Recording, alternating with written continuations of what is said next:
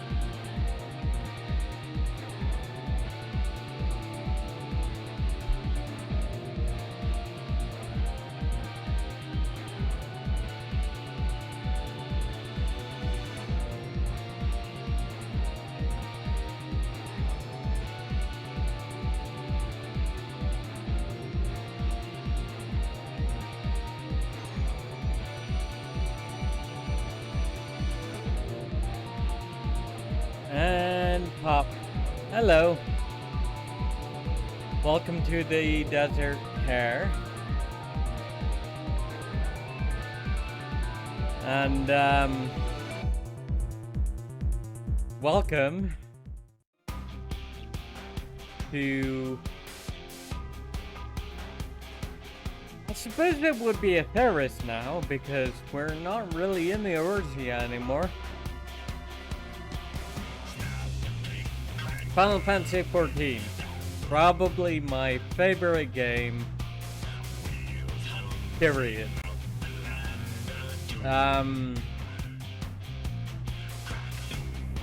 Which I haven't been able to play for a year almost.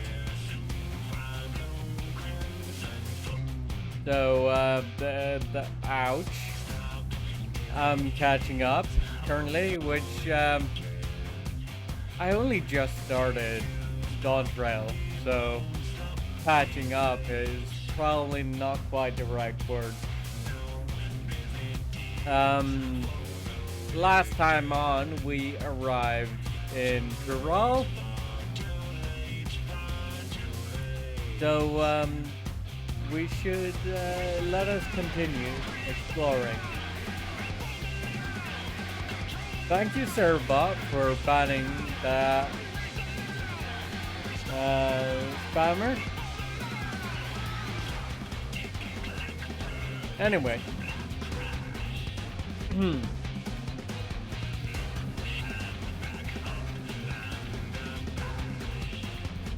Well.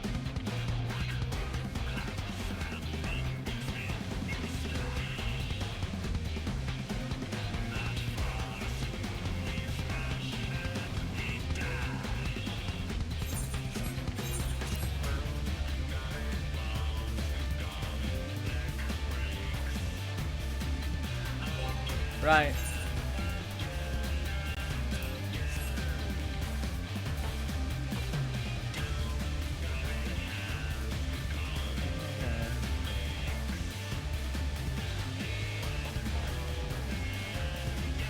So,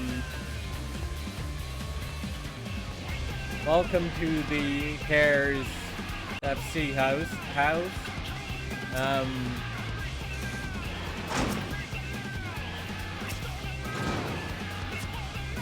As usual, the door is being a little finicky.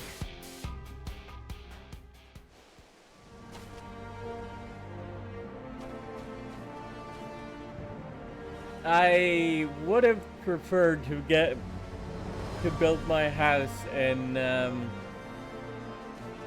the Goblet because it's more on theme, but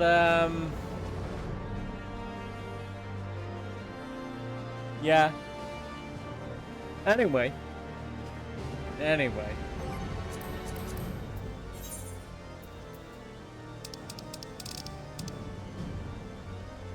Juliolal. That's actually... yeah. Let's use a ticket.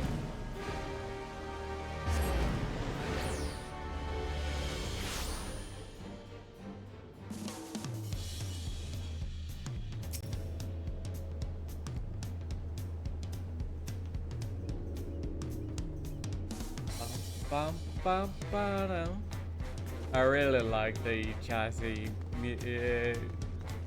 tunes here.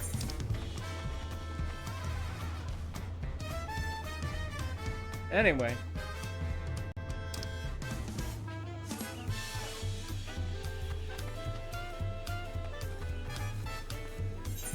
Ethernet.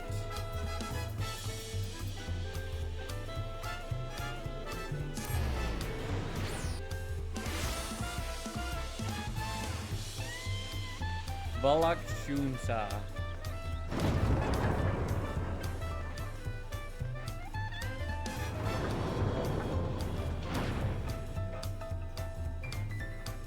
I can just imagine the Word of Light walking up to absolutely humongous doors like that. and just pushing them open like effortlessly.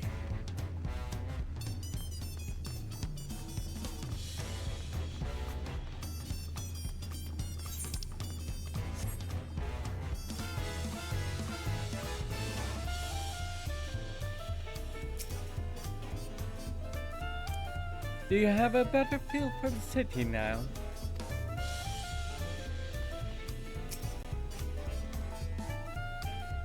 We saw a two-headed Mamulja on our way here, another claimant in the right of succession, according to Rundell. Yep. There are so many narrow, winding streets, but even if you get lost, all you have to do is keep heading up, and you'll arrive at the palace eventually. The food is amazing. Passing Mamulja let us try a fruit called a cherimoya, and it was just sublime. Oh yeah, so I guess that cutscene actually happened. Fair enough. Wuklama! Speak with Wuklama! You made it! Good. Then we're all here.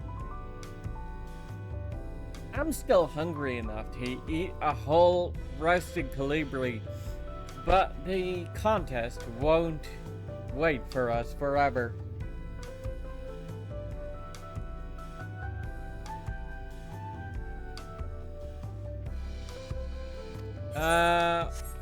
Okay.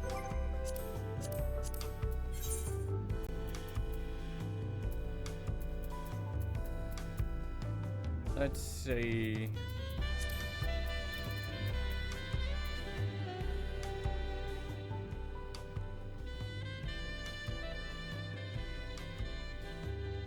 To be fair, the music in the city is probably a little loud on account of being, you know, a jazz tune, but okay, yeah. Good morning, Reborn.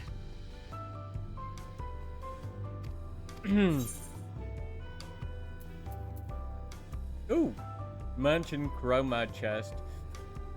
Oh, fuck. My current item level is 640, so yeah, that's a decent upgrade actually.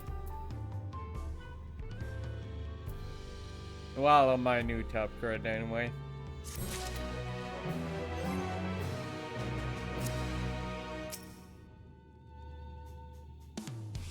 But no, also not significant enough to make me really in a hurry to change.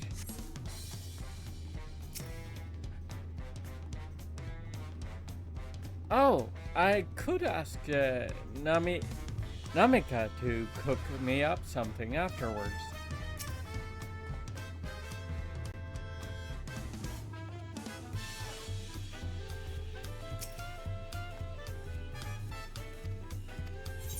Okay.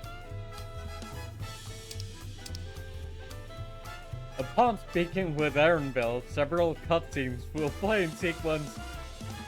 That's rather early in the expansion for that warning. Okay. Let's roll.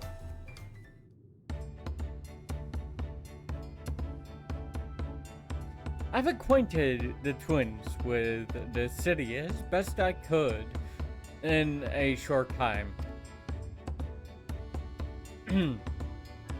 Their unbridled enthusiasm made it rather difficult. Invariably, something would catch your eye, spurring them to run down an alley to investigate. It was like herding a pair of unruly curls.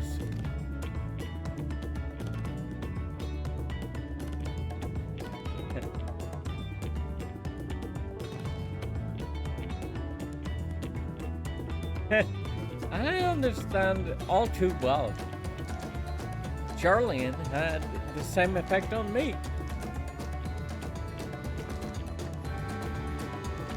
Right then. Now it's time we saw the inside of the palace. Papa will want to know I'm home and to meet the allies I've chosen. Given how impulsive he is, though, there's no telling what we might be in for.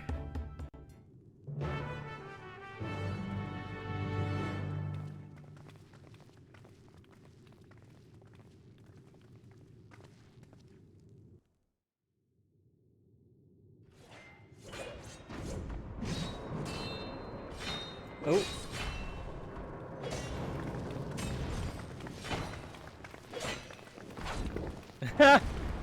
Hello, Estinian.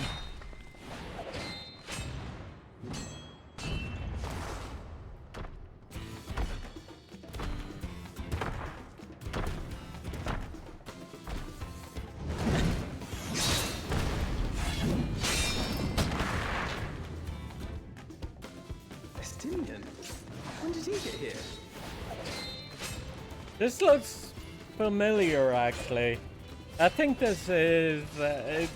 I think Estinian is standing in for the Warrior of Light in the scene that played out during the opening cutscene for the expansion. What's the point? Why is he here? Oh, you know this man?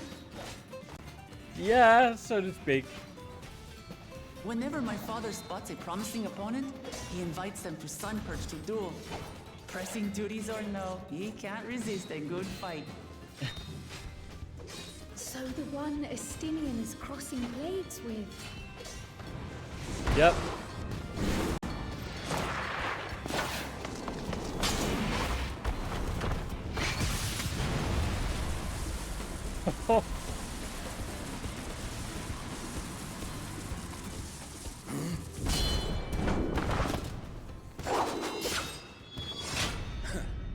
That will do, Spearman. I will receive my darling daughter. Hello, Estinian. Know that you are the strongest I fought in many a moon, if not longer. It is the privilege of a life long lived to face such a formidable soul.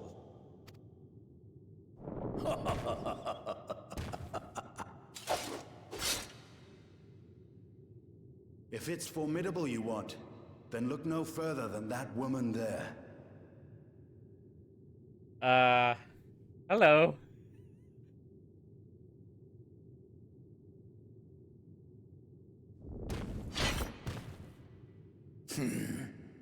I see you, warrior.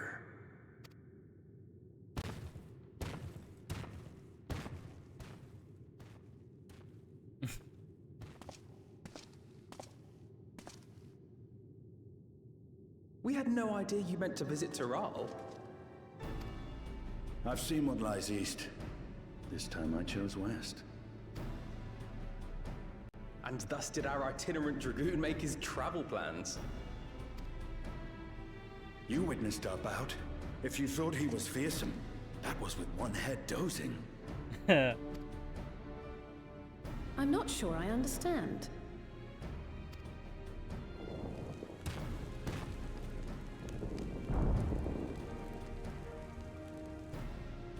The old man has been feeling his years.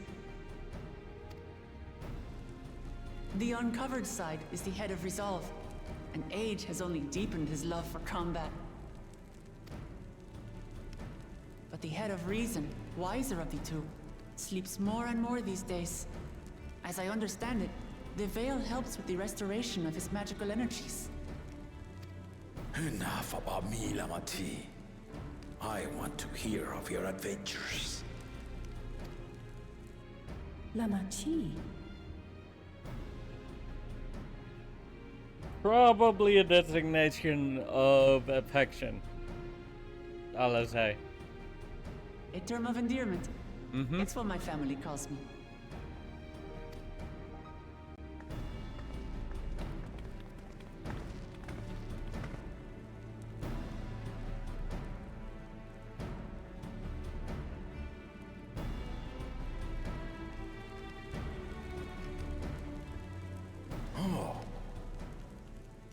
When last did we see you in the palace? Greetings, Solonesh. It's Erenville now, Don Servant.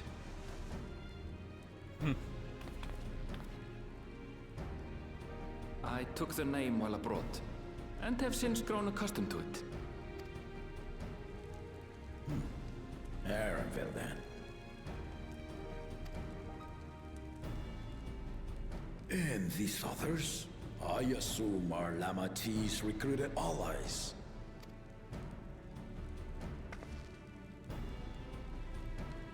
Ha! Old-tempered still. Yet as much as I'd enjoy testing their metal, the hour of the right is at hand. I will summon the other claimants at once. Then I shall leave you to it. Good fortune, my friends.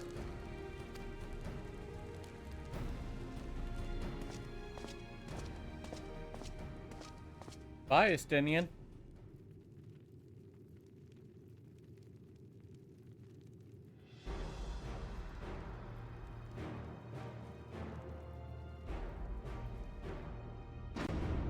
Hello, Raver. Good to see you.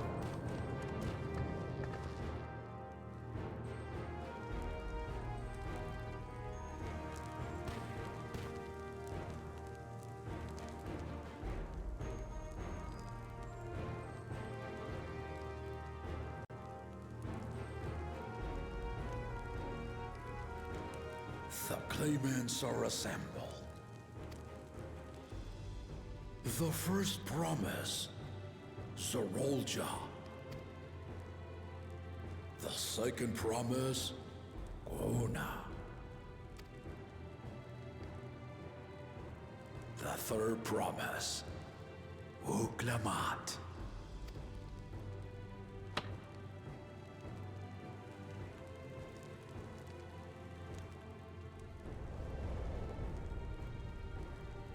And lastly, the chosen of Mamuk, Bakul Jaja.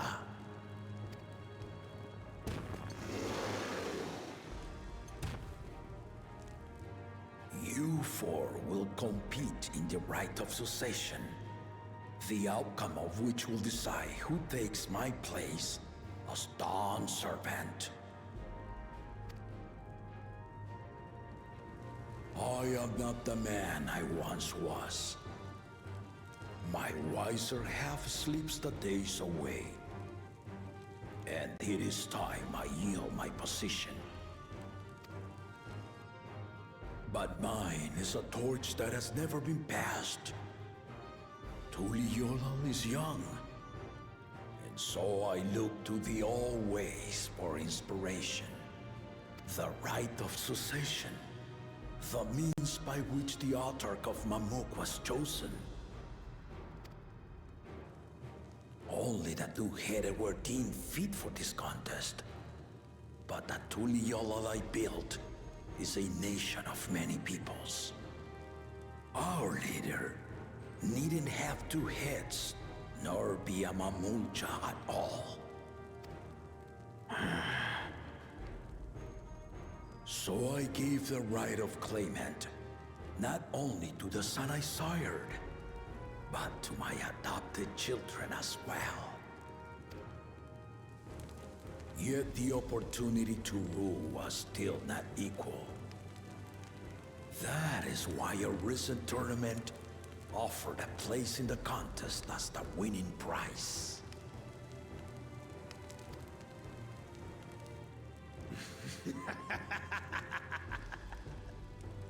Now you have us to compete against. Though it seems the one-head was already too afraid to face us in the tournament.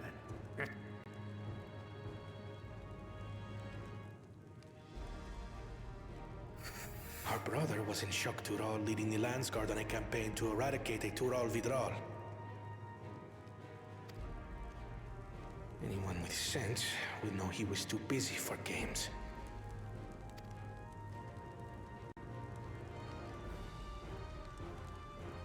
Now for the part you've been waiting to hear. The nature of the contest itself.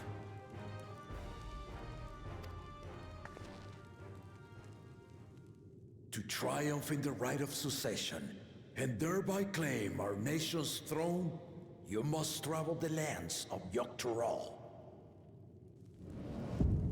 and find the City of Gold.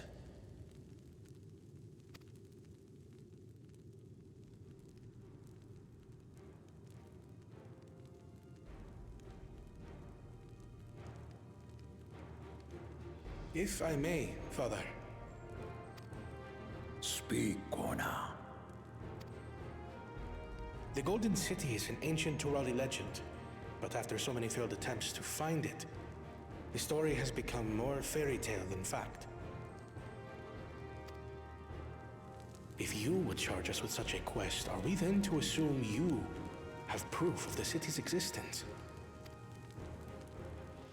You offer us proof, my unbroken word, for I have seen it with my own 4 eyes.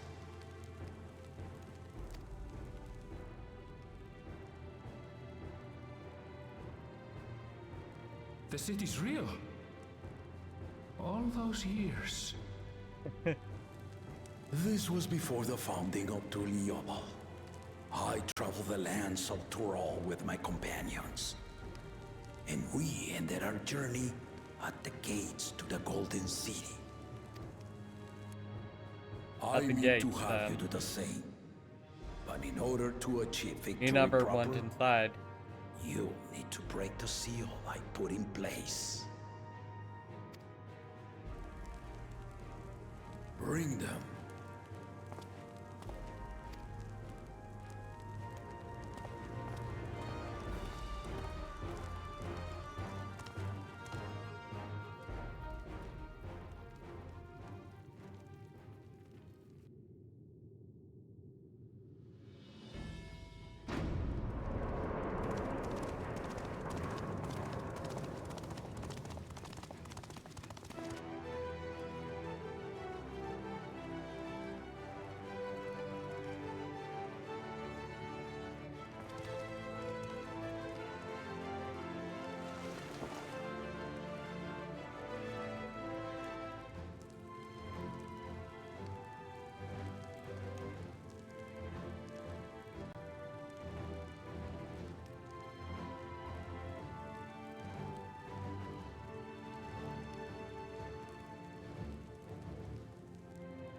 The Tuliyola saga. Mm-hmm. You will Had a feeling retrace the that- path I walked to unite our peoples, step by step. Along the way, 7 chosen electors will be waiting to measure your worth.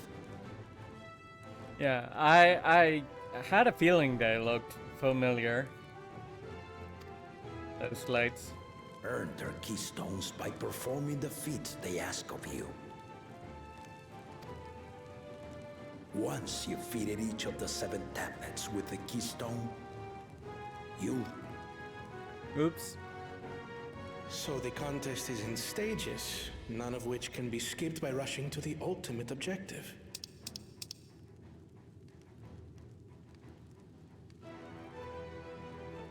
You'll have the key to... Yeah, fair enough. Exactly. Exciting, isn't it?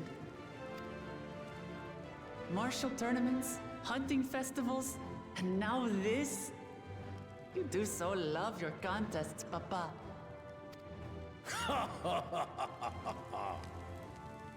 Were I a few years younger, I would have joined in myself, giving you a proper challenge. You may think the ride is tedious or nonsensical, or both, but I am yielding our nation's throne. Let me have this final indulgence. A waste of time. Just name Bakunja as successor and be done with it. No. The rite of succession begins now. I'll be watching your progress with great interest. And Clemens, remember to collect your tablets before you leave.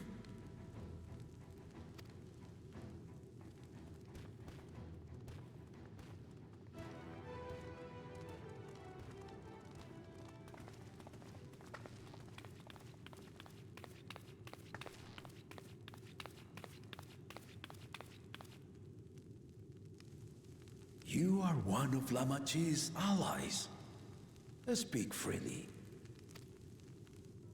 I am Cryle Baldessian, representative of the students of Baldessian. My name is perhaps familiar to you? Ah.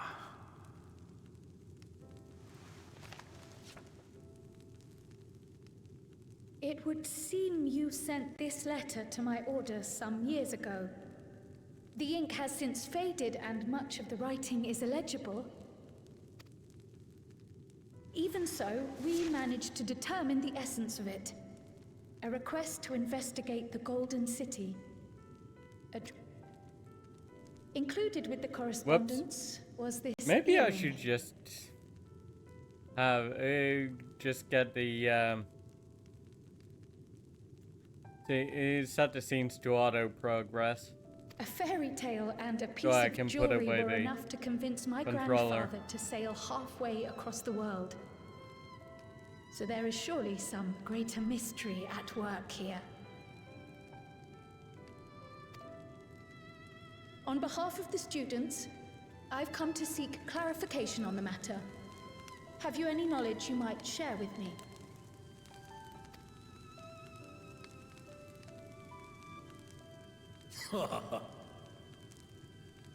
No, not at this time. I have tasked the claimants with finding the Golden City. To fulfill your request would afford one of them an unfair advantage in the right of succession. That's fair, yeah. But once the contest is decided, I plan to entrust the entire truth to my successor. If you want to hear it, then you had best help Lamachi win. Very well, Dawn Servant. On my honor as a student of Baldessian, I will find your Golden City. Thank you for hearing my petition.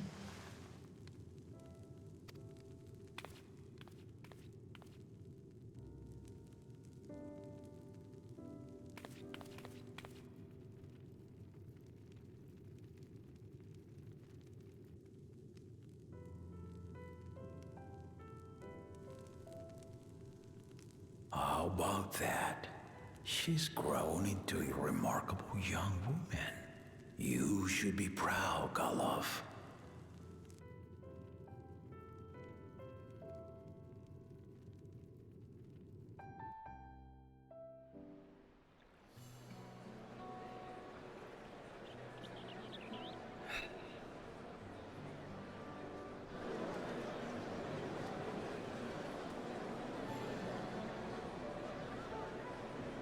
Too late to change your mind now, I suppose.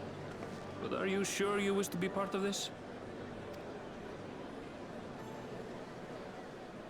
Our third promise is not wont to take no for an answer. Though you may have agreed to help, I worry that you were swept up in her relentless enthusiasm. Or That's one perhaps word you've for been it. moved by the glory of the Golden City. Either way, this contest for the throne will place you and yours at the heart of political turmoil. What else is new? If you are second-guessing your decision, tell me now. This may be my last chance to help you withdraw.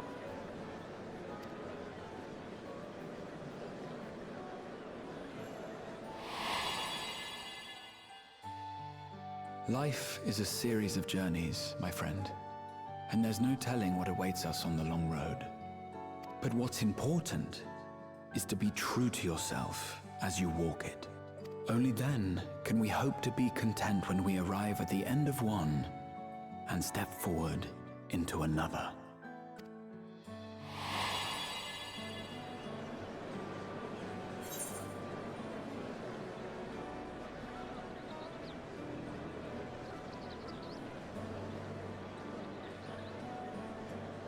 I want to see where this journey leads.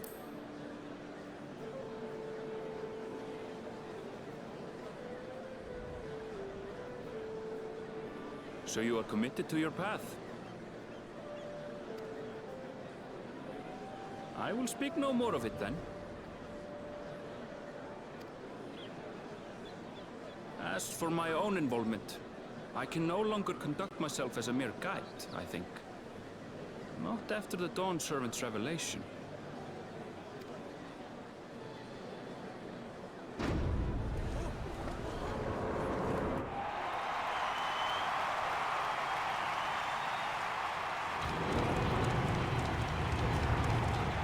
Here they come! It's Saralja! Such a fearsome mien. Make no mistake, there goes Tuliola's mightiest warrior. First promise, our village needs aid. The cold weather stunts our crops, and the children of our village go hungry. Once you ascend the throne, I beg of you, grant my people new lands, please! Saralja.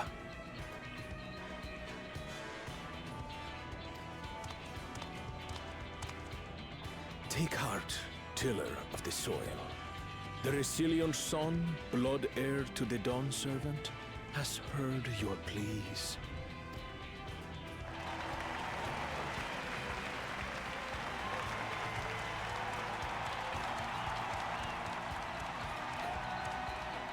Saralja, the first promise and commander of the Landsguard. Saralja, the Palaceer. As he was so careful to remind the crowd, Saralja is indeed the natural child of Gurul Jaja.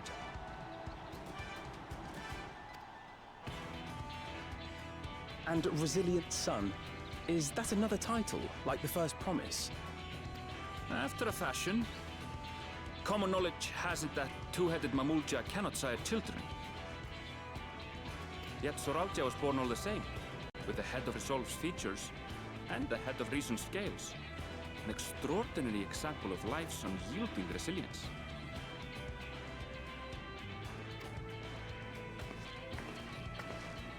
And a warrior's reticence. He says little, but the way he moves... I know a hardened soldier when I see one. He's a natural swordsman, a gift he inherited from his father. Some even say that the son has already surpassed the sire. Should he come to power, the first promise means to employ that martial prowess in the conquest of foreign lands. For this, he and his supporters have been labeled expansionists. That could be a problem. This puts him in direct opposition to Wuklamat, who advocates for the preservation of peace. You may recall that she spoke of a claimant who cannot be allowed to rule. That is Saralja, the warmonger.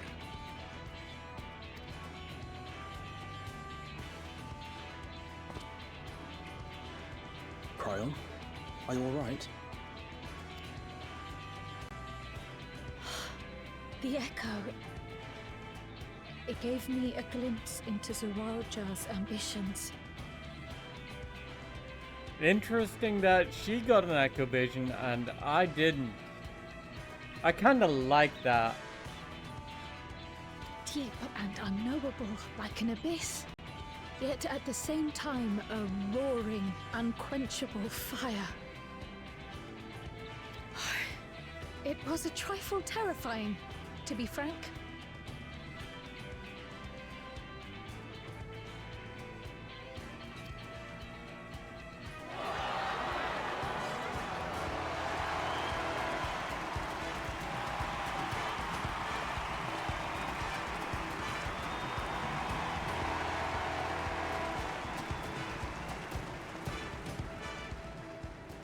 second promise. You must bring us more marvelous conveniences. More dirigibles and trains and the like. We need you in charge to make trading easier. The elders, they complain and complain about abandoning tradition. But we're not like them, afraid of everything foreign and new. You have our wholehearted support. With your ingenuity and knowledge, you're sure to win the contest. Forgive me, but the rite of succession is barely begun. I will hear your petitions if and when I am named Dawn Servant. If you will excuse me.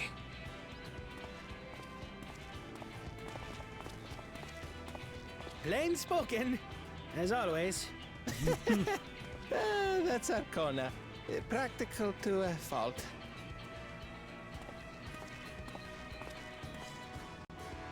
Here we have Kona, the second promise, who spent time as a pupil at Sharlayan's own studium. Now that you mention it, I think I did see him in the halls once or twice.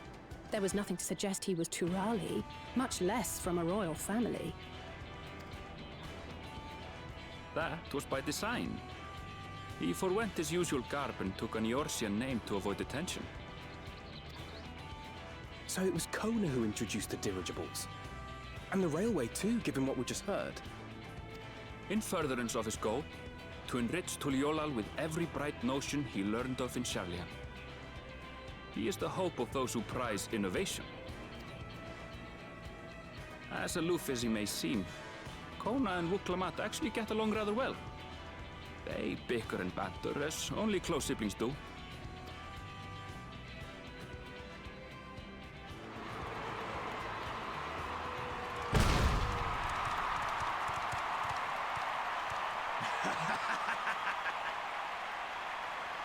How gracious of you all to cheer the lesser Claymans.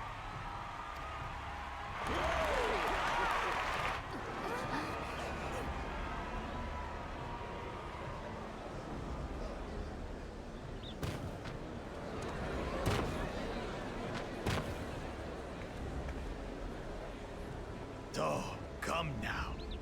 What are you afraid of? I'm no different from your Dawn servant.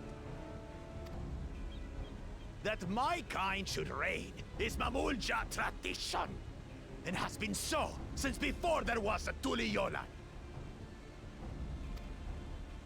I'll brush aside your feeble contenders, and then you'll see who deserves your deity.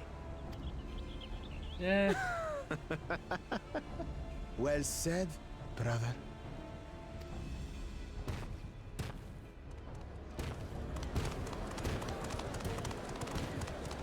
The Mamulja have finally found peace in Tuliolal. A pity those fanatics are intent on keeping that tradition alive. The chosen of Mamuk, Bakul Jaja, winner of the recent martial tournament, and the only claimant not of the Dawn's promise. His strength is undeniable, but you see how he is. A few devoted Mamulja are his only supporters. Mm-hmm. What would he do with the throne should he win it? His policies and so forth. I doubt he's thought much beyond winning the contest itself. But one thing seems certain. If he does become Dawn Servant, he will see the Mamulja exalted as the ruling class, and all others forced into subservience. Sounds like another that cannot be allowed to rule. Fair.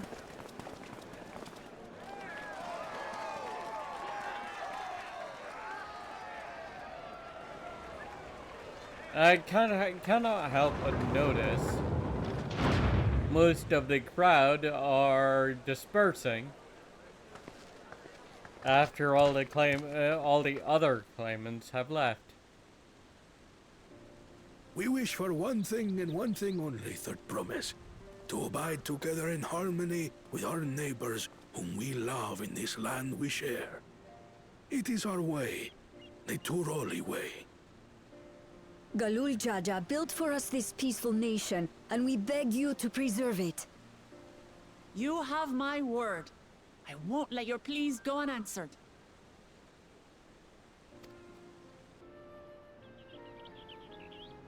Until Tuliolal was founded some 80 years ago, this continent was ravaged by war. The eldest among us remember that dark era, and they are Wuklamat's most ardent supporters. Makes sense. Apologies. It's hard to get away. This is Namika, my childhood nursemaid. She's been like a mother to me my whole life. Okay. Namika. I told her it wasn't necessary, but she insisted on seeing us off.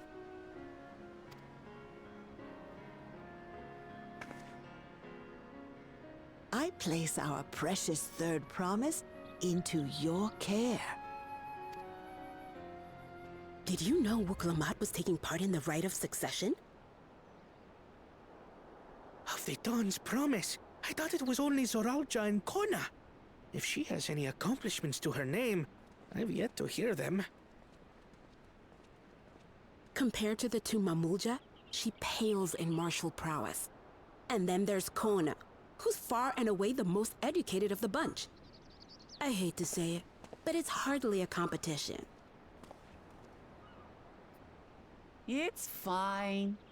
I understand how much better my brothers are than me.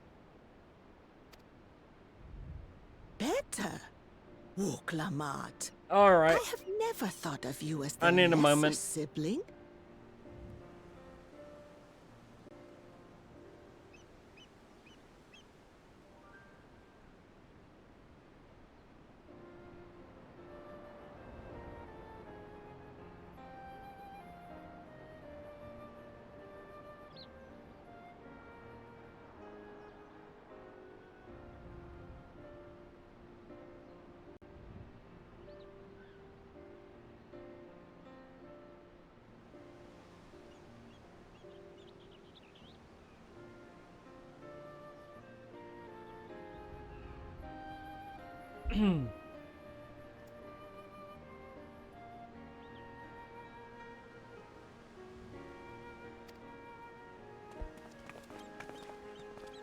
Your brothers may excel in their respective ways, but you boast qualities that both lack.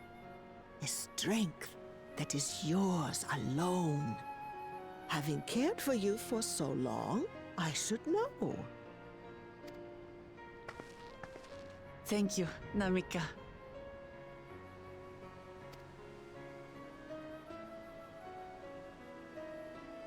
Well, we ought to be on our way. Yes, hurry along. I await word of your victory with bated breath.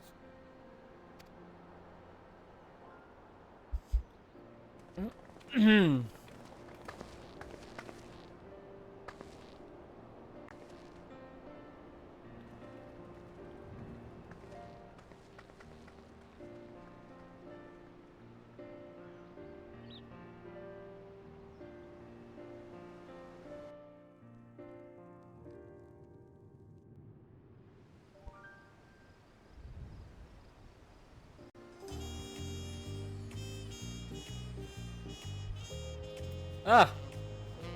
Alright.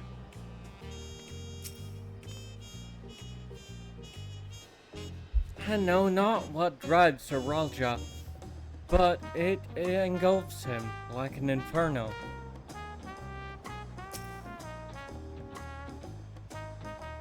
So Kawana, the second promise is intent on developing his country by means of Charlian innovations. Given his background, I suppose it should come as no surprise.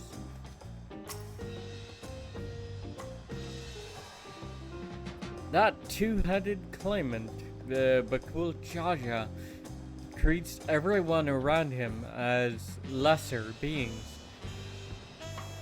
No doubt he tried to elevate the Mamulja above the other races should he become a Dawn Servant, not unlike how the Garlean Empire afforded special status to pure-blood Garleans.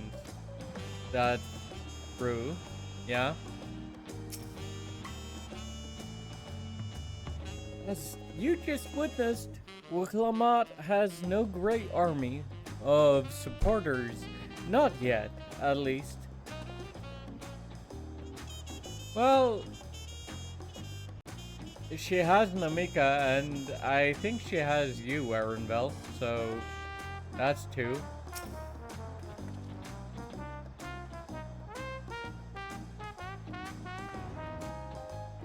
Well, so much for the brief reunion I had in mind. Papa is not one to waste time when he decides to act. I'm used to it by now, of course, but others are often caught off guard. In any case, we should talk about how we're going to find the City of Gold. All we have to work with are the 7 tablets and their connection to the Tuliol saga. Might I suggest first preparing the tablets, or comparing the tablets against the pillars? We could check for any discrepancies between them.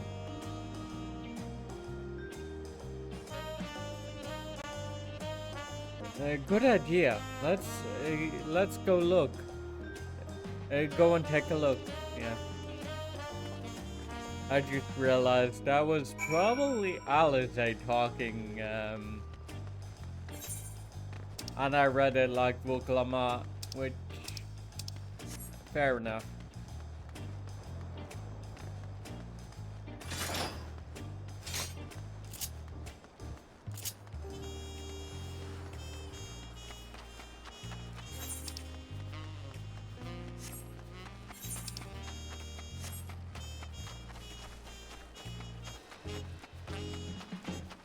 Oh, shit. That's not the right way. That's a dead end.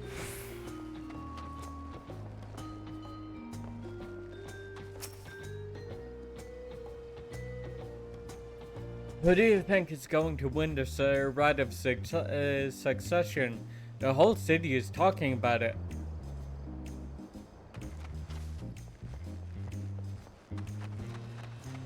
I would prefer for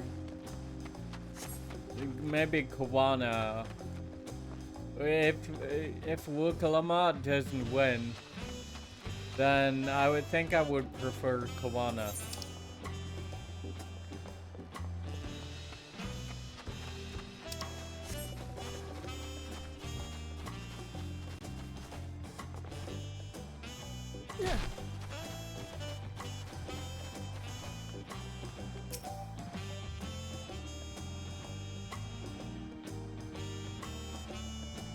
The preparation of intricately carved tablets for every claimant must have taken considerable effort and forethought. We should consider them weighty reminders that this contest is no light-hearted matter. Lamati? At a glance, they seem much the same.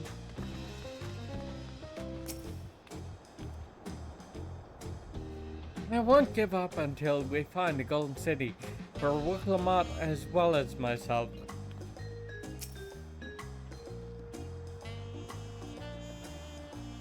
I wasn't expecting much I wasn't expecting events to progress that quickly.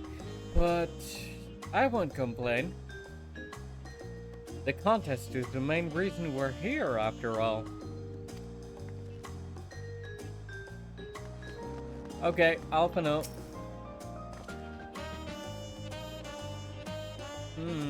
That makes everyone. Look at the tablets, if you would. Of course.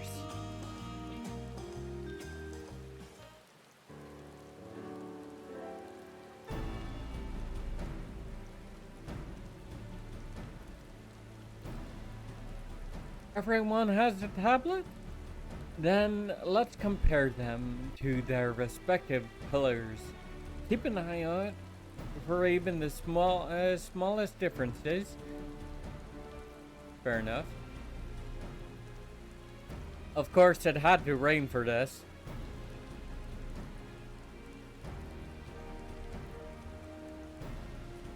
Oh, hi Robin.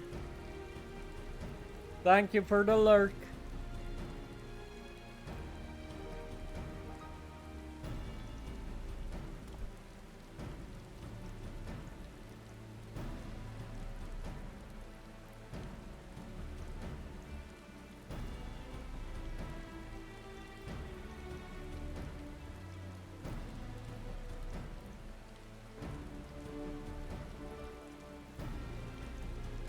Unless I'm missing something, the glyphs appear to be identical. The only difference being that the tablets have hollows where the keystones are to be fitted. So now that we've established that the scenes are the same, where do we go from here? The Dawn Servant said we were to retrace the path he walked in uniting Tural's peoples, and that we would encounter 7 electors along the way.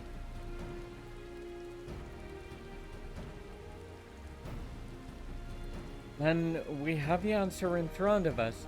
The Papa's path is all laid out in the Toliolal saga.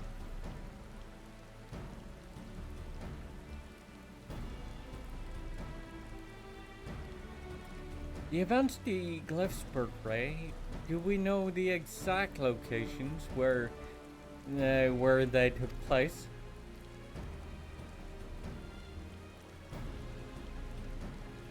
If one is close, we could go there and search for an elector.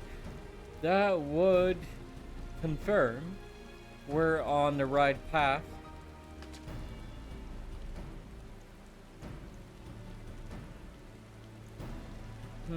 Let me think. The Lake of Reeds was in the nearby Hanu settlement. Papa took me there once.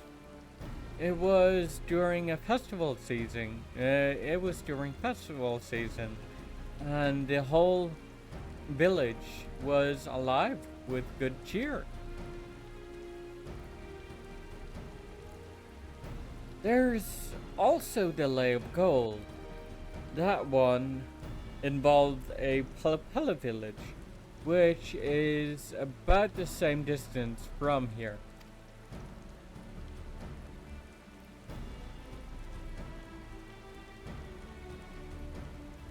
Before going anywhere, we should ask around about their road ahead. I heard a lot of talk about, as we toured the city, about that storm that we passed through at sea. Apparently it ravaged Tural several days ago. Since our roads are not as well paved as Eorzea's, they're more susceptible to damage from natural disasters. If we want to avoid wasting time taking a dead-end trail, I suggest we spend a few moments making inquiries.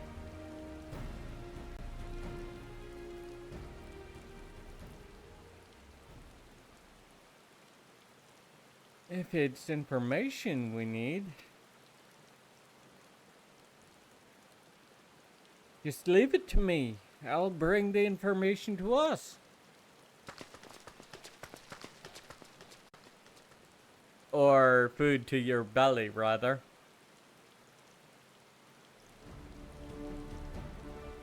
It would be prudent to ensure we're prepared for the journey. I'll guide you to the accommodations I've arranged.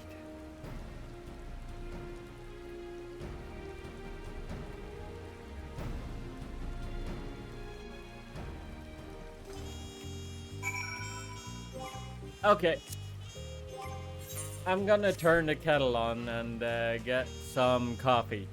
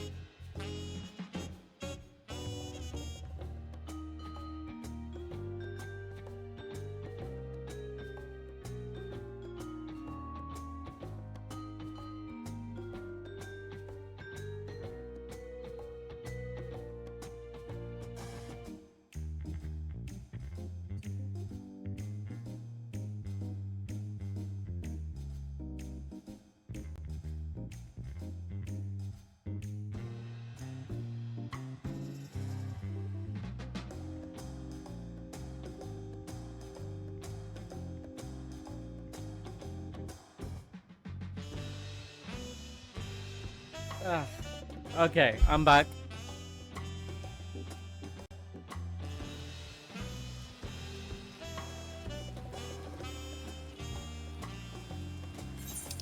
course it's still raining. Where did... No, she went... For now.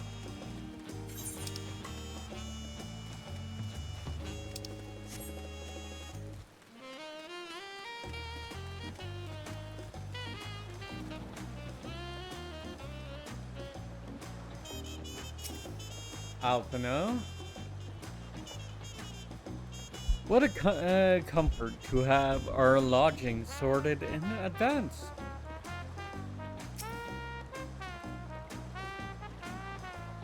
Wuglamot said he would bring the information to us. I wonder what she meant by that.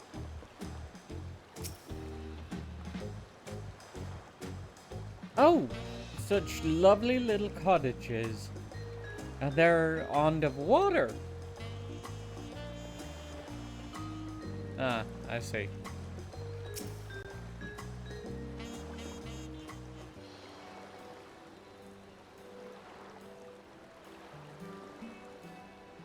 That's right. The reservation is under Wuklamot's name. If you don't mind, I'll leave my companions to you. Certainly, sir. I'll go back and track down the third promise. Once you've finished organizing your gear, you can meet us outside the Shibboleth.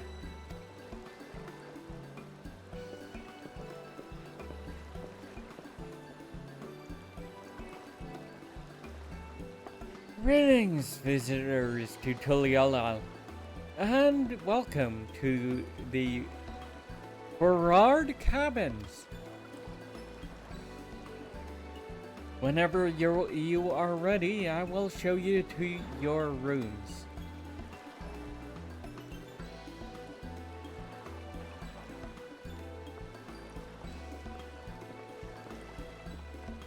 Oh, hi, Sartana.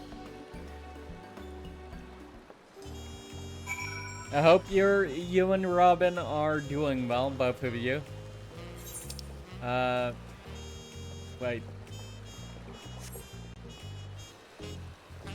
What?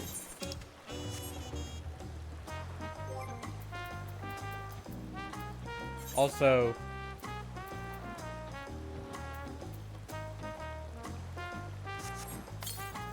this weather calls for an umbrella.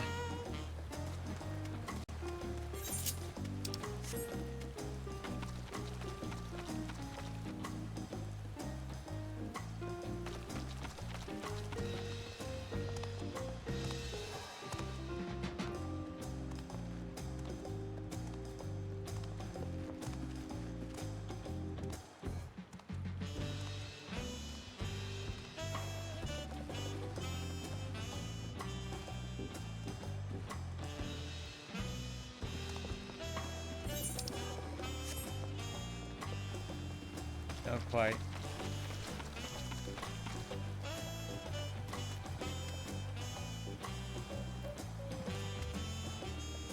It is very pretty, isn't it? Yeah. And as you might have guessed, my avatar is based off of my FF14 character, which is probably going to be more obvious once I go 2D.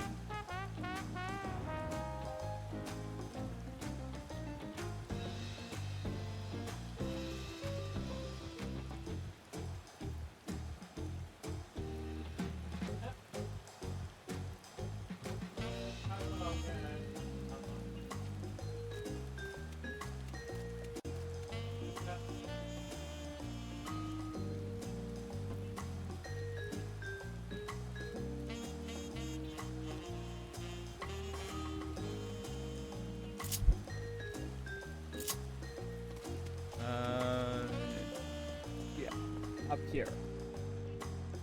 I thought. There it is. Destination.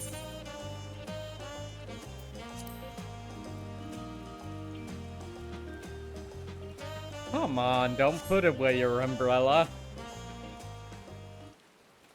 Not in this weather.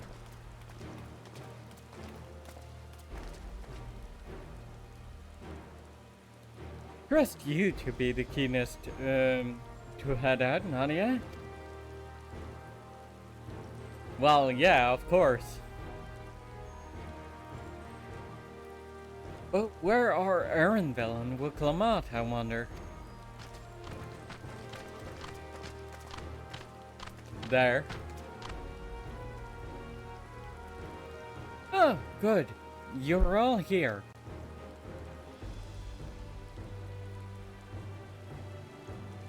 Who might your companions be?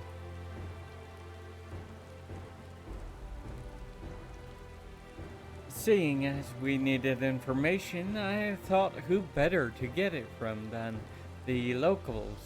These two hailed from the villages we're thinking to visit.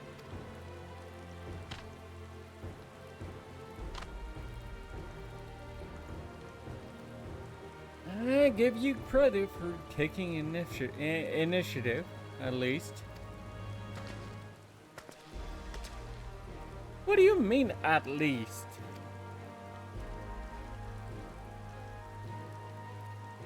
I am honored that the third promise would seek my advice.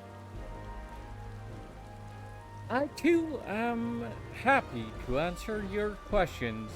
Any encounter might be an opportunity to do business. Thank you both for your help. Before we begin, there will doubtless be other occasions when we need to act independently, so I brought these for the two of you. Link pearls.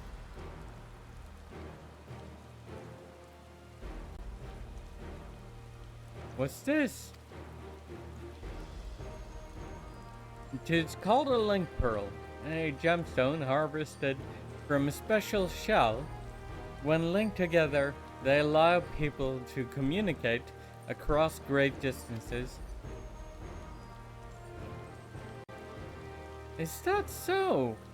What a handy thing to have.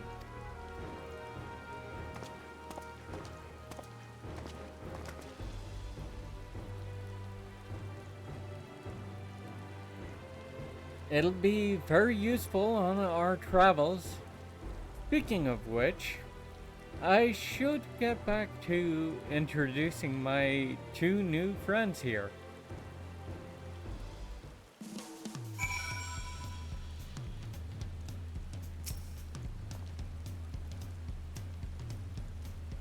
Even up close, the Hanu are remarkably similar to the Vanu. Aside from these brilliant feathers, of course. I mean, I don't know, the Vanu have pretty bright feathers too. Who should we speak to first, you think?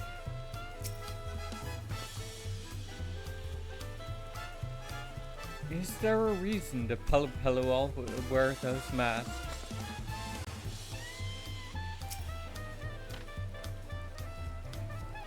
Please, ask anything. I'll gladly tell you what I know.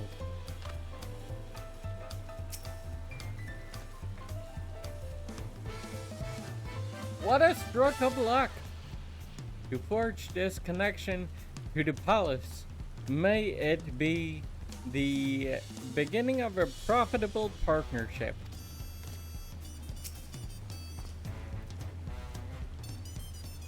Wiklamat may not be as experienced or accomplished as her brothers, but she has an affinity for the people.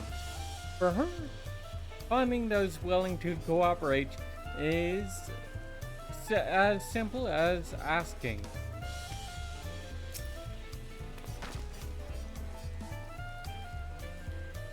The Tuliolal saga features a number of Tural's clans.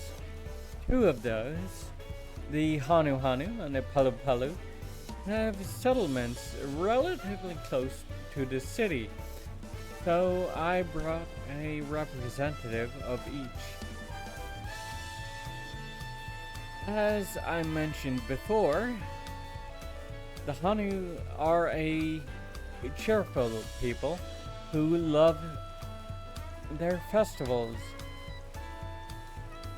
They make their appearance in the Lay of Reeds, and their home village, Okhanu, is located in Kozama'uka. Okhanu, huh?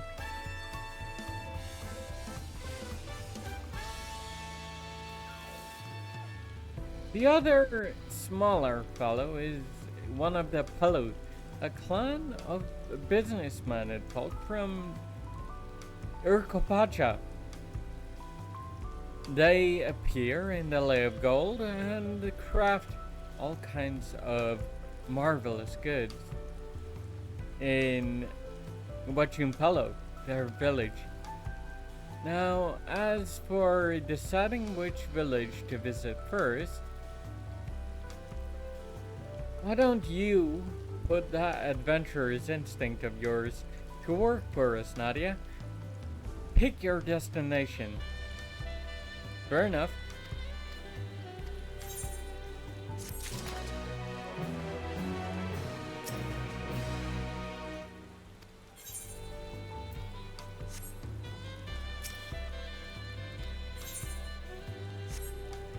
Then where are we gonna start with the Hanus? Save the new guys for last. The quest to Urkopacha will become available once you have completed this quest series, beginning with the helpful Hanu. Ah.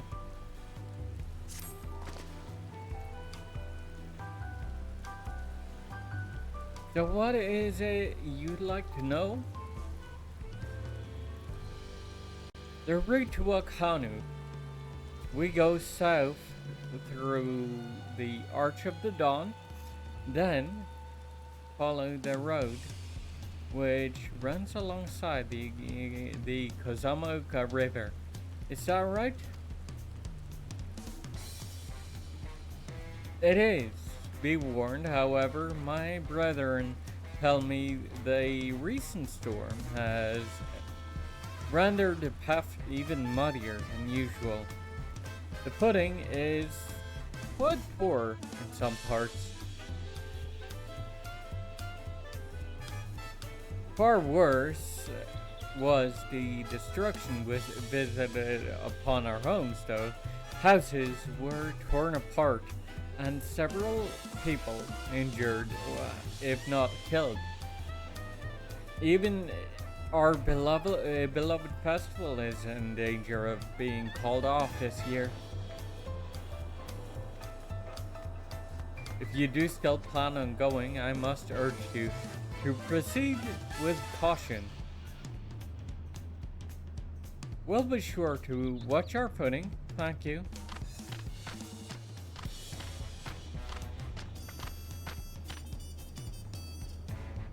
Now I'm worried for Hanu. It sounds like they were hit hard by that storm.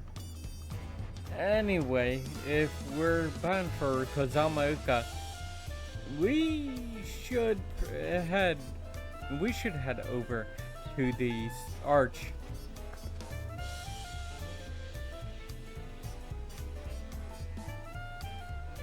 We'll be back to talk to you in good time, Master Merchant. Meanwhile, you can eat and drink your fill at Shibalia Chat. It's all been arranged.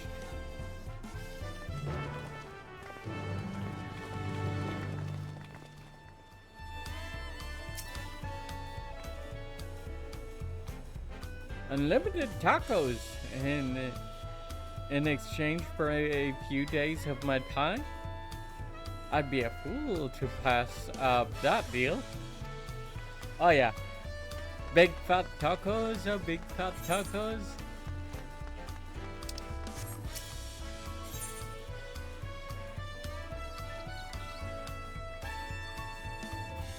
A new dawn, a new hunt.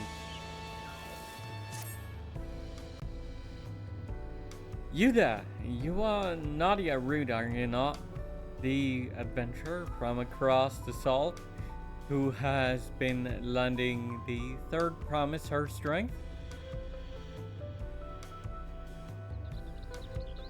Well met.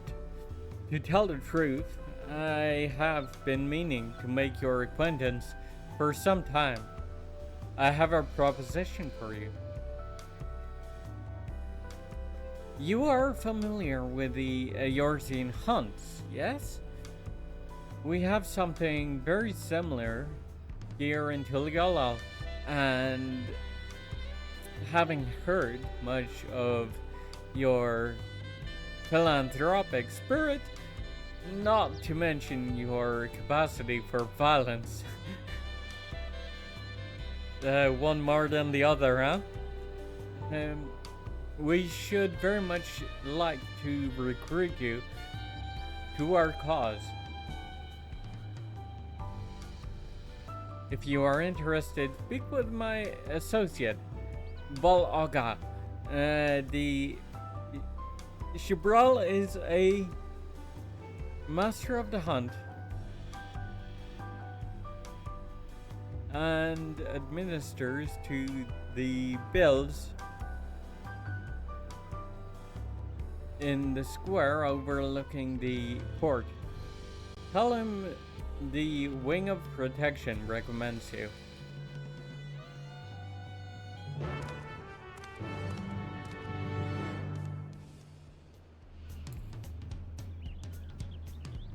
Oh, wait, no.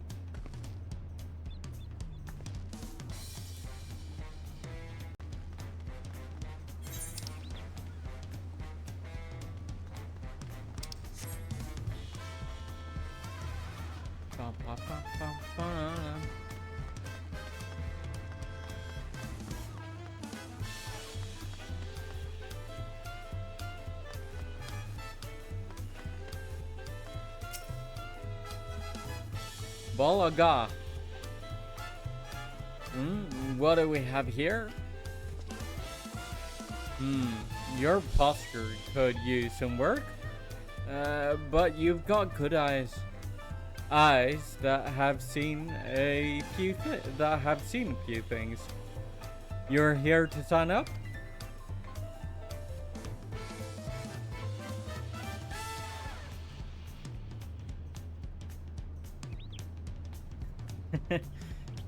The Wing of Protection recommend you, do they? Well, we're always on the lookout for new hunters, and if you're good enough for Wuklamat, you're good enough for us. Pleasure to have you with us, Nadia. I suppose I better get down to the introductions.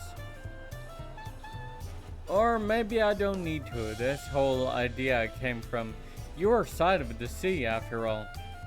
It was Kawana who showed us your ways. Either way, I'll keep it brief. Our hunts work much the same way they do in Eorzea. We put a bounty on those beasts that prove themselves an enemy of the people. You kill them and bring us back the proof. You get your reward, while your reputation may precede your rules. Our rules, and the rule is I have to test every hopeful out on the beginner's builds. Can't have every youngling with nothing to her name but a plowshare and a dream of glory, skipping merrily away to her doom. Fair enough, yeah. Brave yourself into a roll and I'll give you some bigger, better fish to fry. That's fair, especially because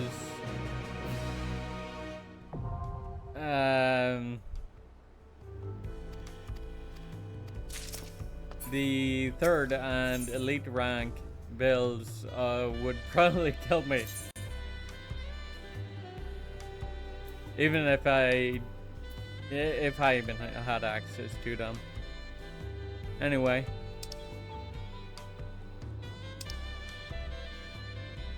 Mega Magui.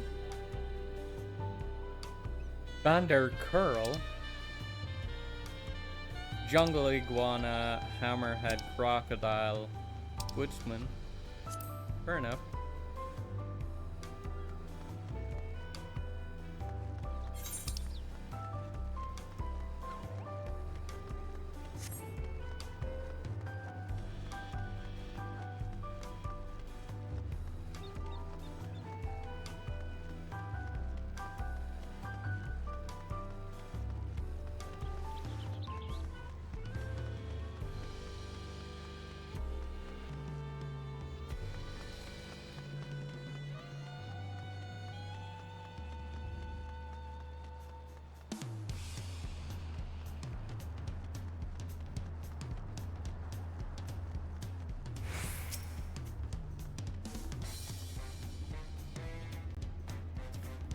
Hanu are a friendly folk who should welcome us with open arms.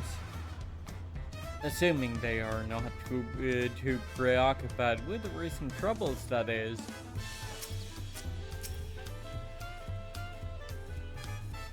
Through this gate and we'll be on our way to South Kozama'uka.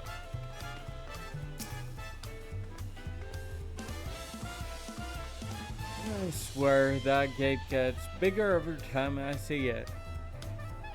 Considering the size of Galul Jaja though, I suppose it's better than having it be too small.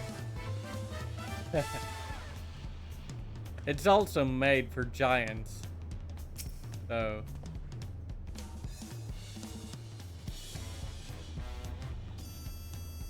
I should have liked to observe the festival, but the Hanu are probably not in the mood to celebrate.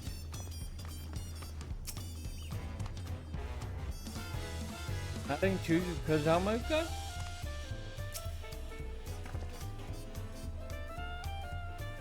Are we all ready to leave? Then onward to Kozama'uka. Open the way!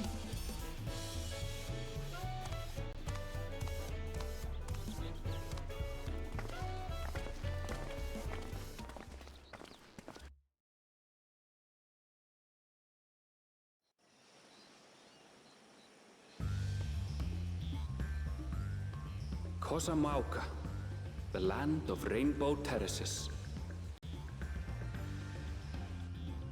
It commands the gaze of all who visit without fail. The many-colored marvel. An endless torrent of water cascades over sheer cliffs to shape the wetlands below.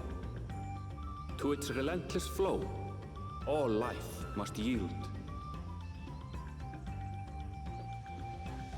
Together with Wuklamat, we proceeded along the marshy trail, a road upon which the Dawn Servant and his comrades once traveled.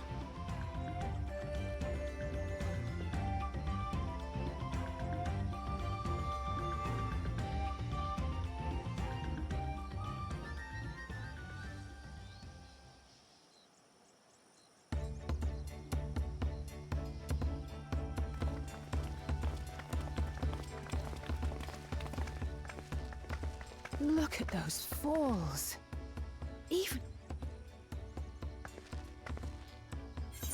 The Isle of Ham was impressive, but as you can see, Tuliyola does not want for natural wonders.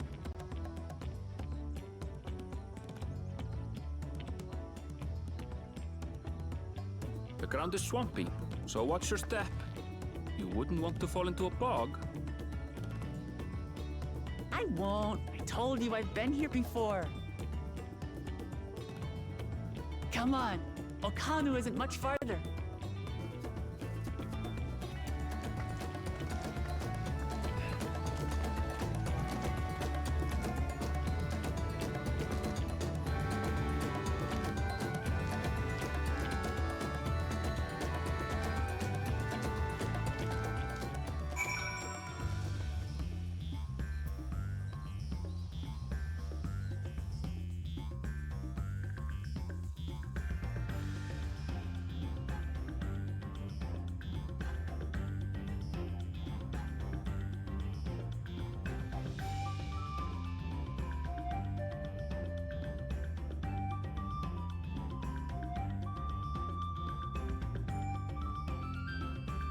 Right.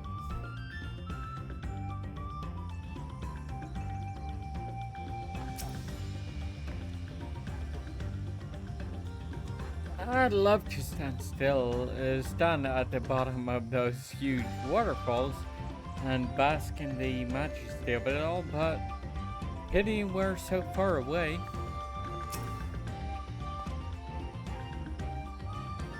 Wetlands is an apt name. Much of the ground here is positively saturated.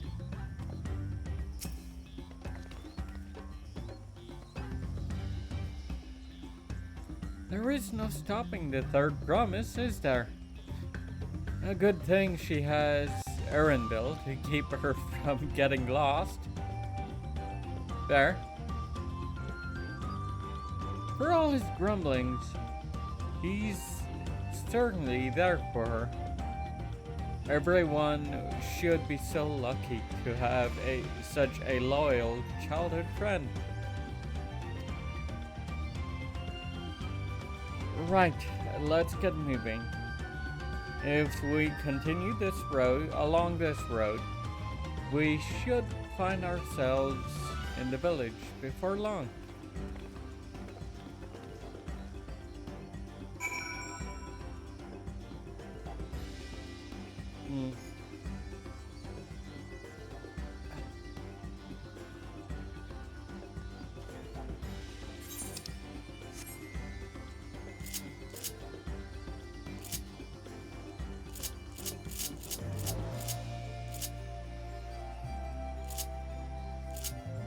Alright. Mount guide. And roulette.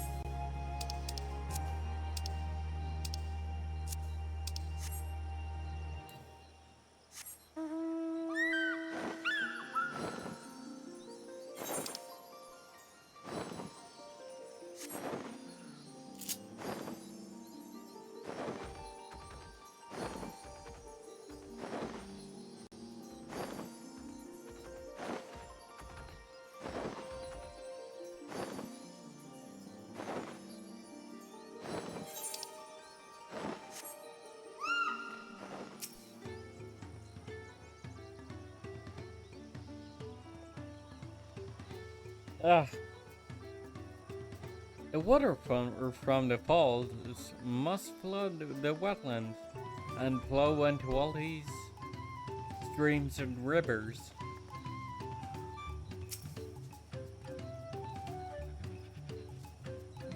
There is a Hanu village. One can tell at a glance they are how very different from their culture, or how very different their culture is to the Banus.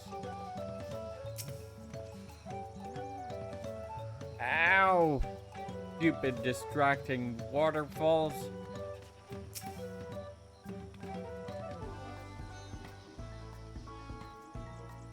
Assuming we have the right idea, one of the Dawn Servant selectors should be here somewhere.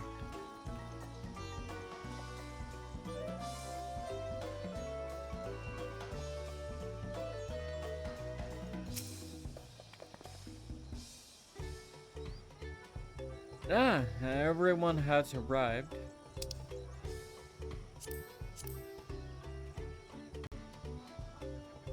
And none the worse for wear, except for a certain third promise who slipped in the mud despite my explicit warnings. Hey, I asked you not to say anything. Anyway, this is the Hanu village I was telling you about. Okhanu.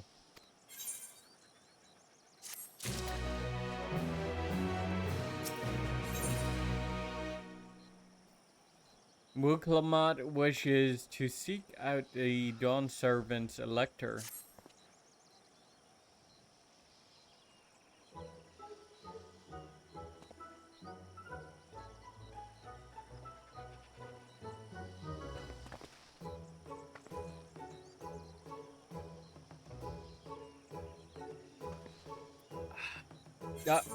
Fuck.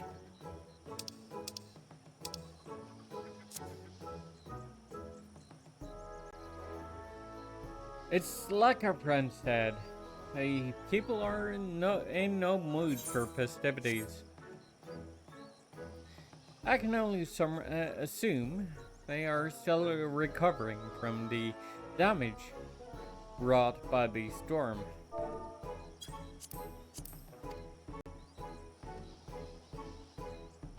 Indeed. Well, let's do what we came to do and find this elector.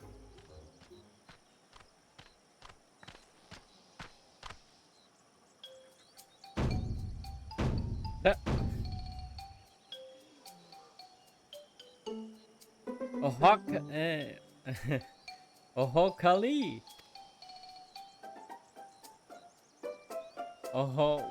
What now? It's a Hanu greeting. Surely you heard it the last time you were here?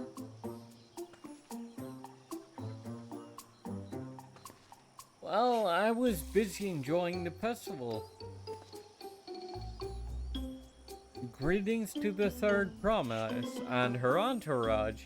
I, Zanuhali, welcome you to Okhanu. As elder of my people, I shall also be fulfilling the duties of elector during the rite of succession. So our idea about the electors was correct. We just do as Papa said and retrace his path from the saga. I'm ready.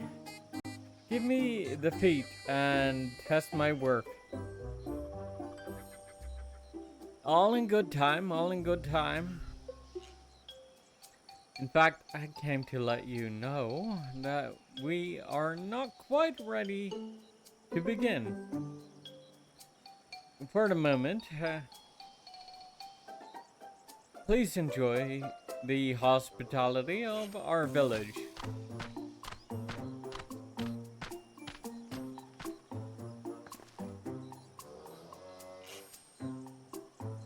Could we poke around a bit then?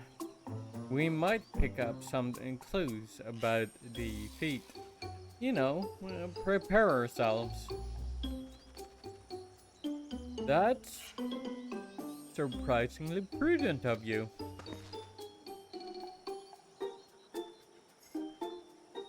What? You think I'm being too cautious? No.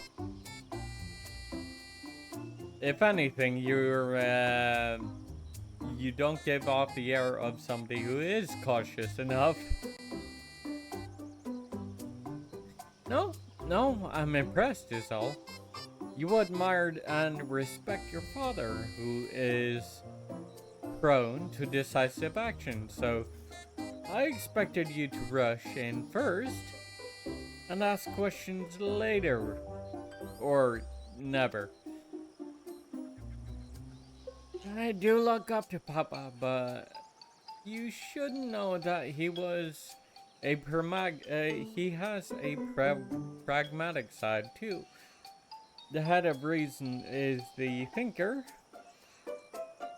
who takes time to consider all the possibilities.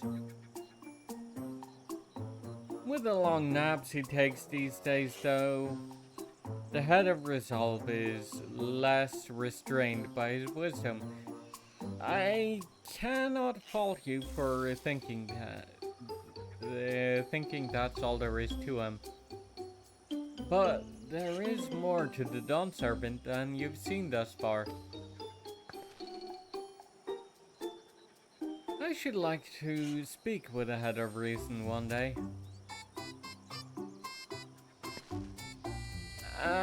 Well, I'm sure you'll catch him awake soon enough.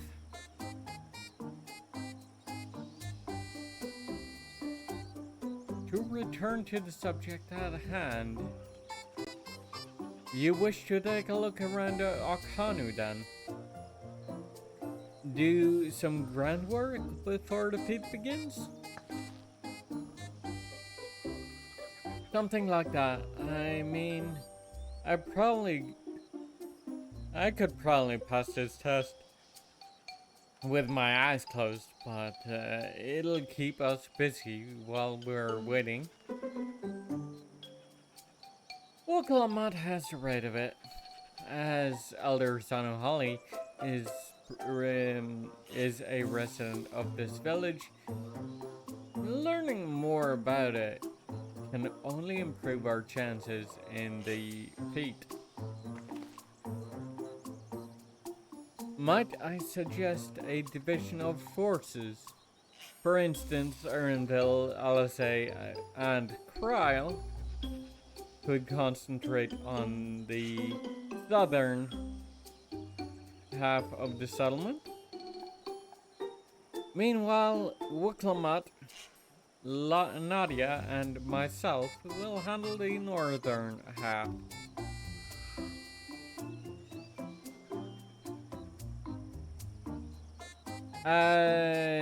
You've grown very good at delegating, haven't you, Alphino? Sounds good to me.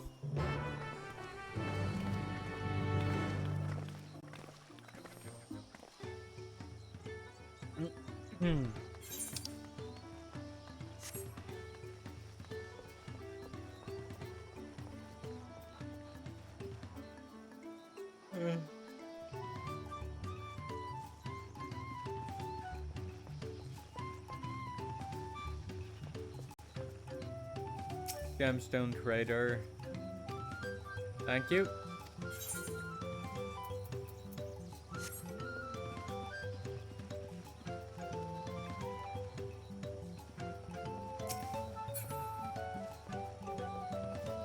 Etherite. Attune.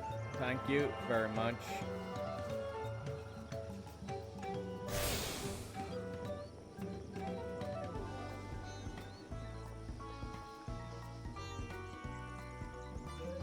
Oh.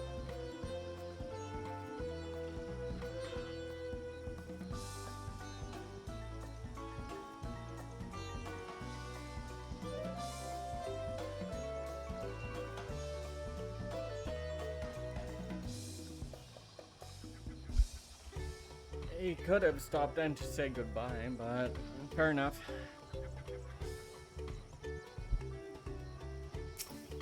Merchant and mender. All right.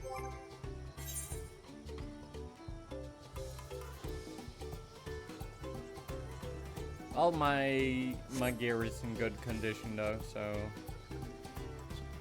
I don't need that.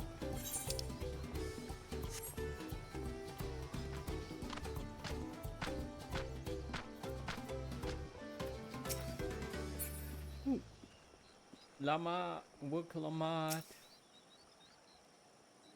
This is even worse than I expected. Oh. Yeah, that is pretty bad.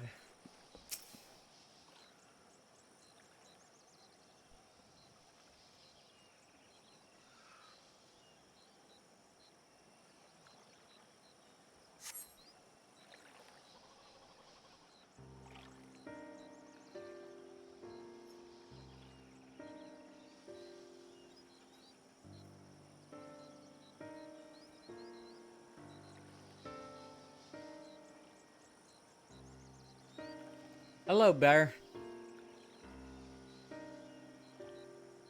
The gaping hole in the wall and missing portion of the roof are clearly the work of the storm's powerful winds. Repairs appear to be ongoing.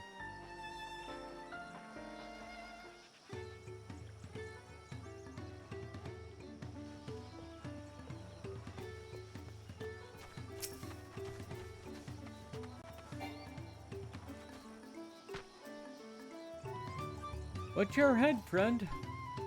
The storm went at our thatching like a curl in an alpaca stable. Until we get it relayed, the slightest breeze is wont to summon a rain of reed. Ah, so that's what the laying of reeds is referring to. I thought as much.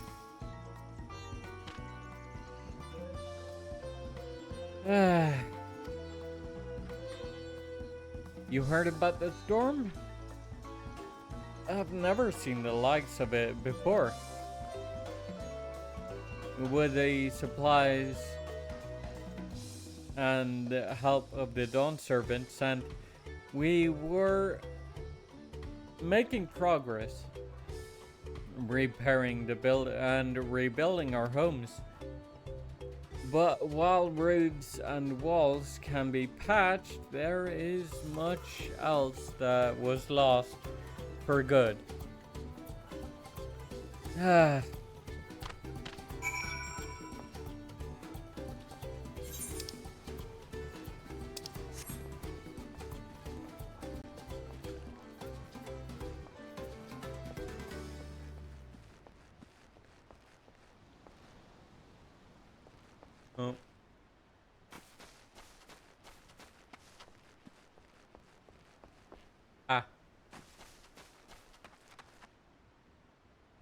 Speak with Wiklama. I think I do begin to see where the memes come from. A lot of houses are still damaged from the storm. And the Hanu I've spoken to are not their usual cheery selves. That storm broke more than wood and reeds. There must be something I can do to help them. I'm going to look around a bit more.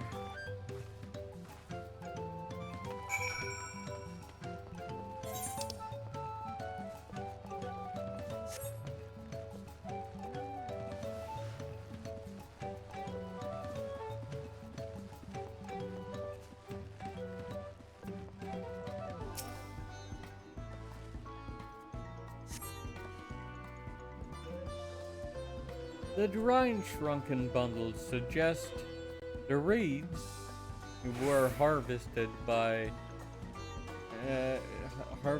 some time ago.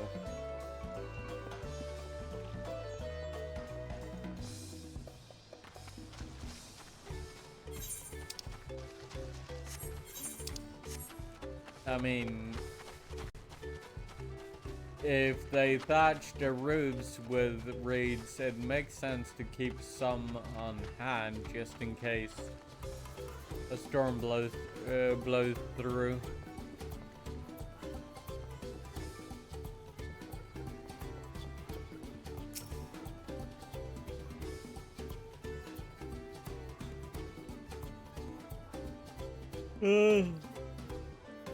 And they build boats from it, or from them. Evidently. Woven from reeds, this boat-like vessel is reminiscent of a bird. The beak and feathered tail in particular stand out.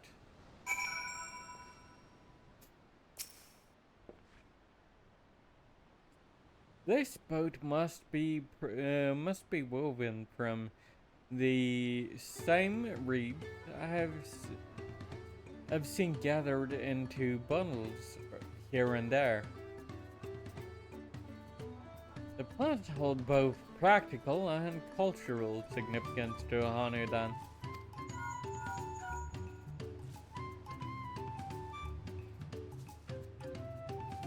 Hello? Can you all hear me?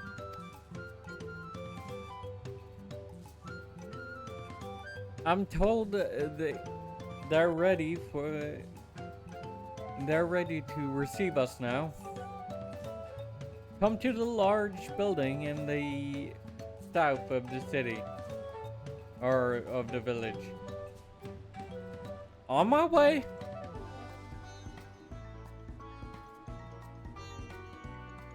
We ought to hurry over too. So, Kawana is going to struggle with this. Because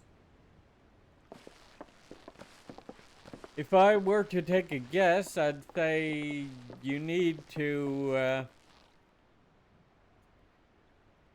repair this the no sign of traditional Zorolja way. or that oversized lout. Zorolja and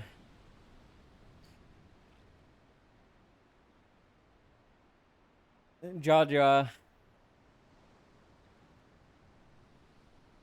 probably they're not going to care enough. So yeah, it makes sense. How much easier it would be if Soralja were to fail here. But that isn't likely to happen. Uh-huh. Honored guests, I am Zanuhali, Elder of the Hanu. I am also an elector, charged with judging which among you is worthy of ascending the throne. Without further ado, let us talk of the feat. Not so fast. Surely you couldn't begin without us. Oh, hello. You made it after all. Heh.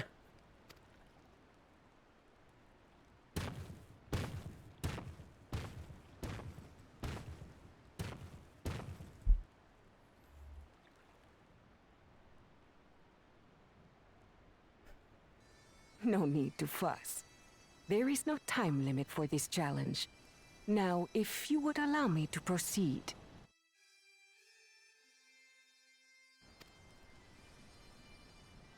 It is here, in Okanu, where my people forged a bond with the Dawn Servant during our own chapter of the Tuli Yolal saga. In homage to those events, I have prepared for you the Feat of Reeds. Yeah. Reeds seem to be of great importance to the Hanu. I wonder what this feat entails. Probably. We use reeds in every part of our lives, be it as food or weaving material. Mm-hmm. But look around the nearby paddies, and you will see that this season, our crops are failing. How fortunate, then, that my appointment to Elector coincided with this predicament. For surely, those who aspire to be Dawn Servant would find the matter of an ailing harvest a mere trifle to resolve. Aye, well, it is indeed the duty of a ruler to address the people's woes. Exactly, exactly. Do well in this, and you will earn my keystone.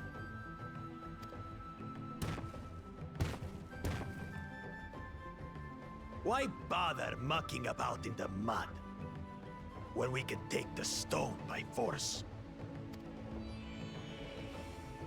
Oh, mercy me! You are a hot-headed fellow, Bakul Jaja.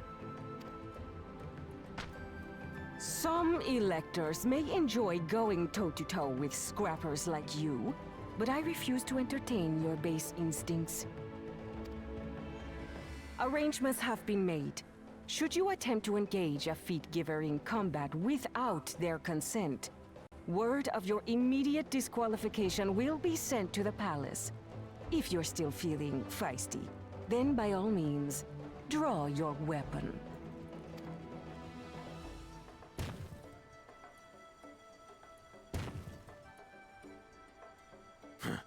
This contest is presided over by cowards. There's no sport in fighting you. Then we can return to the business of earning my keystone. The feat of reeds is begun. Claimants, I wish you the best of luck.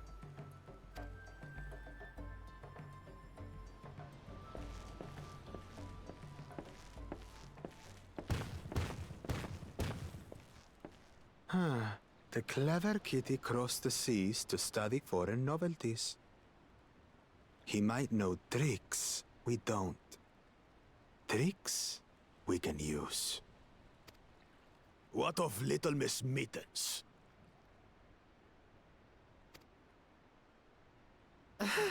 You know the answer to that. Compared to the first and second promise, she's a distant third. Not even in the running. Then we see eye to eye on this, brother. Being Bakul Jaja so long with me has rubbed off on you.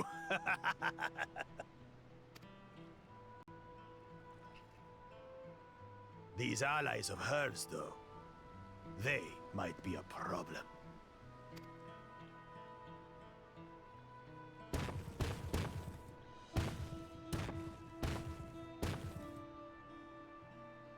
Yeah, that's Damn right, it. piss off. Just as qualified to be here as they are. I'll show them.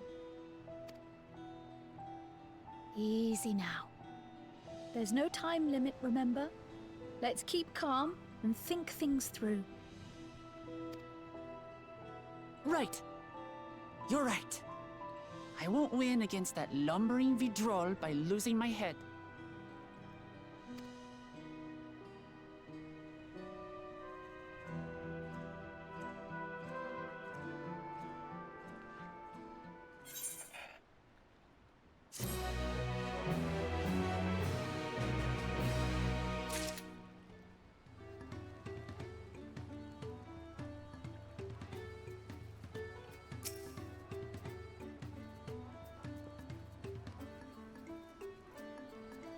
Do the Hanu also eat the reeds? Yeah, another way in which they differ from the Vanu.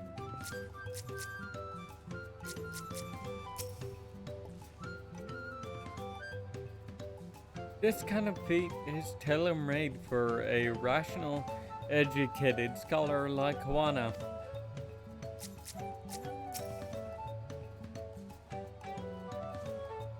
I understand not wanting to fall behind, but rushing ahead risks playing into our opponent's hands. Let's not do anything reckless and think matters through.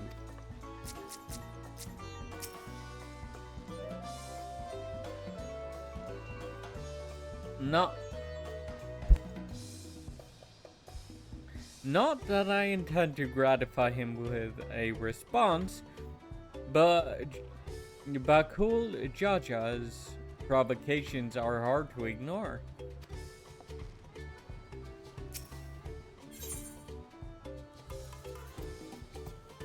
Well, Kalamat is eager to help solve the Hanu's woes. I don't know the first thing about farming, but if there's a way to save the harvest and help the Hanu, then we're going to find it. I'll make Bakul Jaja eat his words. Understanding the nature of the problem will be the key to solving it. We need to examine the reeds themselves and then deduce the cause of their poor condition. Aaronville, will you take us to the fields where the reeds are grown? Of course, follow me.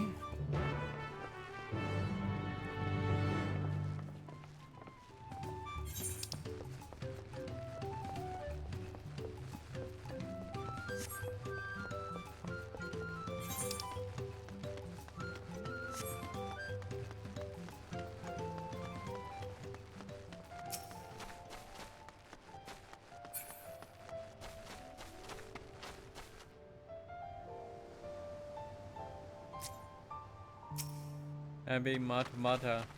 Why did I read that as Heavy Matata?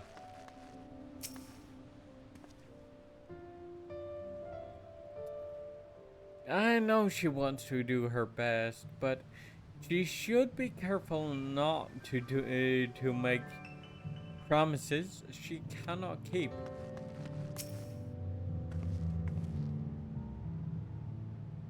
And here I thought these feet would have us battling dire fiends, or similar.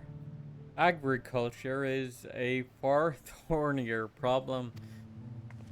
For you, maybe. Yeah, and for me too, for that matter. Look at these fields. Why, this could be a painting. For Alphino and Kral, though,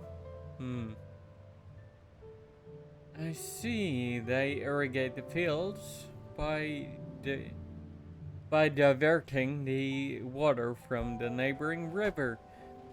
'Tis unlikely the reeds ever dry out.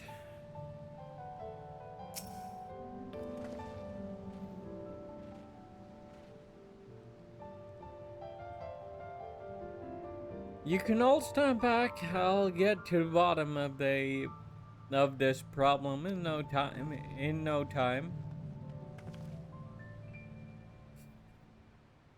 Give me strength.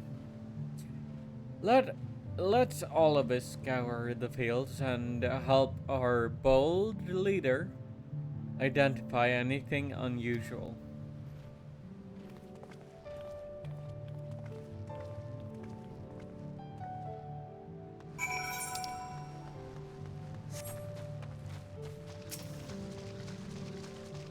Wilted reeds.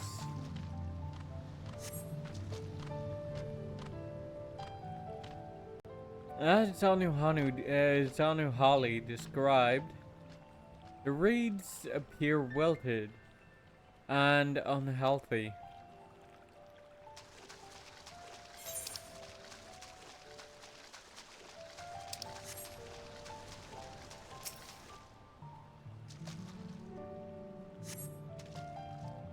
The water contains no obvious contaminants and looks fresh and clear at a cursory glance.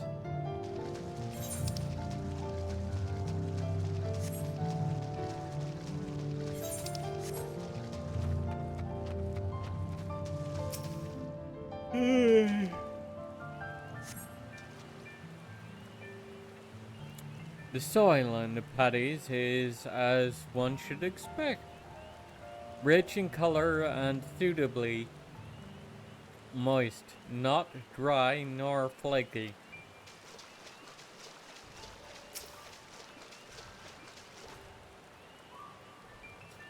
Oh, water strider. A bit sluggish though. More of a water shambler.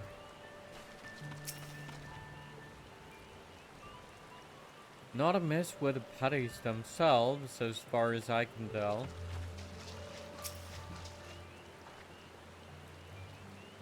I'll find the cause of this any moment now.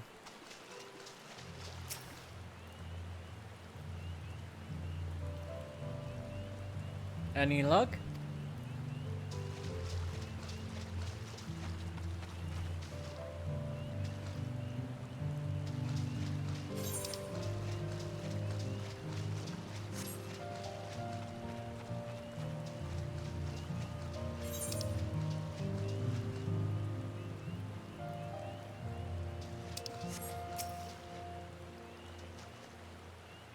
Lethargic frog.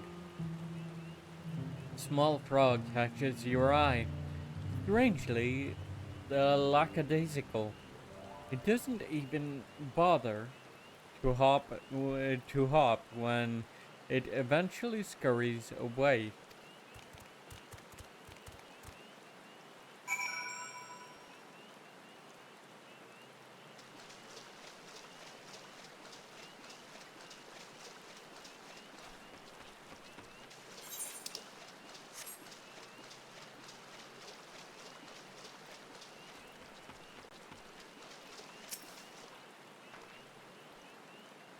Seen enough? I'll call everyone together and we can share our discoveries.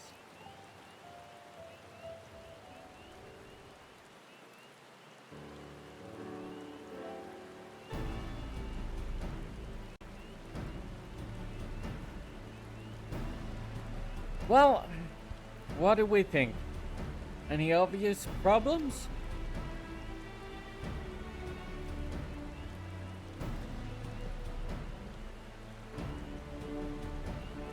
I agree. The waters appear to be of good quality, as does the mud in which the reeds have been planted. The frogs and insects are unusually torpid. This suggests the problem is affecting not only the reeds but also the creatures which live among them. Could something invisible to the naked eye be polluting the water? We would need an alchemist to know for certain. Well, about that. I don't have much to add about the fields, but something else occurs to me. When you were describing the creatures, or how the creatures seemed lifeless,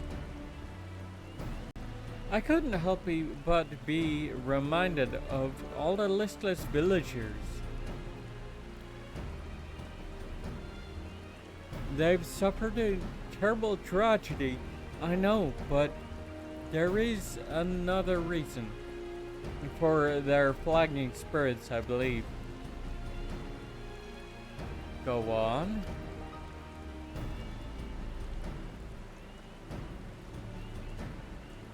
The festival.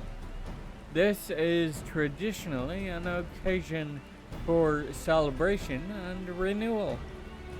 So without it, the Hanu are struggling even more to recover. The last time I visited, the village was in the middle of the festivities. You'll never see the Hanu more joyful and alive. It's an indisputable part of their culture, and its absence will only compound their woes. So, I say we help them put on their festival.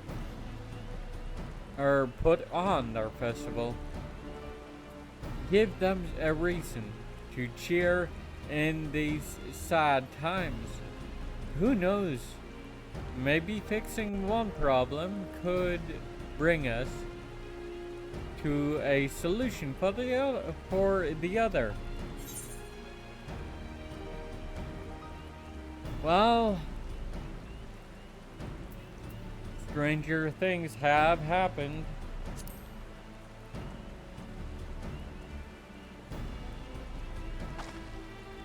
Right?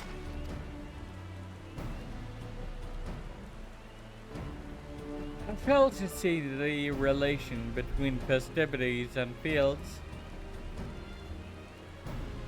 Let's not be too hasty in dismissing the idea. Things which seem unrelated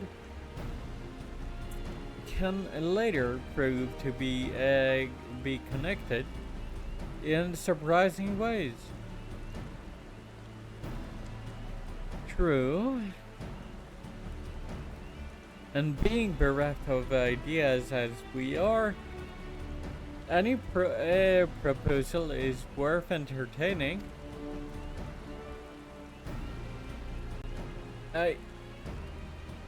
I suppose.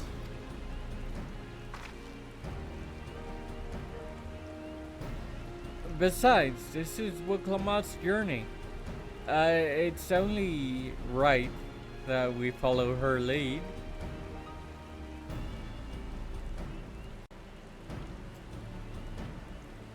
Thanks, everyone.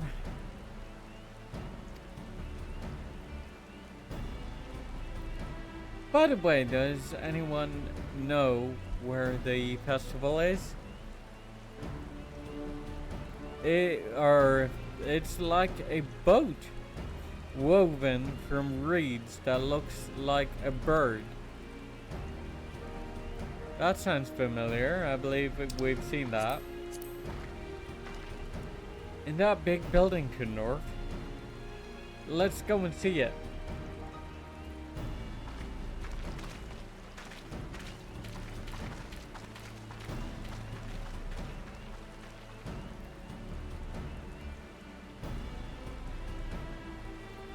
There's much less to debate when I'm traveling alone.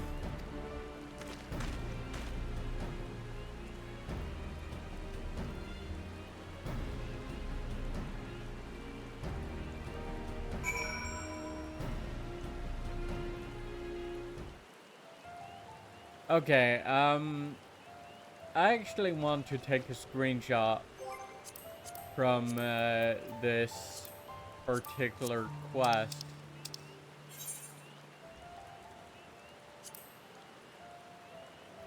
Except I can't abandon it to pick it up again, so I guess not.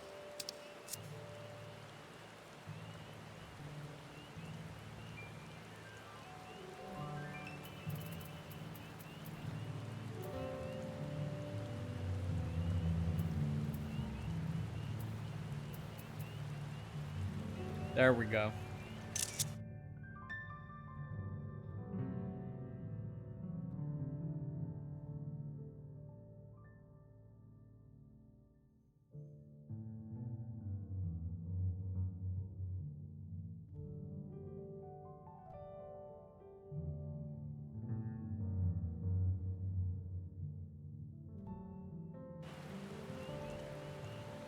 Okay.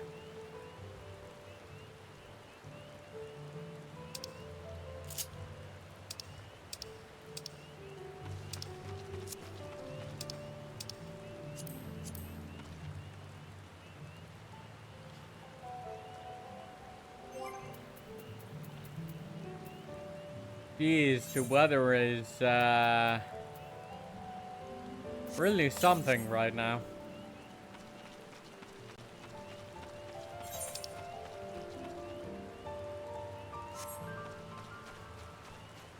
Easter Bunny.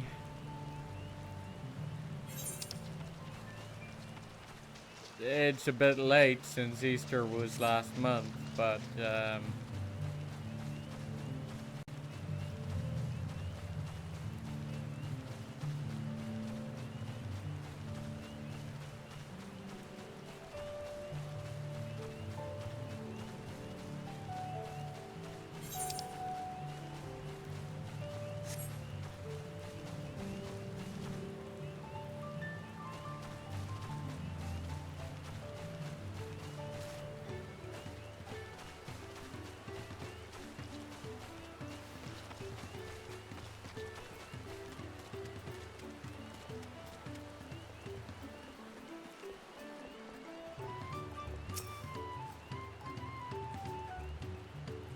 What a charming float!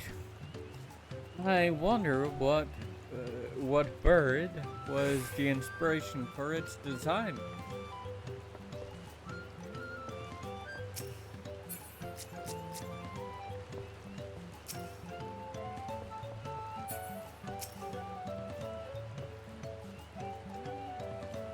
I've never been here during festival season, so this is all new to me too.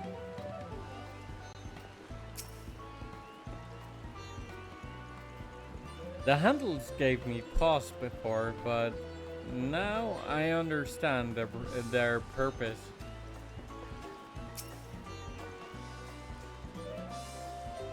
Look at that thing. I hope they don't expect me to help carry it.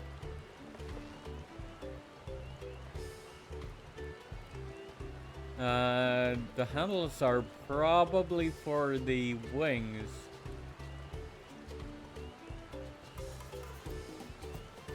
If it's supposed to be made in the likeness of a bird. Yes, this is the float I remember. Does it not appear to be somewhat damaged to you? We should take a closer look. Inspect the festival float. You may find it. Yeah, fair enough.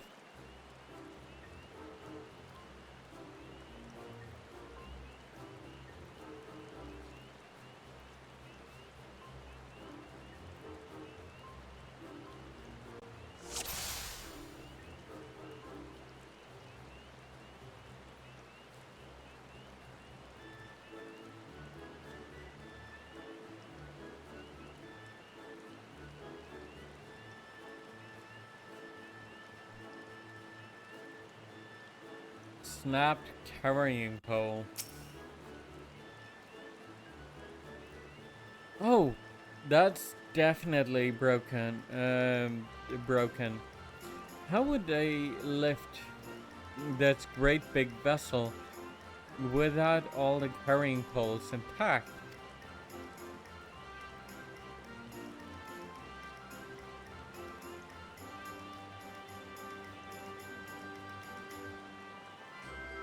Missing eye, bedraggled feathers.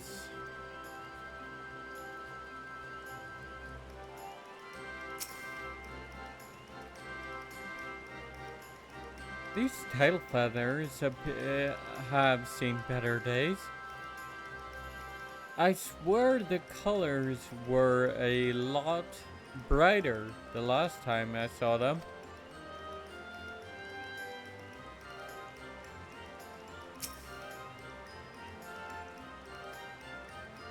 Oh dear.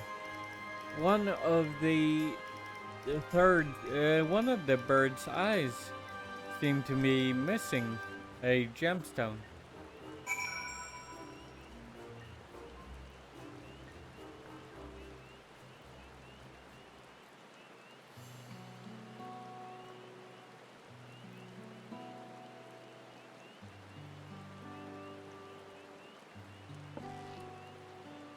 Well, I think we can all agree this bird boat is in dire need of repairs. Now, how do we go about fixing it?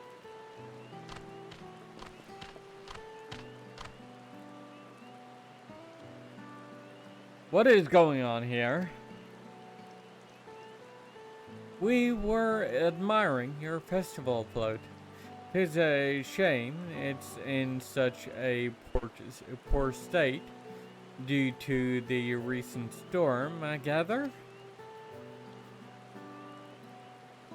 Yes, we had to leave it exposed while we ushered our people to safety. With a float in this condition, There can be no lifting of wings, no Ihehana. Ihehana. That's what the festival was called. I want to help you hold it. Have you not seen our village? Homes are ruined. We're struggling to make repairs, and you want us to hold a festival, a harvest festival. I know how it sounds, but giving into misery never improved anyone's situation.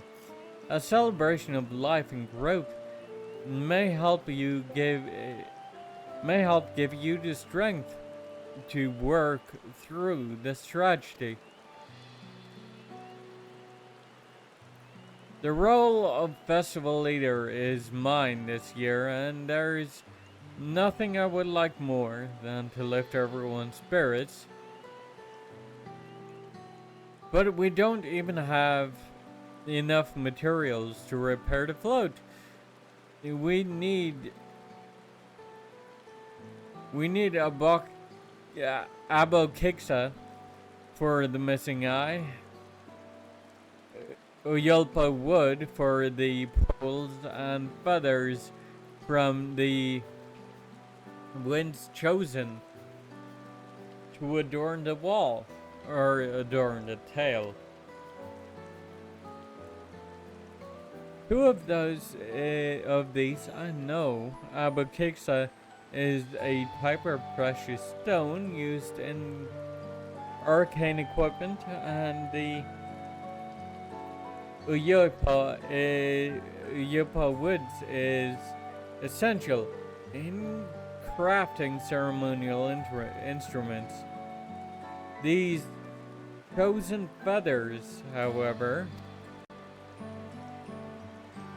the ones chosen is the victor of a competition in which the contestants see who can blow a feather the furthest using wind magics, and that's something of a problem right now. We Hanu are gifted at employing such airy sorceries, but expend a great deal of mana when doing so. We are soon exhausted by the effort, and having no reeds to eat will only make it harder.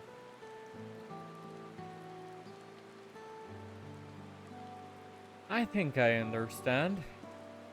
Your vibrant reeds grow quickly and vigorously. So quick, your vibrant feathers, you mean?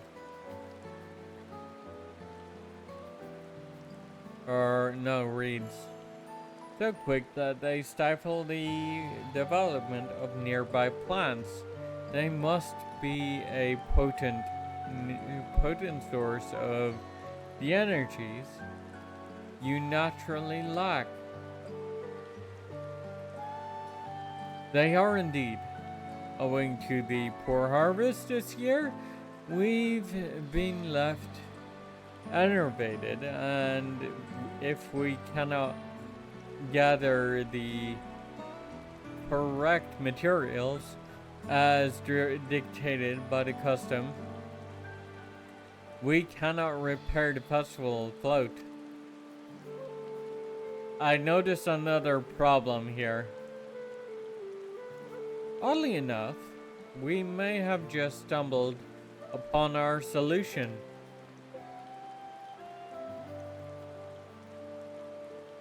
The winds chosen would, by necessity, have a natural gift for manipulating magical energies, which means any feathers taken from the victor stood behind the ethereal conductivity. The float's construction also requires a stone used in arcane equipment, as well as timber favored in ceremonial tools. The demand for such specific materials must have an underlying reason.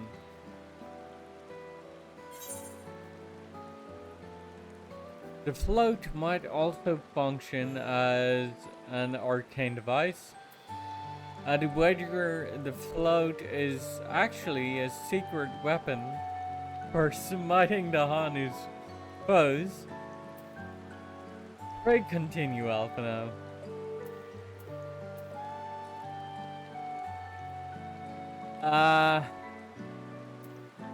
Okay. So my thinking is actually that the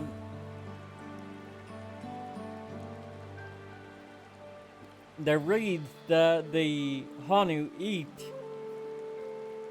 or that the Hanu typically eat are actually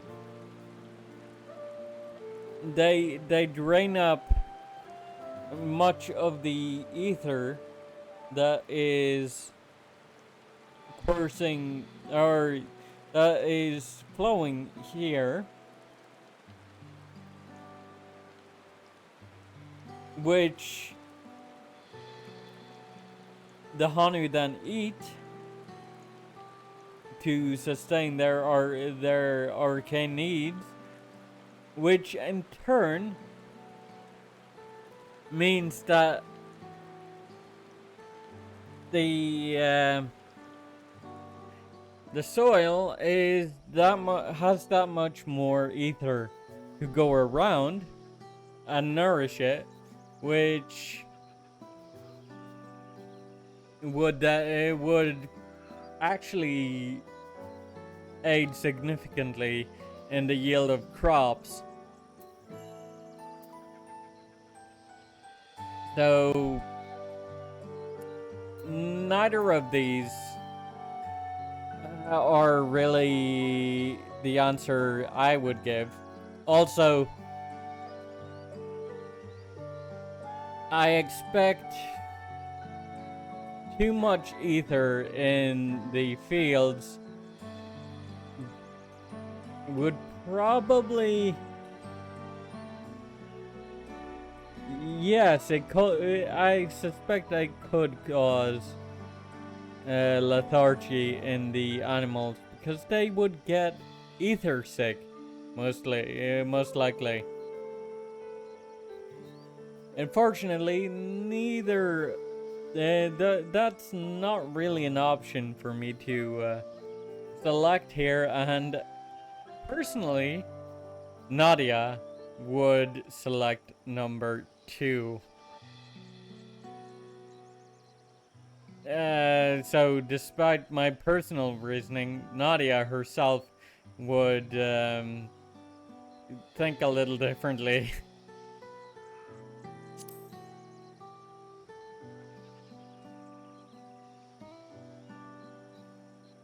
She is a warrior and a soldier, so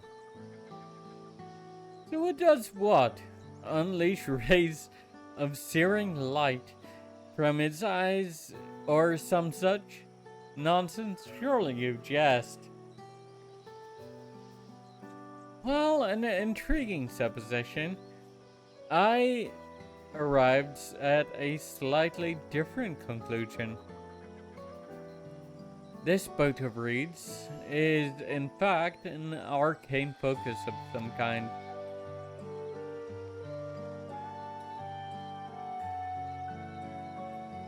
A focus for what?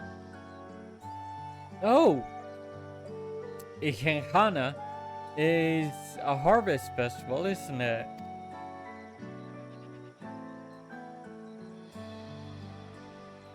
That must mean the float was made to encourage healthy crops. So, if we repair the boat and hold a festival, its arcane powers might fix what's wrong with the reeds.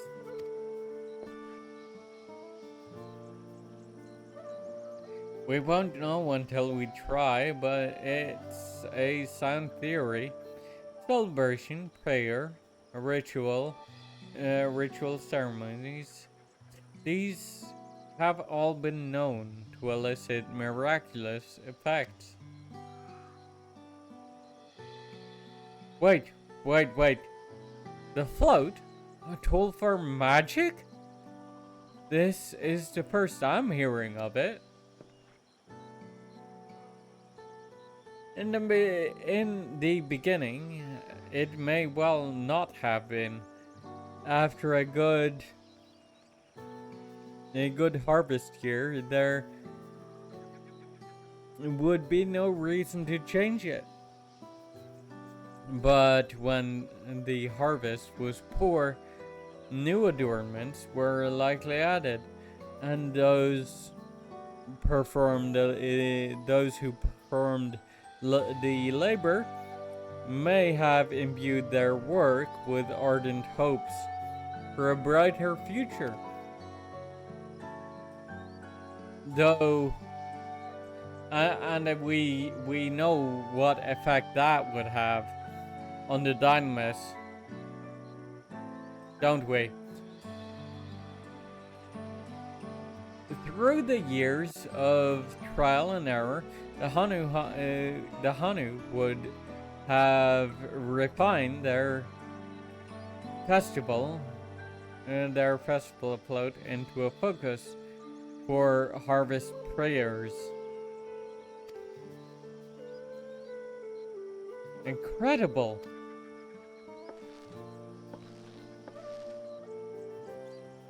I know you're practically fainting from hunger, but reviving Ihana really does sound like the solution to all your woes.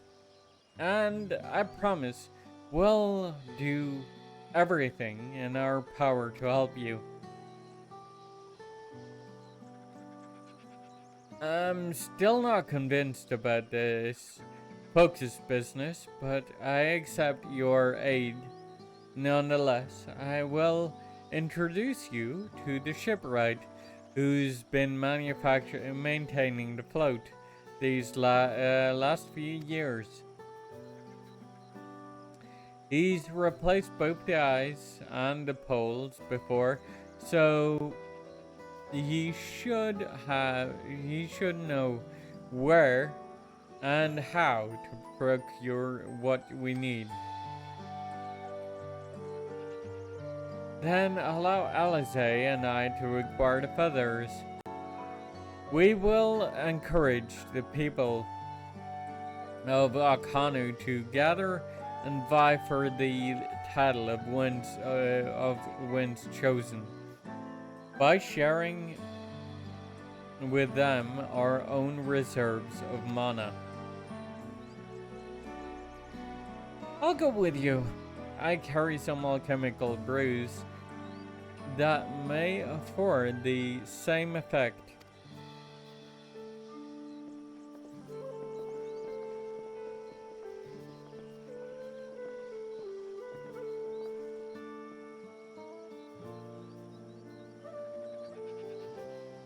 The three of us will visit the shipwright then.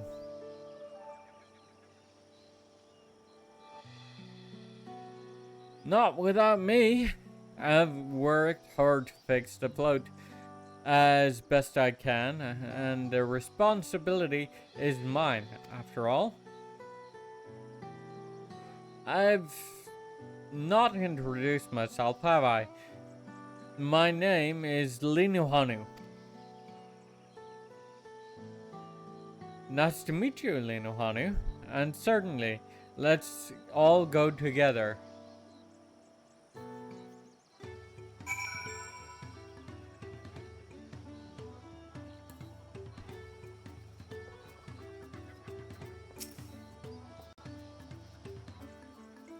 We're making progress now.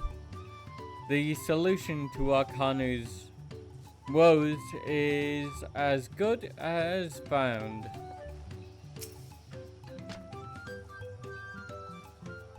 To find myself working alongside the third promise herself is unexpected, to say the least.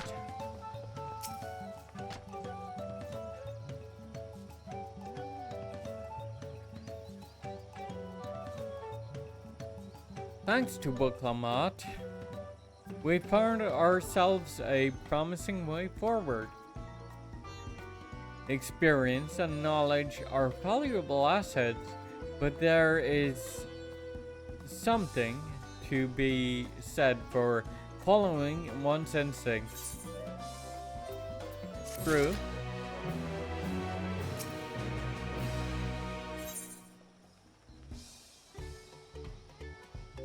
Linohanu wishes to take you to the shipwright.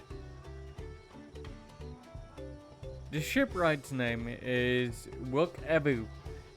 He's a Shibral who only moved to Kozama'uka a few years ago, but has since mastered our customs to an almost frightening degree. He's especially strict when it comes to manners, so make sure to offer him a proper Hanu greeting. We wouldn't want to offend him right before asking a favor. A proper Hanu greeting. Oh, that one. Don't worry, I remember how it goes. Then we shouldn't have any problems. Let's go to Okbak Bay. To be to the east of here.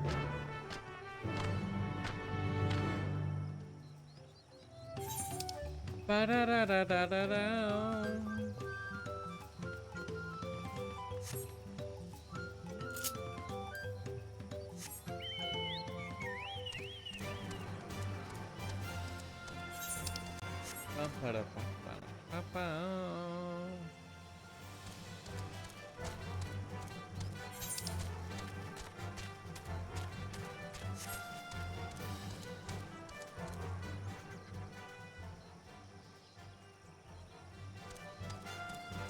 I gotta admit, the zones are definitely really pretty. But then again, that's always been the case for Final Fantasy XIV. At least since Heaven's Word.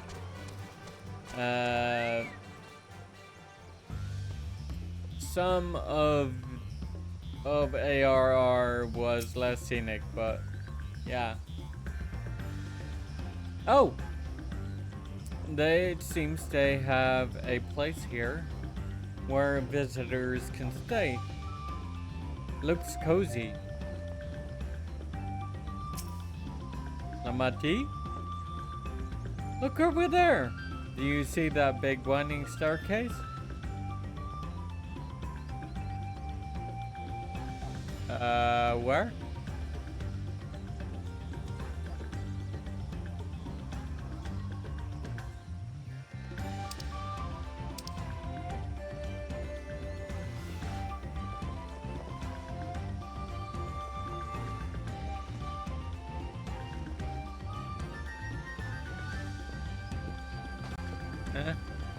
No, I don't actually.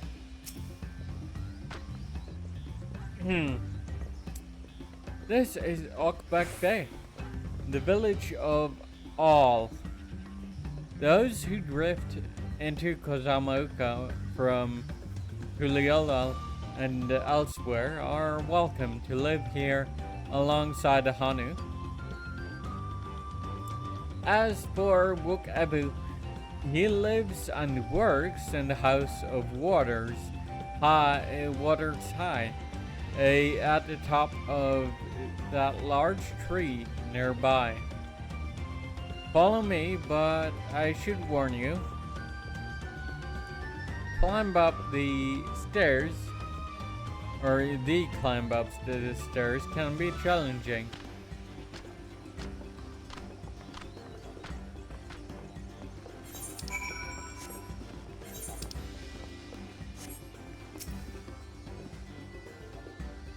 Radolja.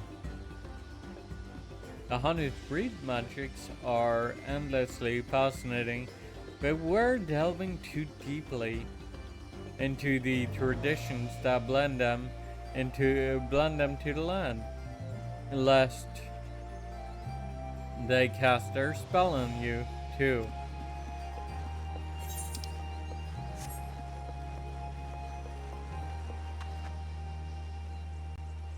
Actually, that reminds me.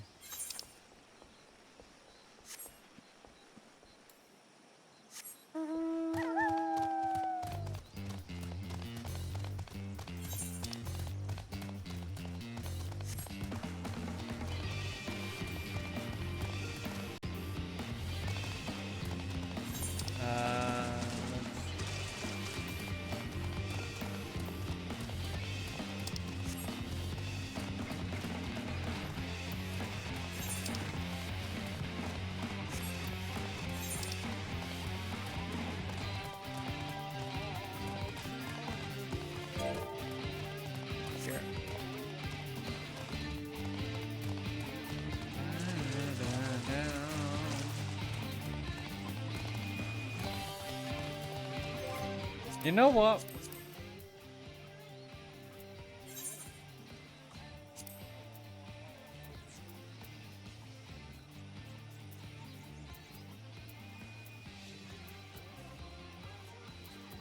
Play music when mounted.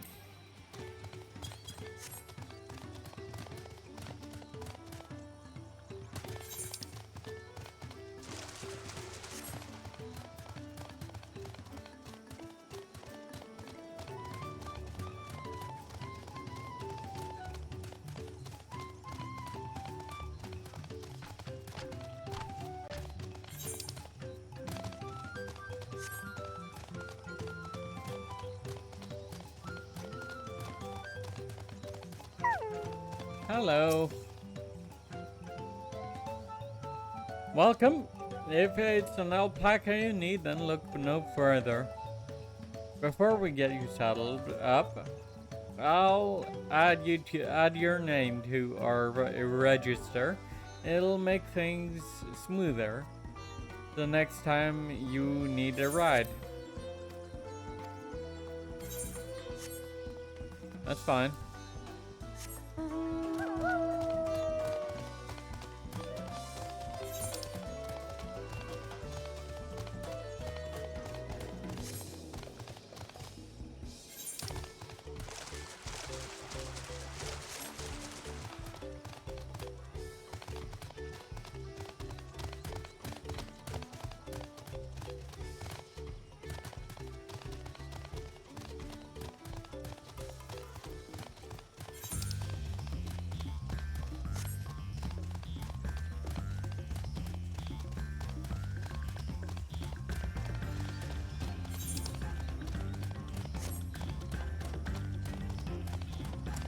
Ah, yes. FF14 as ever. You, would be surprised how little actual fighting is in the, main quest.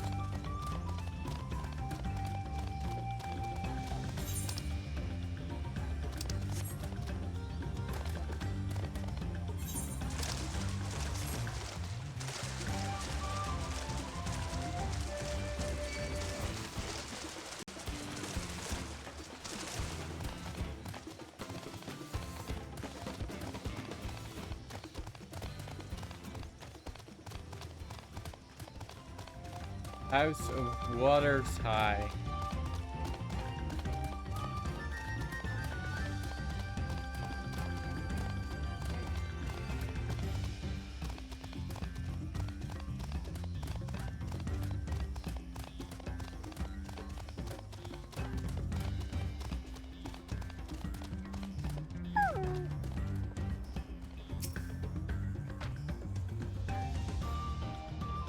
I should mention that Wook Ebu isn't only a stickler for etiquette. He is also, well, you'll find out soon enough.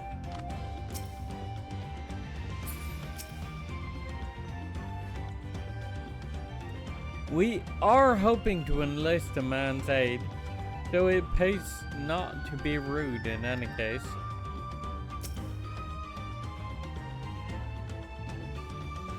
Oh, Kylie.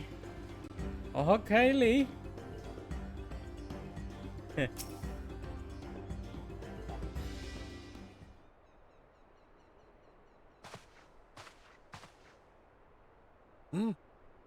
What do you want with me?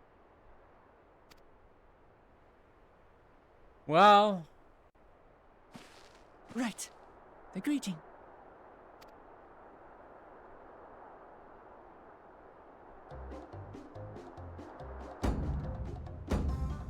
Oh, Kali!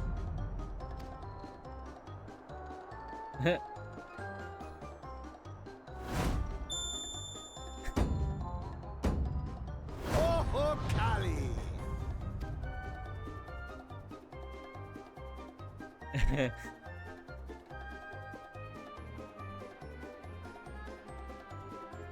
Good. You brought your manners with you. When you know Kanu, do as the Hanu do. For a country as diverse as ours, the preservation of harmony demands that we respect the cultures of all peoples who call it home. Well, that explains your familiarity with Hanu customs. And you speak truth, of course. To live together means to learn about each other. Ah, I appreciate an open mind. In fact, I get the sense we've met before.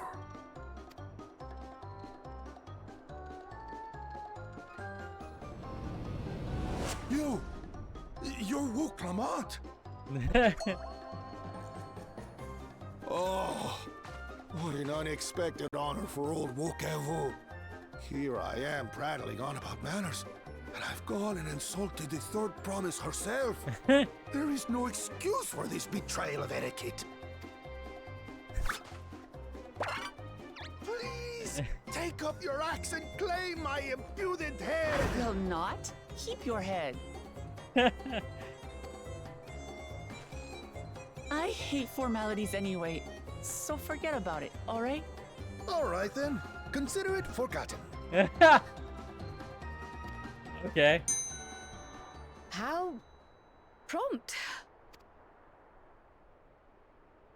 We're actually here about the Ihihana float. It's in bad shape, and we need you to craft new carrying poles and a new eye. I'm told you work with Uyuipo wood and a certain kind of stone? Abokisha? That I do. But while I would like nothing more than to offer my services, I just used the last I had of both those materials.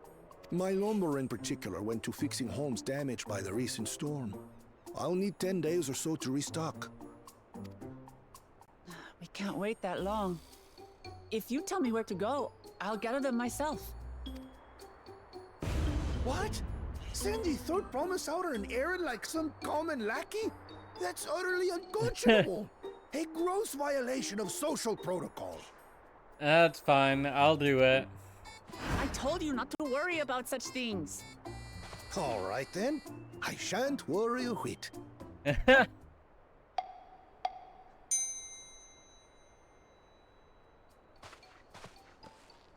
What's with your Hanu friend there? I am festival leader this season, and have come along to oversee the float's repair.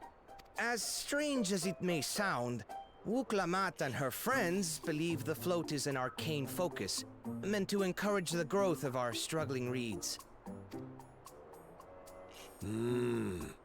Too many Hanu have forgotten, it seems. But that is indeed the true purpose of the lifting of wings. Your education is impressive, Third Promise.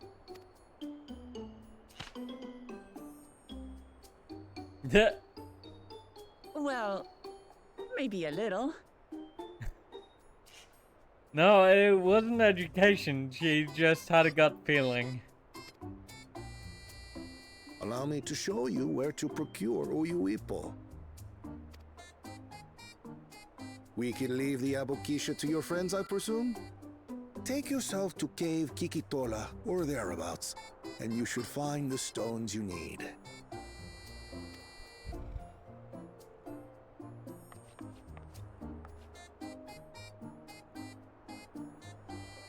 I've been there once or twice. I can guide you.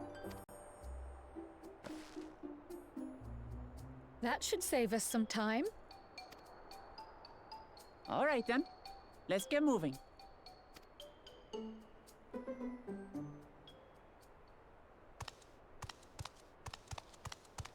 Mm-hmm.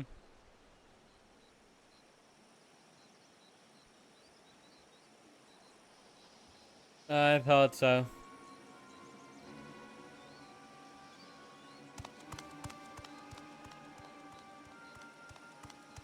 Chosen one of your rivals is making progress.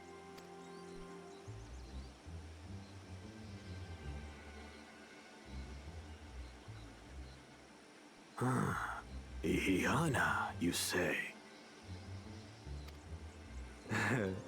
Should our first choice fail to deliver, it might be wise to let this play out.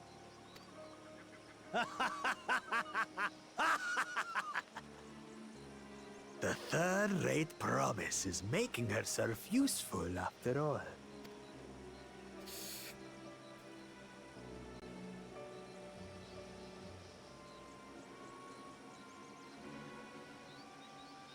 All right.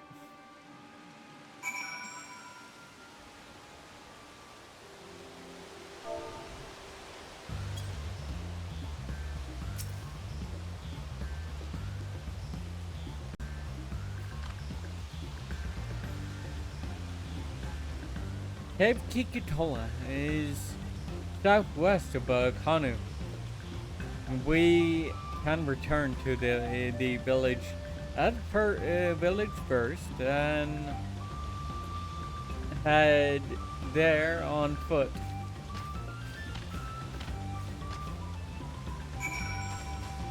Yeah.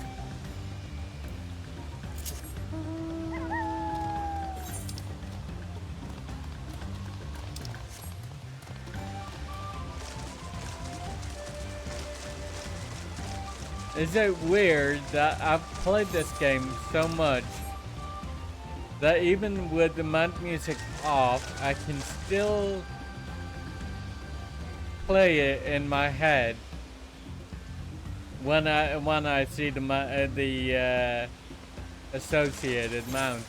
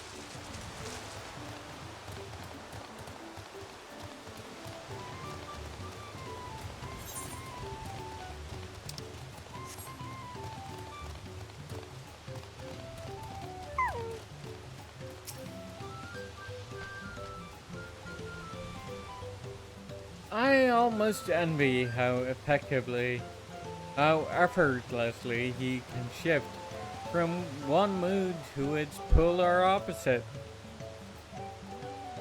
At least I presume he does so by choice.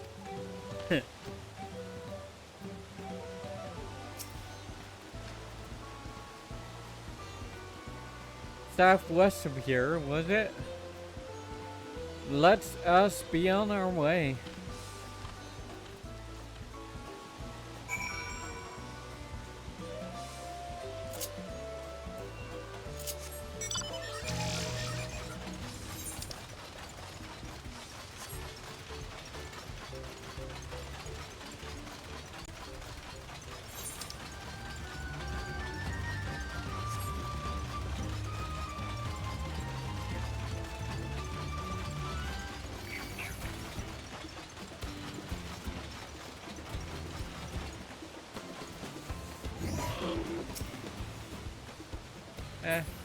Okay then. If you're gonna leave, leave. Stupid beetle.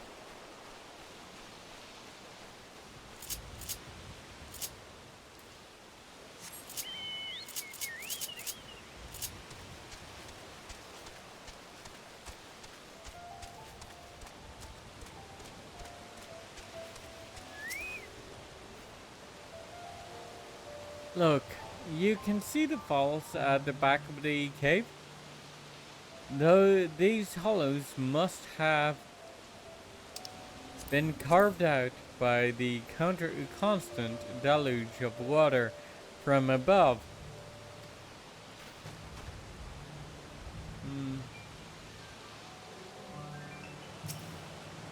That would have taken a long time.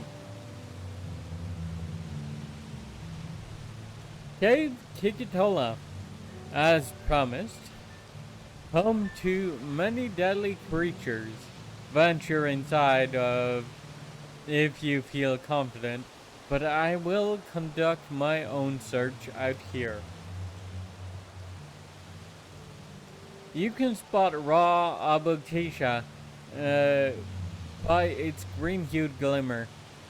Bring anything matching that description to me. I shall help scour inside the cave. You take the west half and I'll take the east.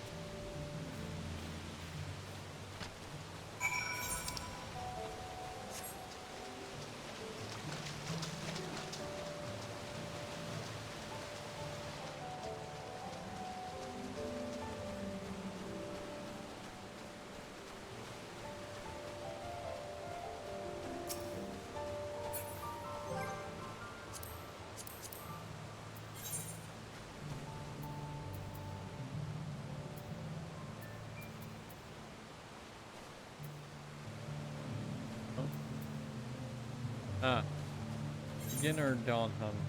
Yeah. So Urkapacha,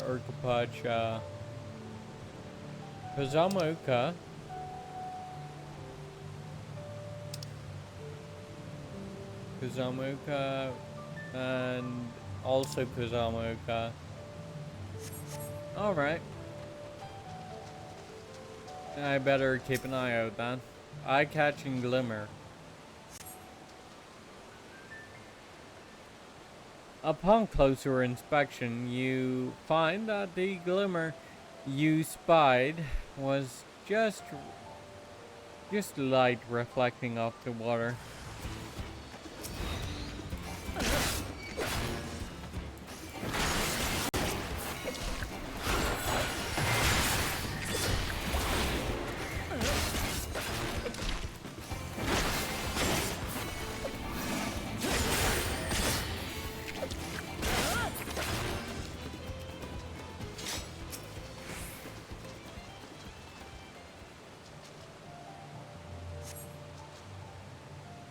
You find a chunk of stone glowing a distinct shade of green. This seems to be the exact kind of mineral that Linuhanu was looking for.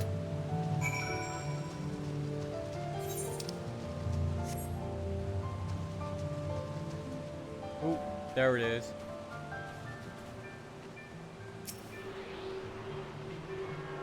Yoink.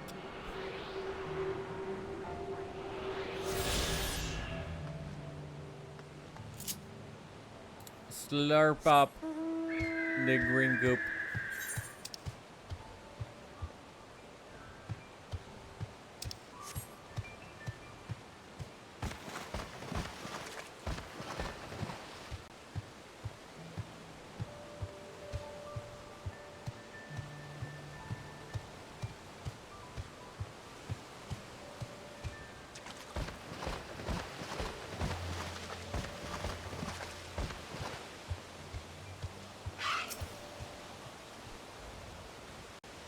Some of the cave's inhabitants took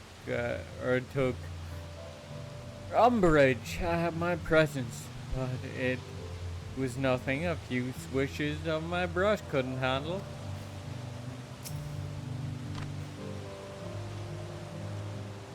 I picked over the ground near the entrance, but nothing. Did you have better luck inside the cave? Wow.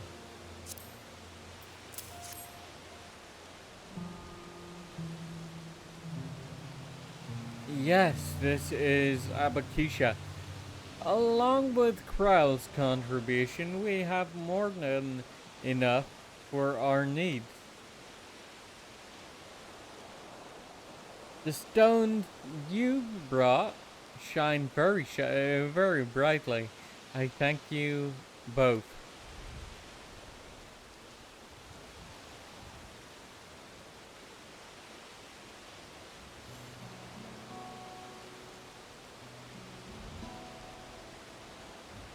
He would have been happy to know we were putting things right. Truth be told, a good friend of mine was meant to be festival leader for this year's Ihana.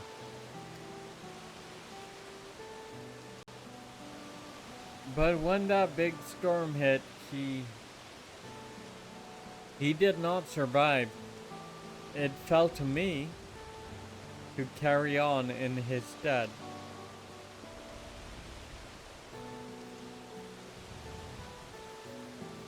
That was why you agreed to Wuklamat's request despite your initial reluctance. Yes, it hurt to hear, but she was right. Though I must mourn, I cannot let my grief consume me.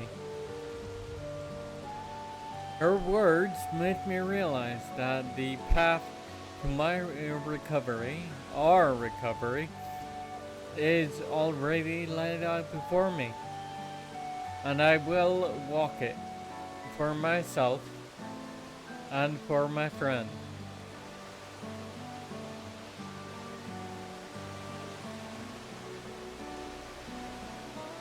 Thank you for sharing your story with us.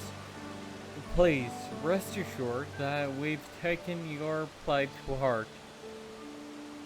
I'm certain your companions are procuring, our companions rather, are procuring the other materials as we speak.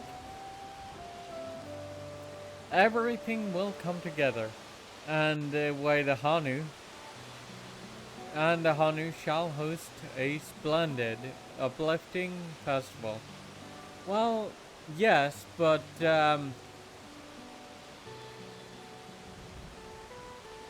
let me carry the gemstones, please, because as we know, Bakul Jaja and his cronies are very much out to steal them. That would not be good for our efforts. Not very good at all. That we shall.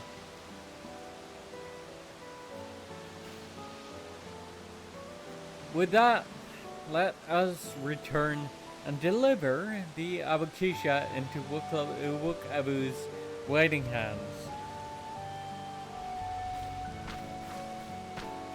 Well, if you're walking with us, that's fine. But it does make me concerned for the twins. Ooh.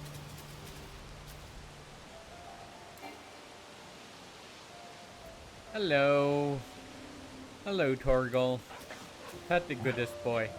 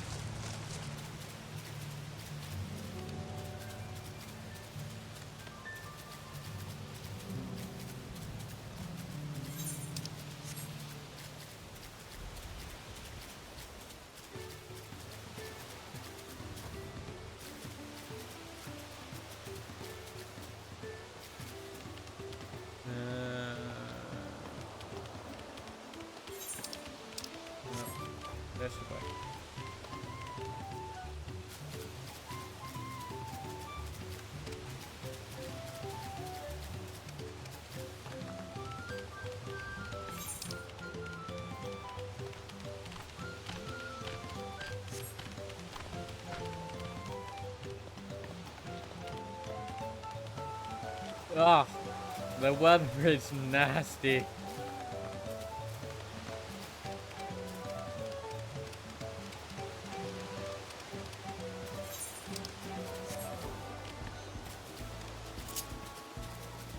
Your fur doesn't like the rain, does it? Does it, Turgle? Yeah, that's a good boy. I bet your fur is feeling all icky.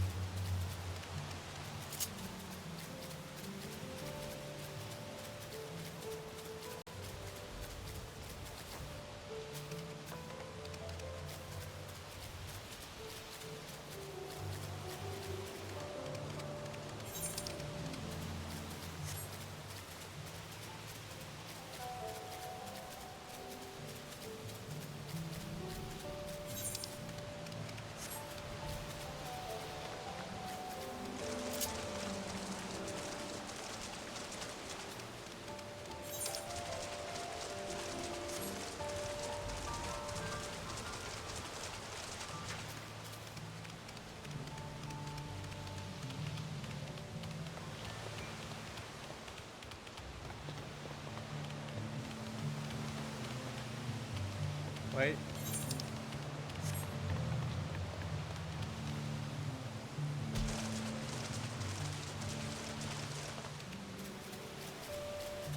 We're not supposed to take the application to the float. We're supposed to take it to the artisan who will be cutting the gems.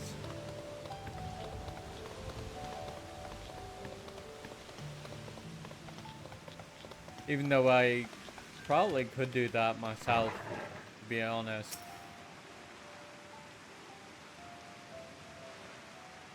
I hope Oklamont's foray was as productive as ours.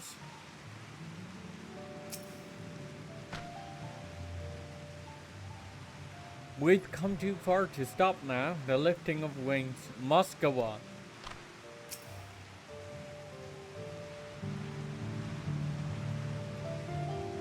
We just got back ourselves.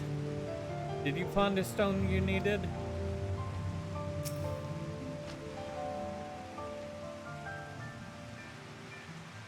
Thanks to the third promise and her mighty swings, we've collected some suitable logs of Uyupo.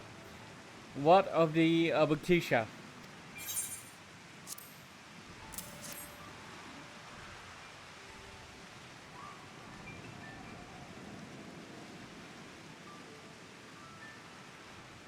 Yes, these are excellent samples, in goodly quantity too. At this stage, you have likely surmised that the lifting of wings encourages crops to grow, but not exactly how, eh? Well, you're in for a treat. If all goes to plan, the results could be spectacular. Well, I can wager a guess as to the how, actually. Now, to get to work, crafting these pieces for the float. I could use an assistant versed in the arcane arts to enhance the Uyupo conductivity. Then I'd be delighted to help. Yeah, that would probably be best left to you, Kryle. Nadia is not very good at that. Everyone else should head back to Akhanu. We'll soon join you at the float once the work here is done.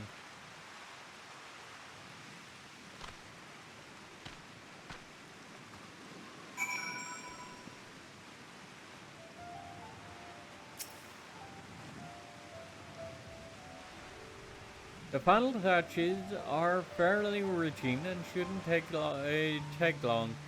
Go ahead and wait by the float. Well,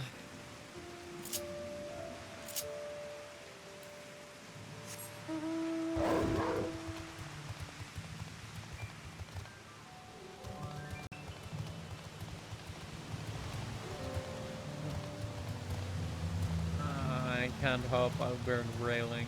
That sucks.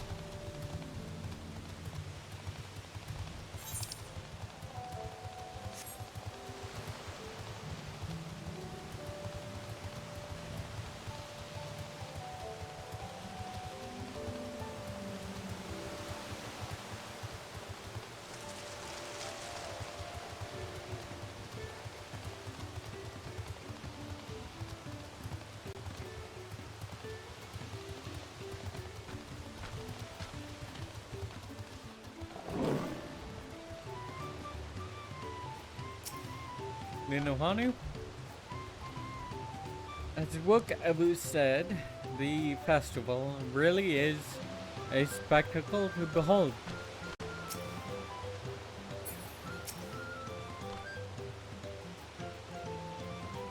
Gathering the Uyupa was a trial in and of itself. At first, Abu criticized everything I did. Then he suddenly yelled, "I've spoken ill of the third promise, and must punish myself," and proceeded to slam his head into the Uyupa tree. I told him not to worry about it. Again. And it was like snuffing out a candle. He's an odd one, that's for sure. At least we've seen the poles and the new eye. Now, we just have to wait for the feathers from the twins. Well, I worry about the twins actually.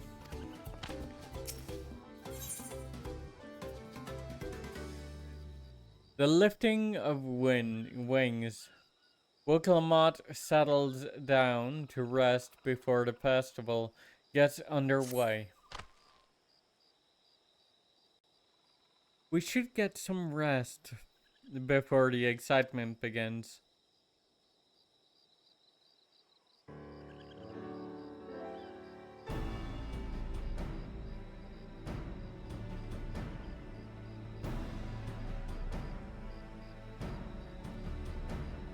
Over there, by the float.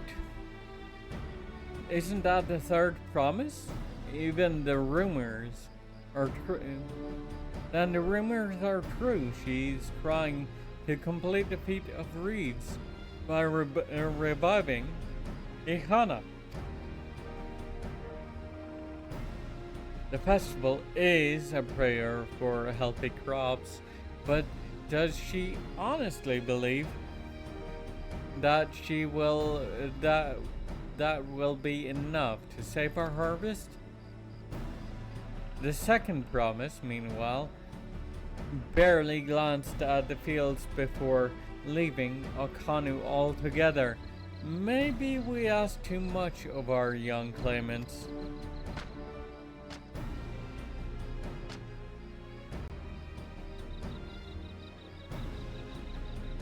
Oh, I wouldn't be too quick to count Kawana out. A friend of mine overheard him muttering by the reeds something about what needs to be done. Is that so? Perhaps we'll get to see another of his innovations firsthand. Perhaps. That sounds like our Kawana. One look at the reeds was all he needed to think up a solution. Be that as it may, our solution is nearly ready. Indeed, as soon as the others get back, our long-awaited festival can begin.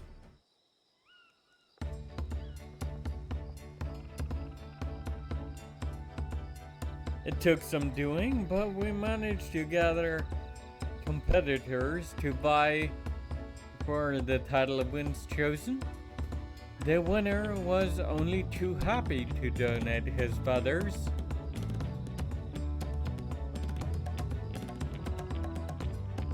You should have seen it. He called forth an incredible gust that sent his feathers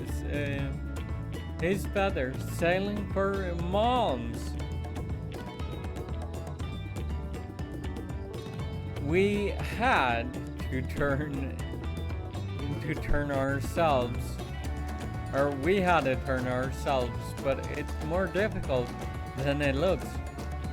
Poor Ironville twirled in the air for a moment before landing on his foot.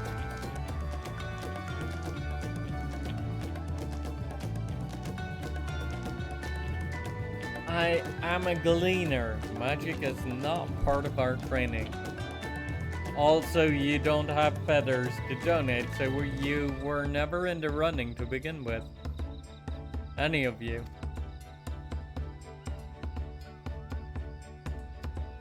As for us, we've brought the wood and a gemstone replacement crafted by Wook Ebu. All that's left is to attach them.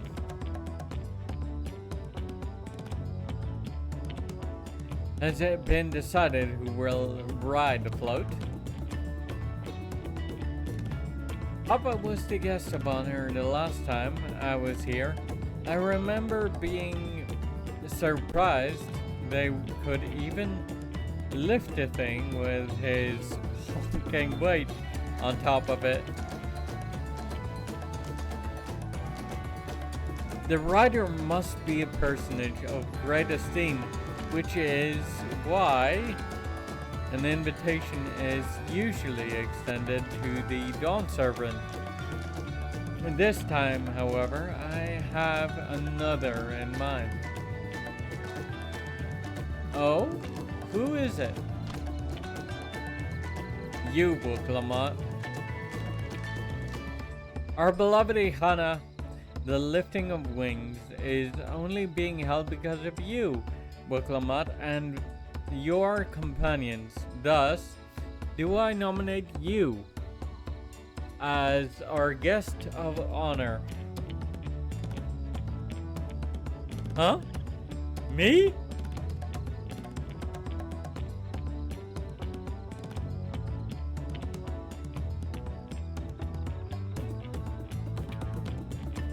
This boat won't make me seasick, will it? Oh boy. I don't think so.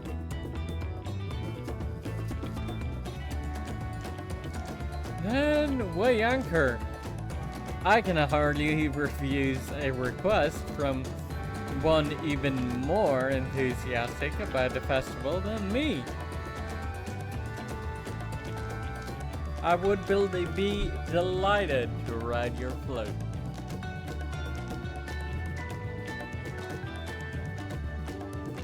Thank you, Wook. I have roles for the rest of you as well. We'll be carrying the festival float in a slow progression towards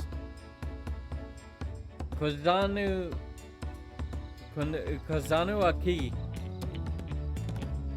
where the sacred likeness of Kishahi is ensconced. What I'd like you to do is clear the path of dangerous wildlife so that the procession can move along unimpeded. Consider it done. You expect me to sit still until whoever has finished with the float? Let me come along and help with the clearing.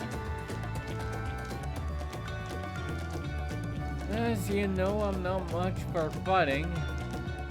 I'll stay behind and assist Abu with the repairs.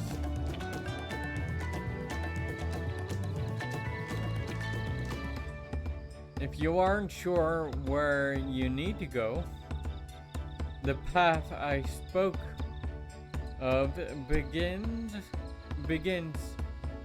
at the south of the village and branches off to the east. That will lead you across the bridges to the stride of the sun. Then we shall see to clearing it to the end.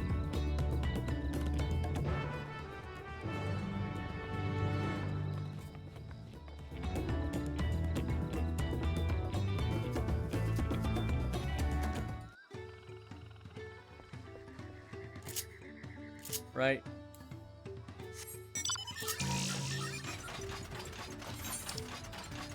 Let's go, Omega.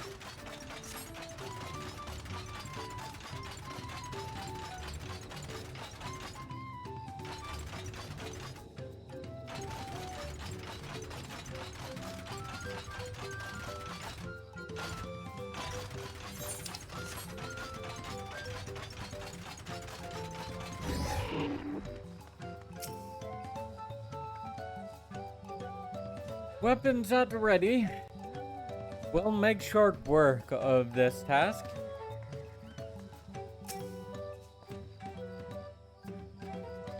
If the float functions as I think it does, I would not be surprised if it were attracting the creatures.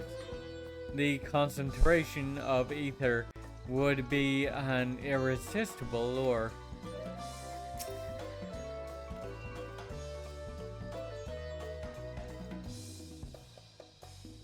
The degree to which Abu pursues his interests is remarkable.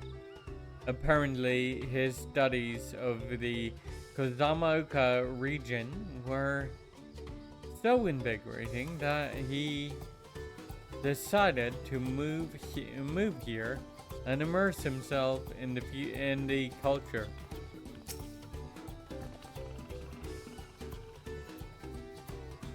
As Linuhanu said, Kozama'uka should be down this way, then off to the east. When the path branches, then something about, and then off to the east when the path branches, then something about bridges and the stride of the sun. Anyway, let's split up and get to work. Once you've culled all the threats, you can find. We'll meet up in front of Kishahi.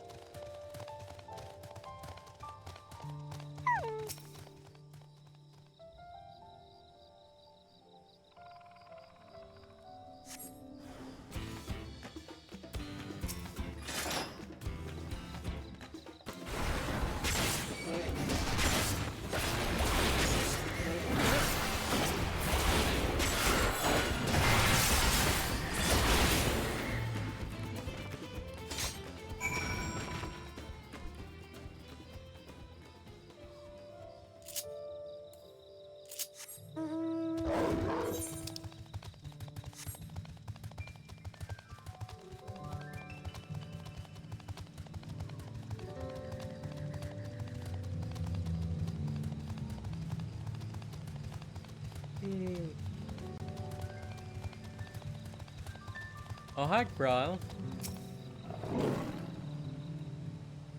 As I told you, you don't need to watch over me anymore.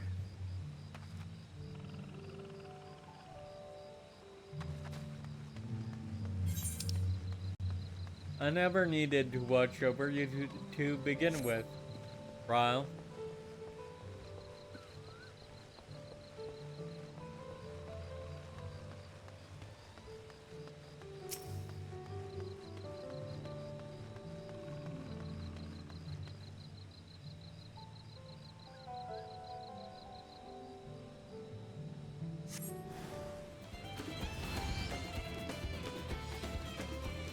Huh? Ah, there it is.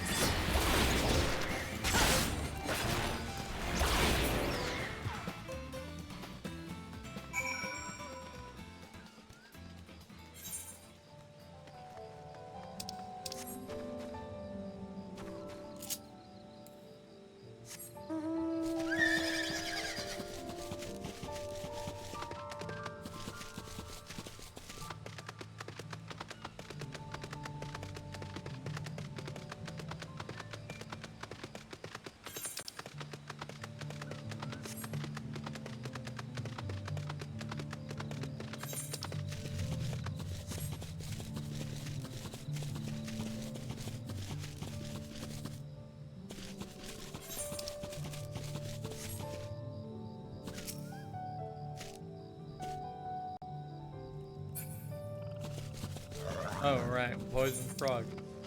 Fair enough.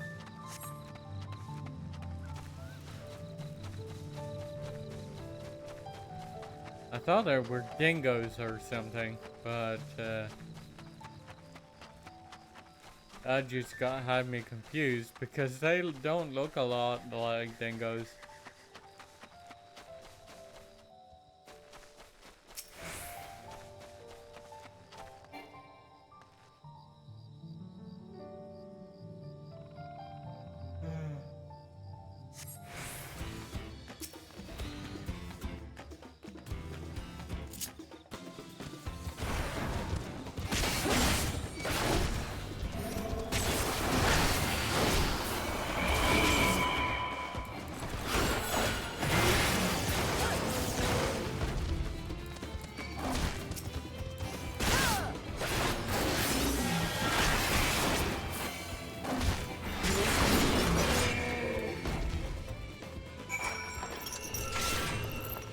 Oh.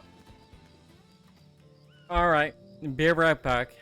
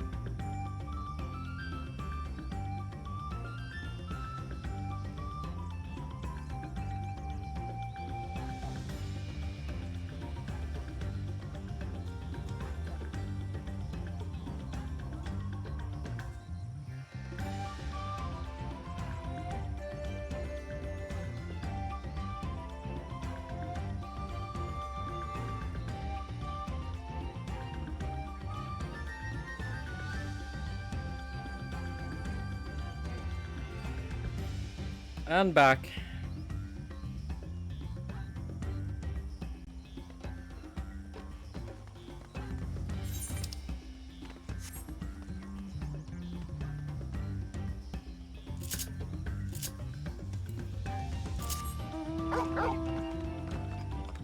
Hi, Toriel. Good boy.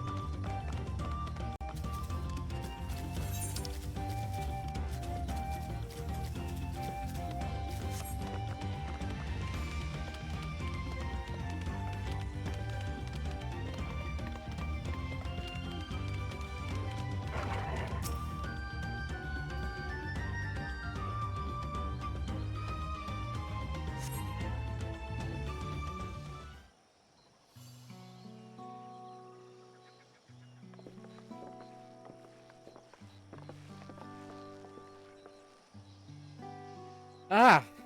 You were one step ahead of us.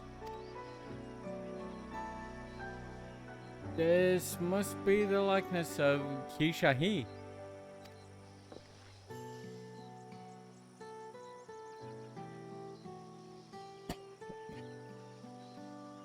The Hanu deity of the harvest.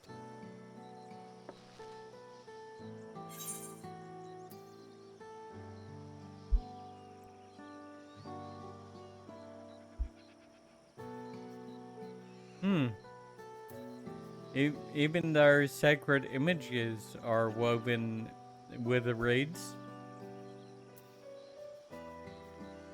It reminds me of something I saw in Academia Neither.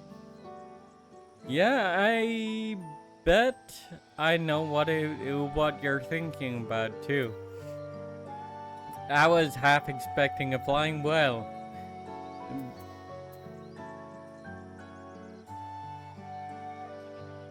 I have to take this one. It reminds me of something I saw in Academia Neither. Quetzalcoatl. Quetzalcoatl. One of the ancients' creations. It is possible a vestigial memory of that time endured. A subconscious recollection from the inherited soul, providing the basis for an entirely new religion. I have no idea what any of that means. As far as I know, Kishahi was worshipped on another continent. This ancient faith was then brought to Tural by the first Hanu.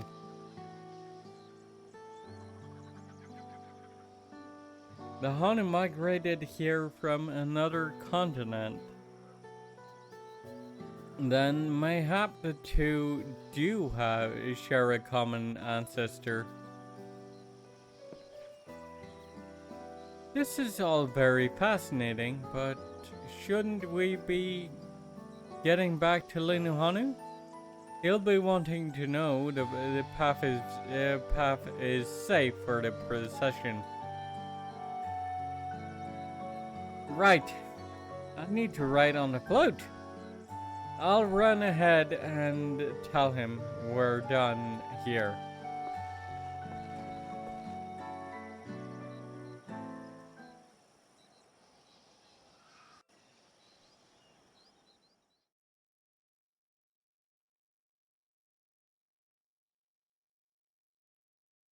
Whenever we split up, I keep worrying.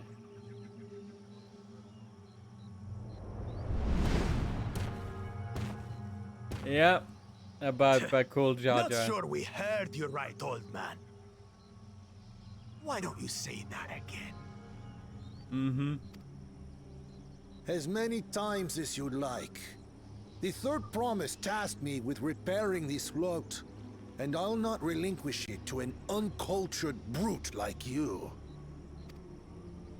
much less one that can't even manage a simple greeting. We wanted to handle this in a civilized way, but we're more than willing to kill you.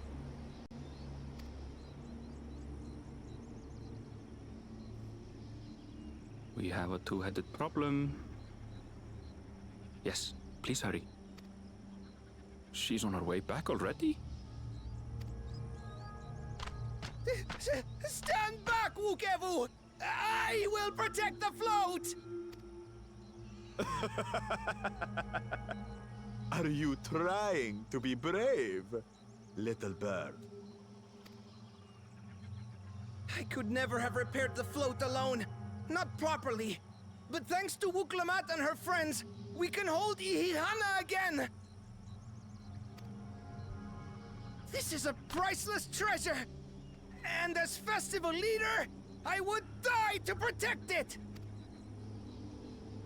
Very well, if that's what you want.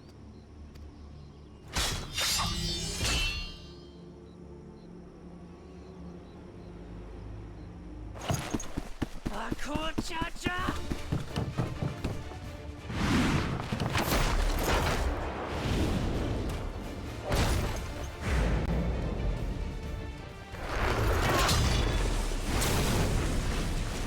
Nice.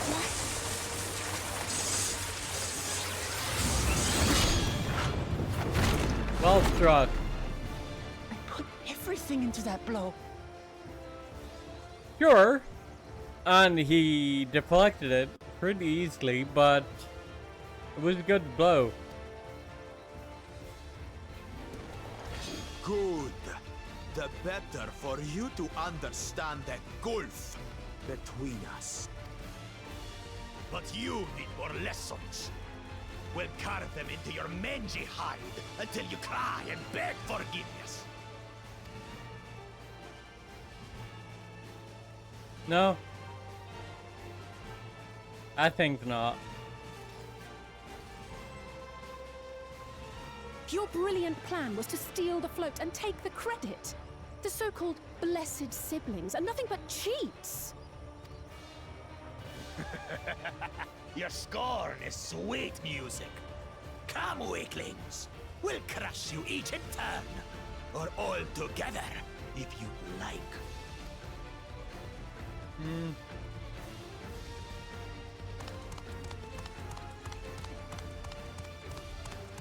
Calm yourself, Chosen One. If you fight in earnest, this will end in a massacre. What's more, we have word that our other prospect is on the verge of success. Then it would be foolish to expend effort sweating nuts. Lucky for you. Eh?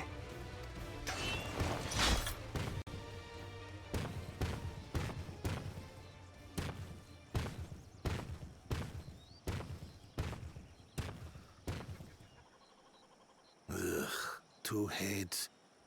I see Mamuk still clings to that loathsome hope.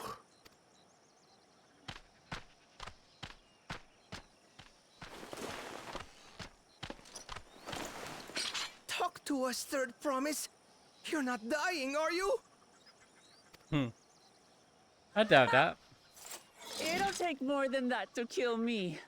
Yeah. So, are we having this festival or not?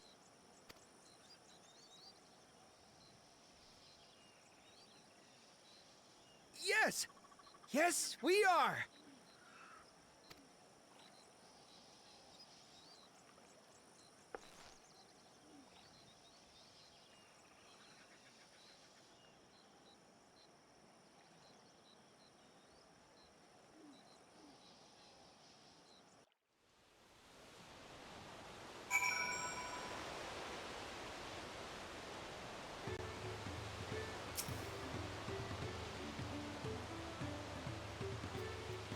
A tense encounter.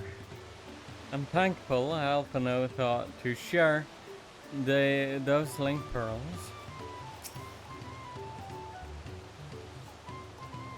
I'm thankful we made it back before anyone was seriously injured.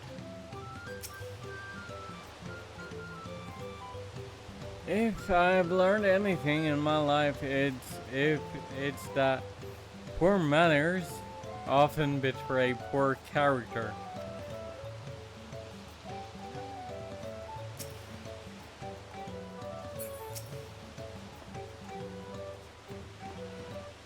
I'm glad we kept afloat out of the cool judge's clutches, but gods, he brushed me aside like I was a bothersome gnat.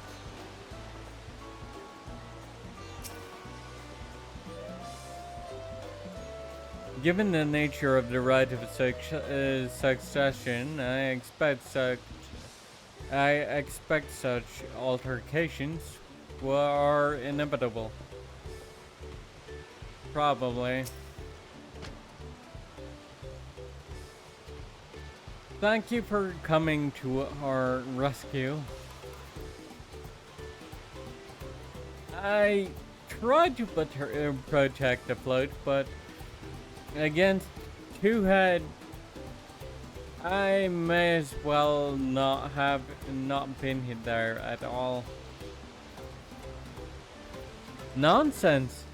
You stood your ground and bought us time, or the time we needed to make it back. You are or were incredibly brave.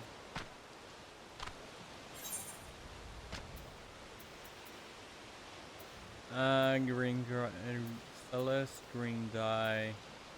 Ocean green dye. Orange, nah.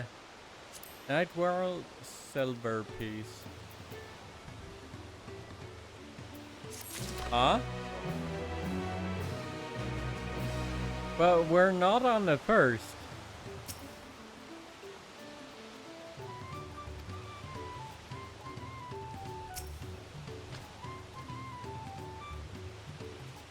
I was so afraid that Wuklamat would come to harm. Akanu has seen enough deck.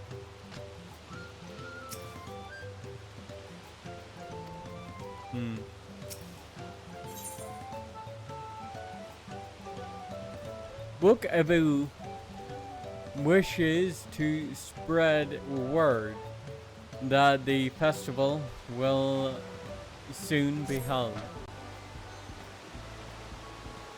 With that exciting interlude over, you'll be pleased to know that my repairs are finished as well.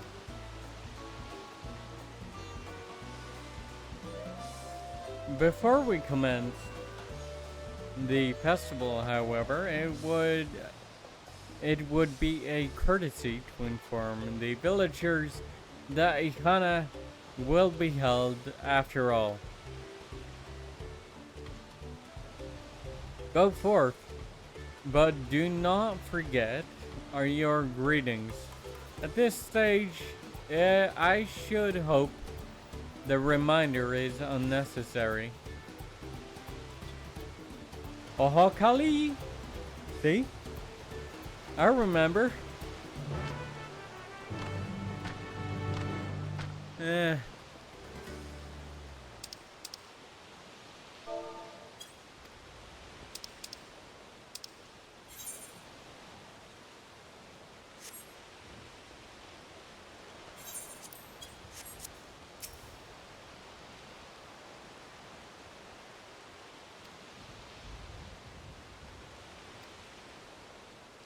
All right.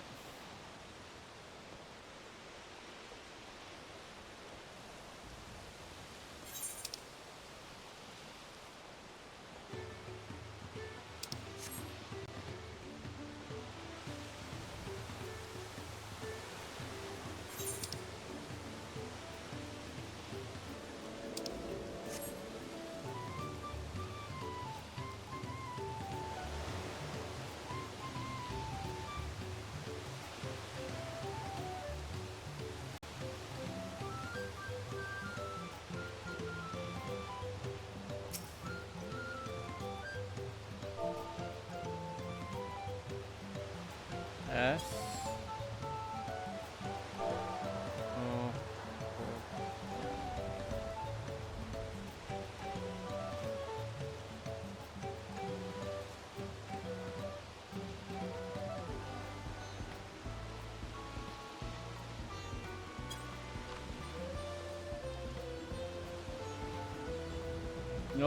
Oh. Oh, Kali.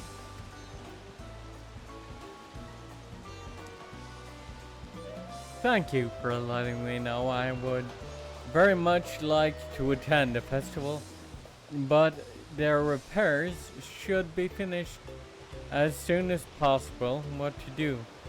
What to do?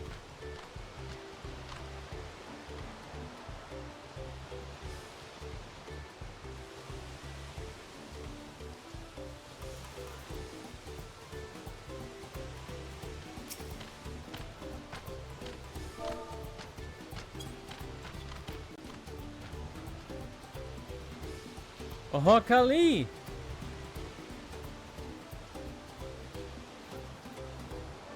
The festival is about to begin. What do you expect me to say?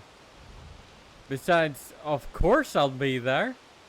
Cleaning up the storm's aftermath may have been hard on us all, but the lifting of wings is tradition.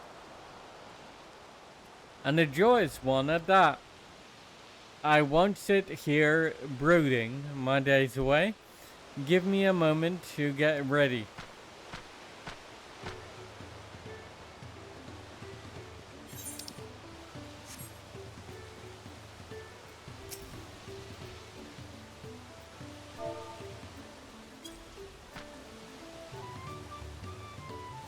Oh, Kali!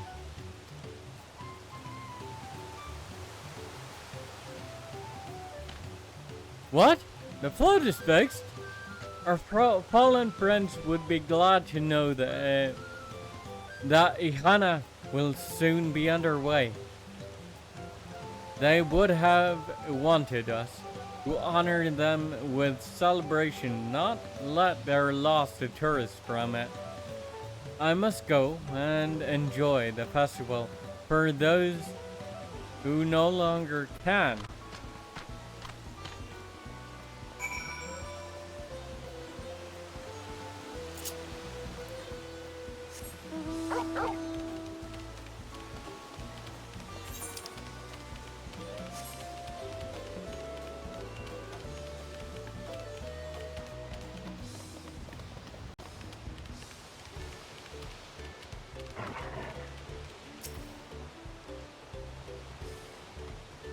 The honey were pleased to hear their festival was going ahead, I imagine. Most of them, yeah. That is well. Once your friends return, the lifting of wings can begin at last.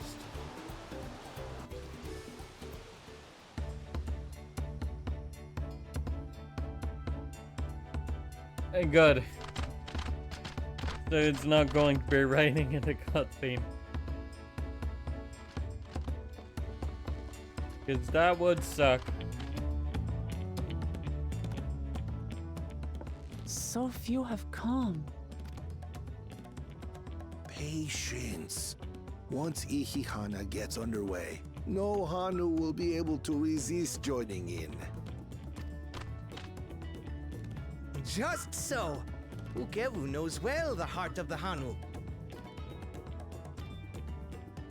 Have faith, Third Promise, and climb aboard the float. It is time for the lifting of wings. Right. Off we go.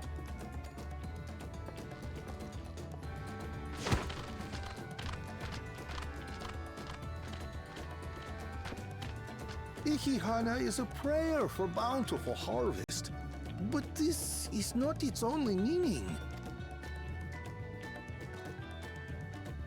It is also an exchange of pledges between rider and bearers, a commitment to a long and fruitful friendship. Listen well, friends! The personage we bear today is Wook Wuklamat, the savior of our beloved festival! Let your shoulders burn, or your feathers fall out, but do not even think of dropping her!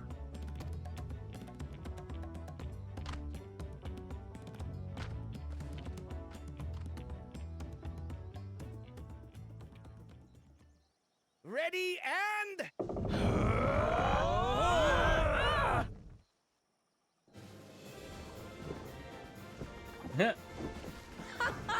I could get used to this. Well, as long as you don't get seasick. Or motion sick, rather.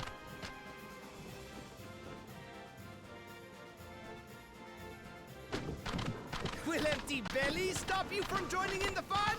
Come and help us carry the float!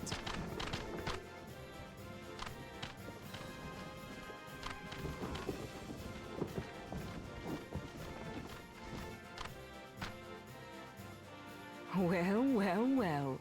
To see the day that Dawn's promised would ride our boat again. We've not had the honor since you were here, Golol Jaja.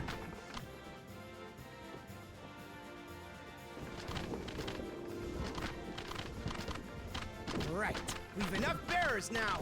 Onwards to Kozama'uka!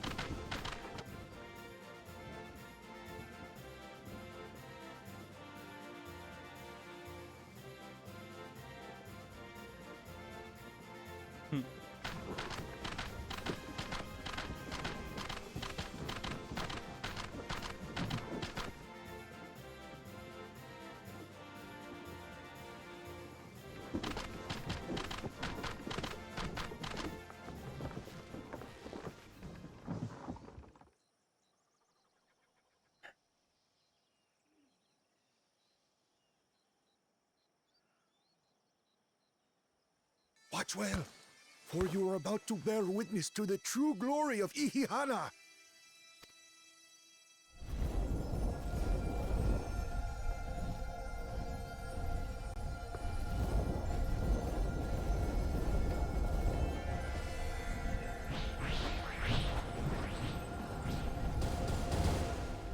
The float draws upon our life force, concentrating and amplifying the energy. Kishaihi then receives that energy and expels it in a great burst, where it showers down upon the land to replenish its vital currents.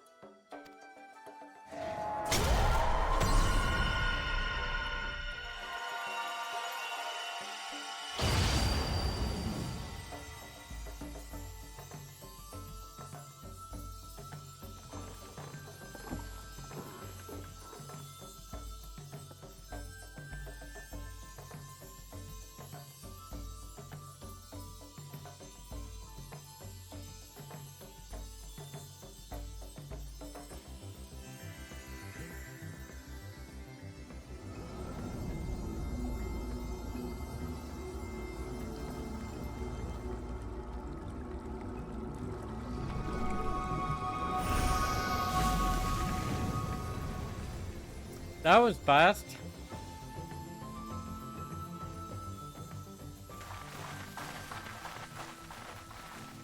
It worked. Like a literal charm. Yeah. The float really was helping the reeds. That was amazing! To think that such a thing was even possible!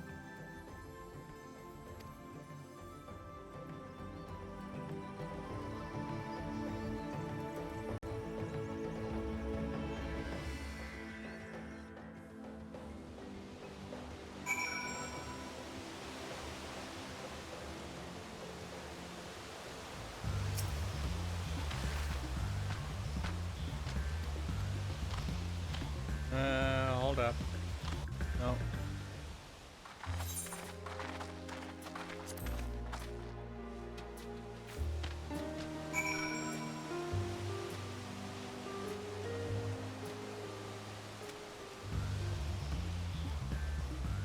Shit.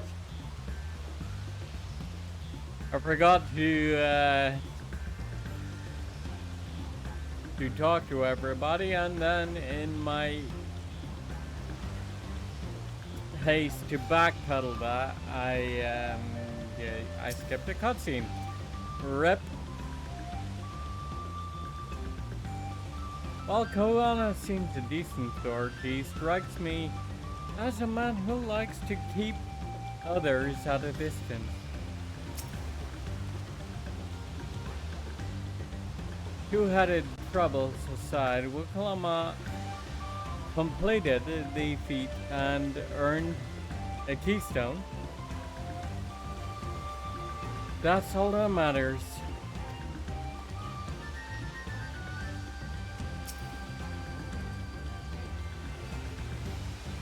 Where has Bakul Jaja gone? And what did his follower mean by their other prospect?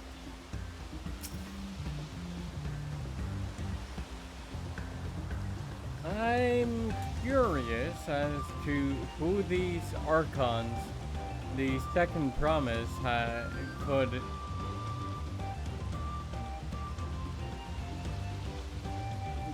possibly be. Well,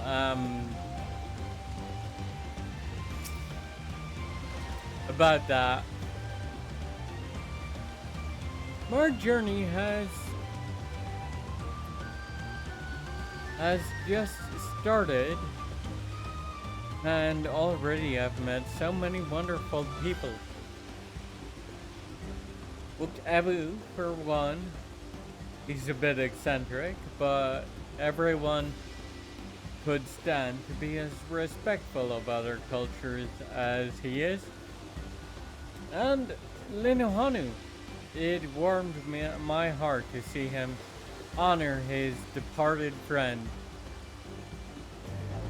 Guru Ihana, and to help others do the same. I can't help but feel ecstatic thinking who else I might meet over the course of the contest. Come on, let's head back to Shabali FJ.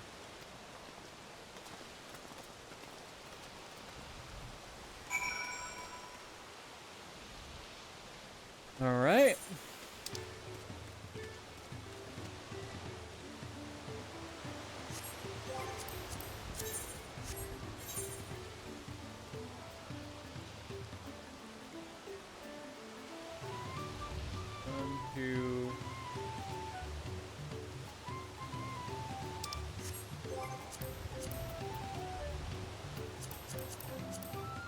So there are 2 current quests nearby that I should check out before we wrap up.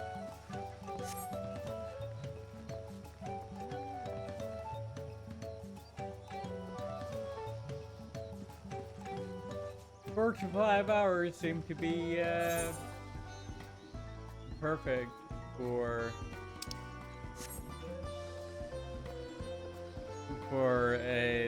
streaming these zones, which is great.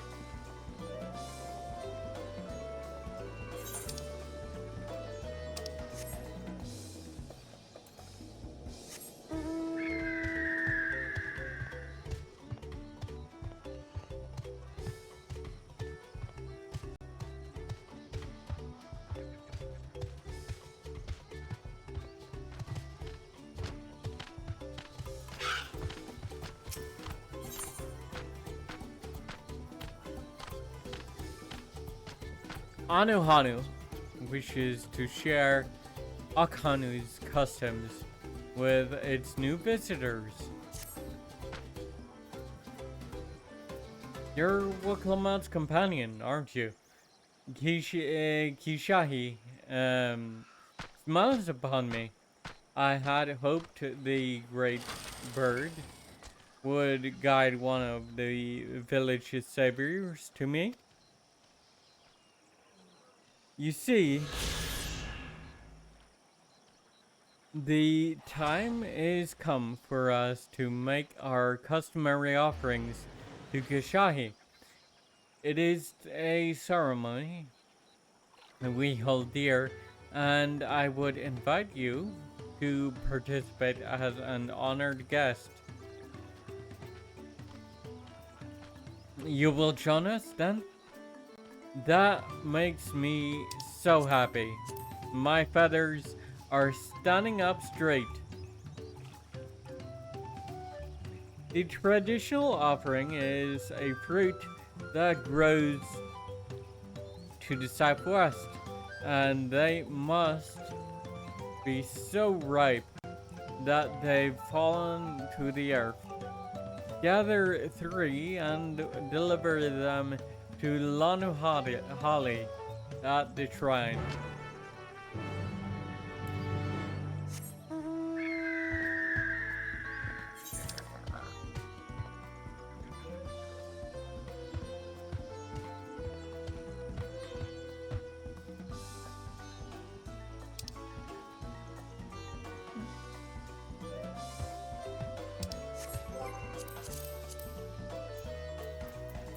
Third currents. 1, 2, 3. Yeah. There are several exploration currents that I haven't found yet, but I'll do that on my own time over the weekend, I think. No point in dragging this out with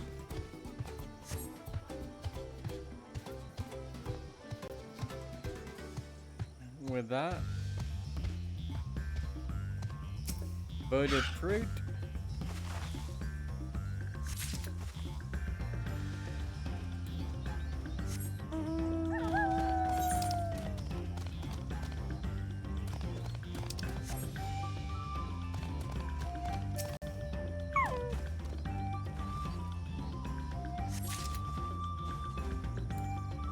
Those are pretty big fruits.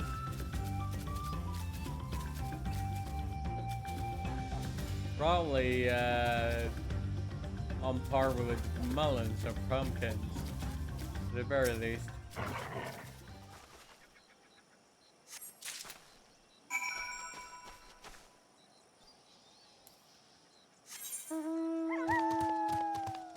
Not usually.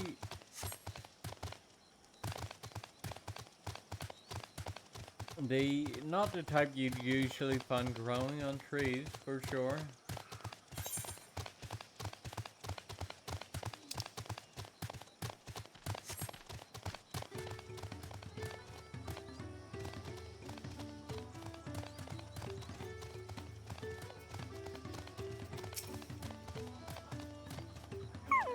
Lanuhanu.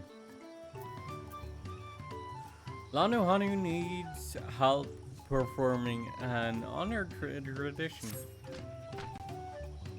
Oh, really? Oh, Kali, Nadia. Of course, I know your name. Who isn't familiar with Wuklama's companions? No, not to mention your friends. Can't seem to go a moment without mentioning you. I'm Lanuhanu, and I have the honor of being the Wind's Chosen. It is my feathers which adorn the festival float.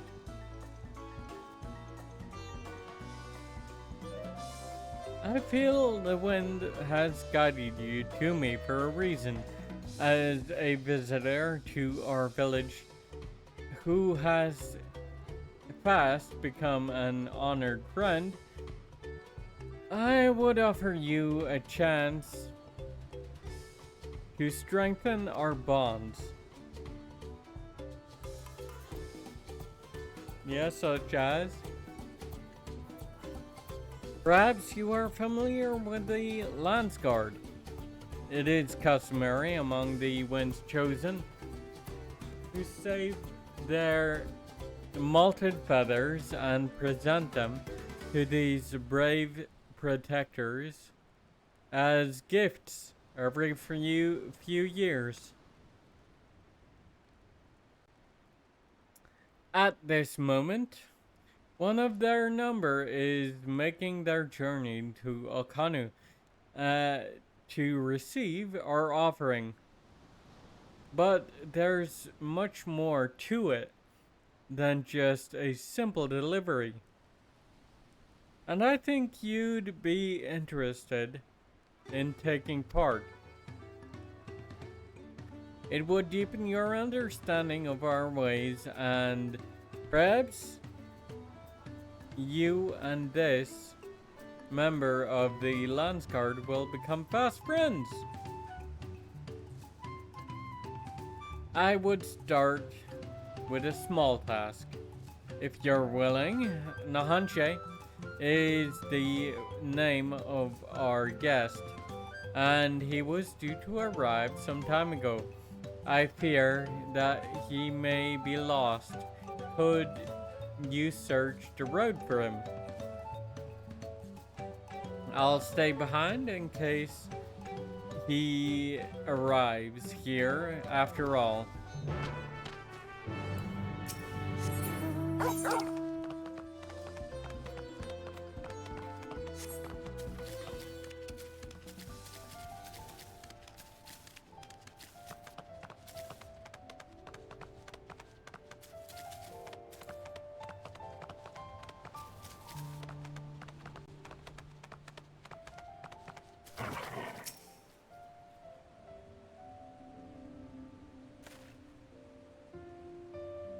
You're looking for me?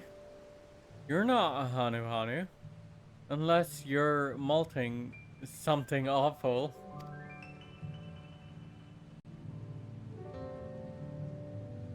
Ah, so that's the way of it. Well, now that you've found me, I suppose I better get on with it. Sorry for my lack of enthusiasm. I joined the Landsguard hoping I could bust some skulls, slaughter some beasts, you know, use these muscles of mine. But for my first assignment, I'm lugging crates of supplies around. It's not exactly what I had in mind. I suppose complaining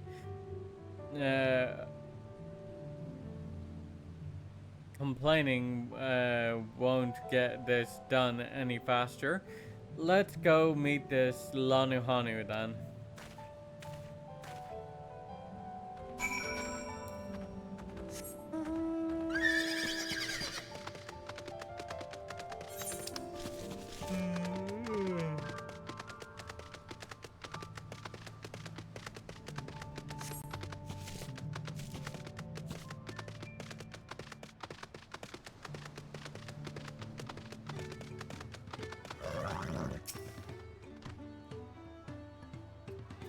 You found him! Now we can begin. Before the gift of feathers is to be bestowed, there are proper steps that must be taken.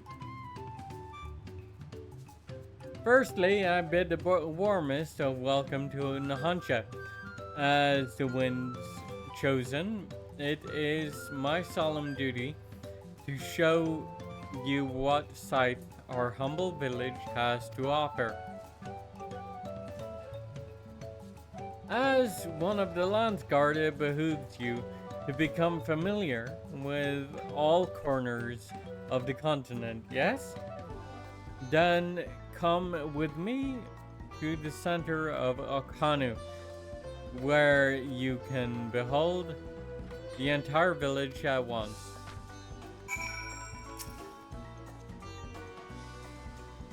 What a load of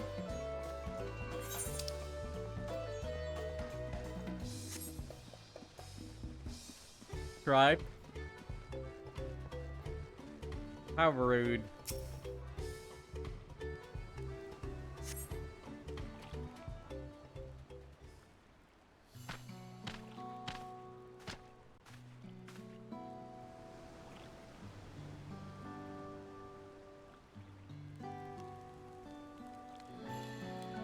Take it all in. This is Okanu. As you can see, our homes are made from wood and reeds, both of which the forest blesses us with in abundance. But nature's blessings are to be treated with care, for dry reeds can easily catch flame, and if they do, we risk setting our entire village alight.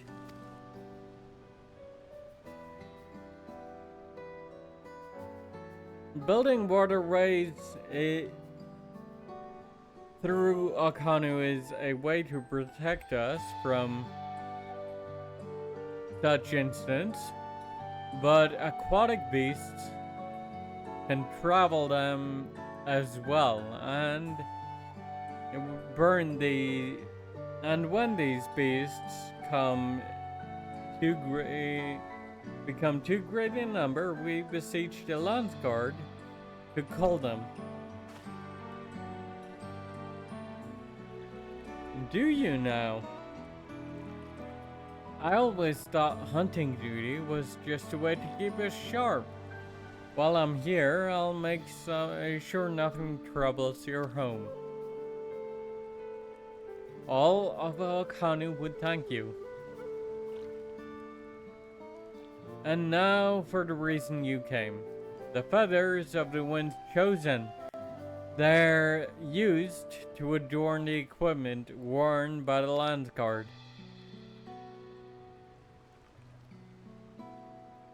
The design evokes the image of Kishahi, the great bird, revered by all, Hanu. The feathers give it a touch of authenticity that make the soldiers appear all the fiercer.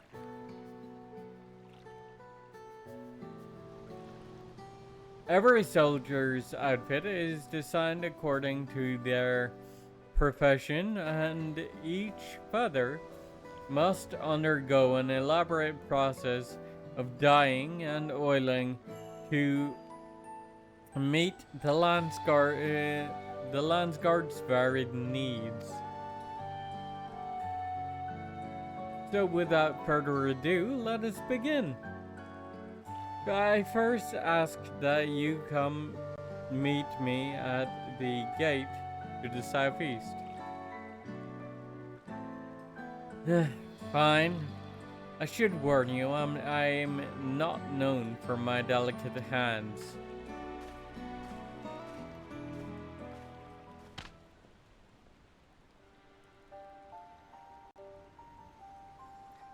That went about as well as expected. Could you stay behind for a moment? Nadia, I would like to hear your opinion of Nahancha. Well, in my opinion, he doesn't really want to be here.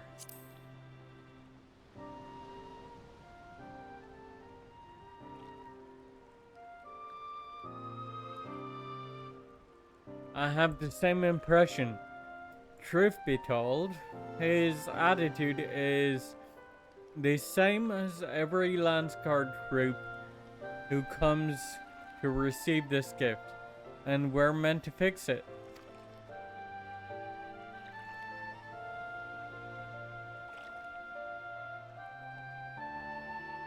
Consider this a rite of passage of sorts. The Landsguard sends us troops whose rough edges want for polish, and the tasks we set before them serve as a whetstone. Over the course of our work, they gain a great insight into the history and meaning behind this exchange of gifts. soldiers with a tangible bond to their charge will protect it all the more staunchly. In recent days, however, even our treasure trove of knowledge hasn't been enough to rouse the spirits of some. But working alongside someone as capable as you, Nahantya, may find the extra motivation he needs. Now then, let us proceed to the southwestern gate, and while this goes without saying, keep this little conversation between us a secret.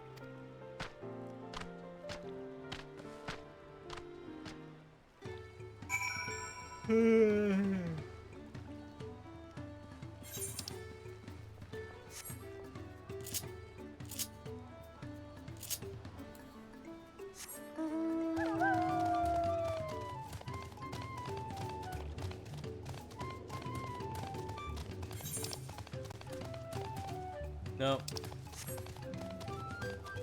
Hold up. There we go. Hanu? The feathers we send the Lance Guard are for decorative purposes, and since they can lay untouched for quite some time, they aren't fit to use on the float.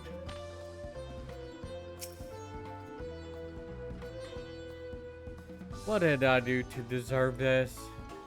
Now I know why my superiors were snickering behind my back as I departed. The Hanu might think this bird god is worth all this trouble, but I just want to get it over with. Yeah, well, good luck with that. I don't need to put up with you anymore.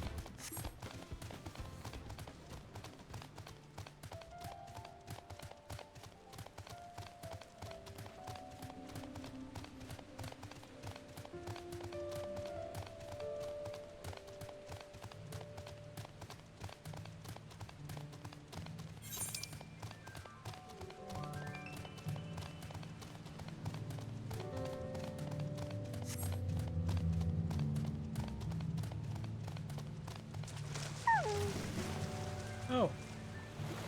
Well, shit.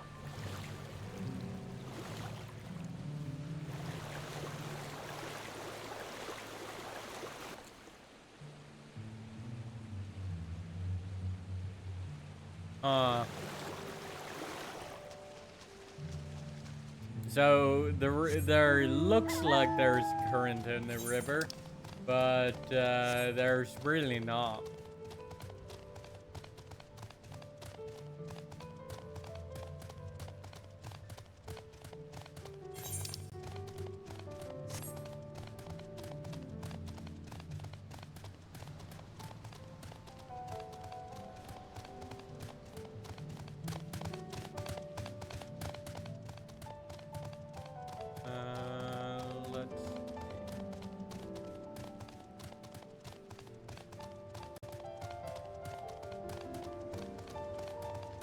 There's the bridge. Oh.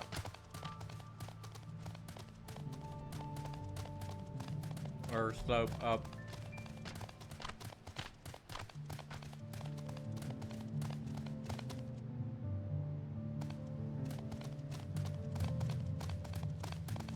And Anu Holly. Oh, hello. To what do I owe this honor? Votive fruits. This ripe bluish fruit is said to be a favorite dish of Kishahi.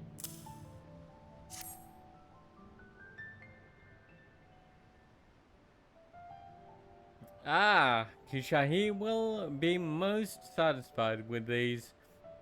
Today you are more than an honored guest. You are the very heart of the ceremony. After your efforts to bring Ihana back to us, Kishahi is doubtless overjoyed to see you in this role. The fruit shall bear a powerful blessing indeed. Now, you must take the previous offering back to whence you came. Deliver the blessed fruit to Anuhanu, and the ceremony will be complete. Go with haste.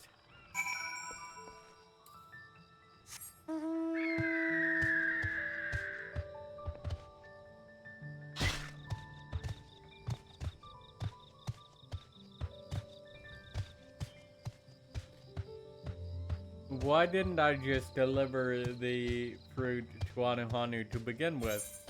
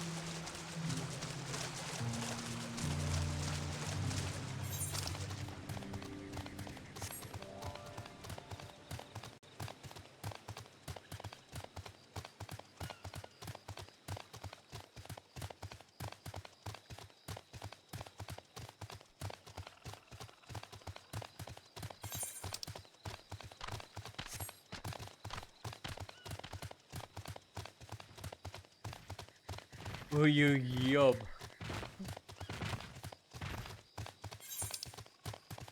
Okay.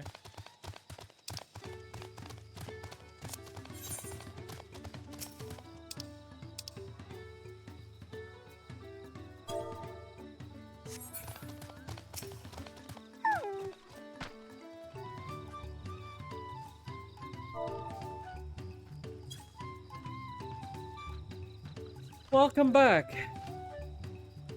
Was Lanuhali impressed with your offering? Blessed fruit.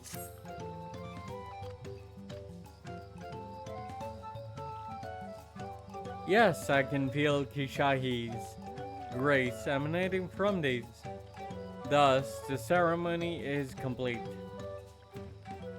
The younger Hanuhanu clamor to participate in this rite, you know. It's said that the fruit offered to Kishahi becomes imbued with its divine spirit, and all who carry them shall be blessed with a great luck. Surely you will be too, although you traveled far. I hope you feel enriched by the experience. go with our gratitude, and may the wings of Kishahi sweep all fortune from your path.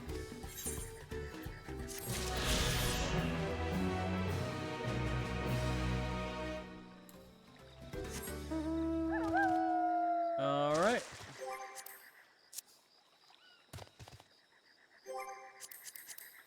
Now we head back to Chilialal.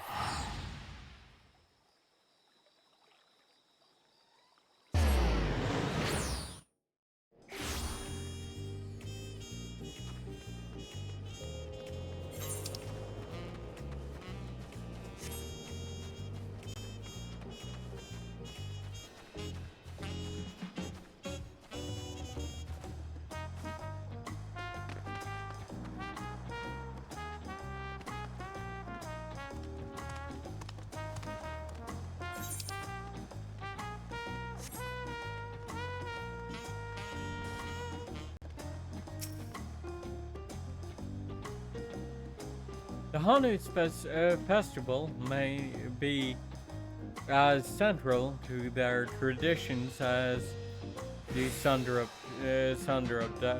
dance is to the Vanu.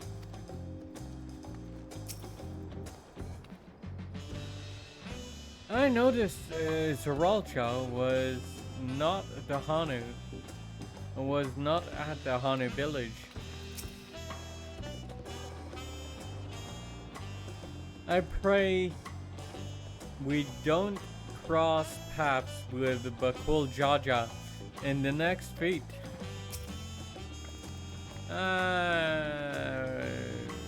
That's probably asking too much.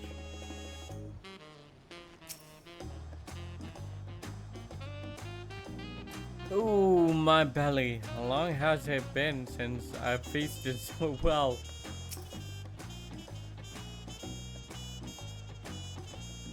When Wuklama declared her intention to save the festival, I feared where it would lead us. I'm glad to see my concerns were unfounded.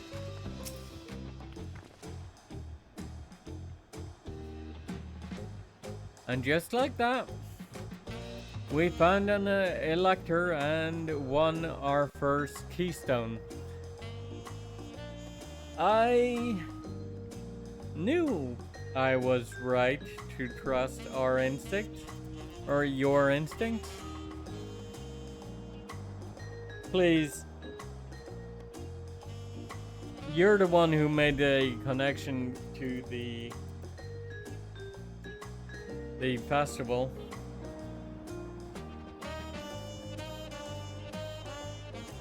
Come on, let's keep things moving and march onwards to Urkapacha.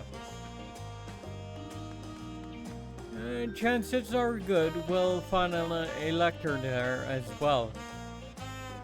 Before we do anything, however, we should see that your opportunistic Pelu friend has to say. Fair enough.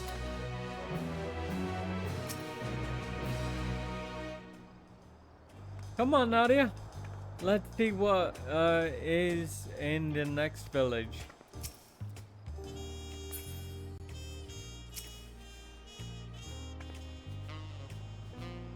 Wukalama would have struggled to complete these feats alone.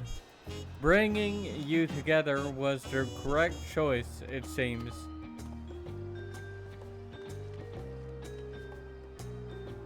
Alright, well.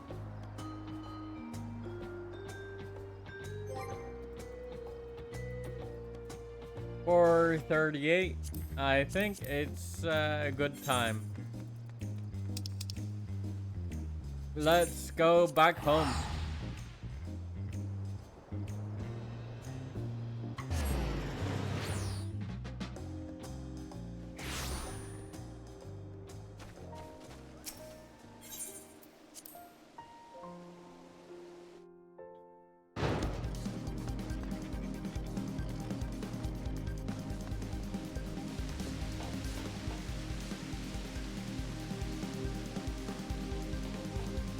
Oy, oy, oy.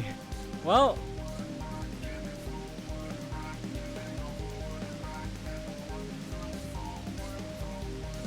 thank you for coming today.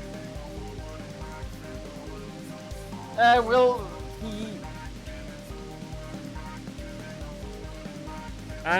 be playing the finale of Trails in the Sky next Tuesday. So look forward to that. And then God of War. We'll be continuing God of War on Thursday. Before returning back to Roll on Friday.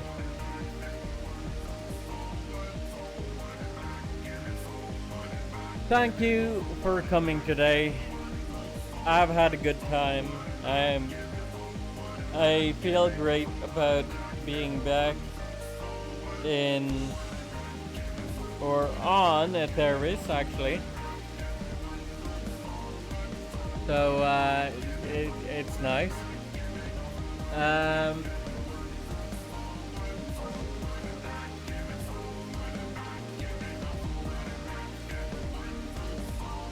What do I say?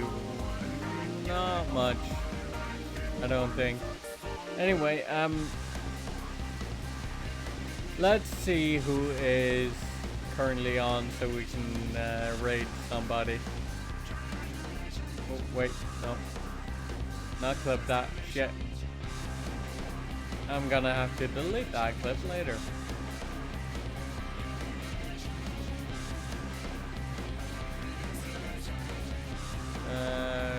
Search and filter.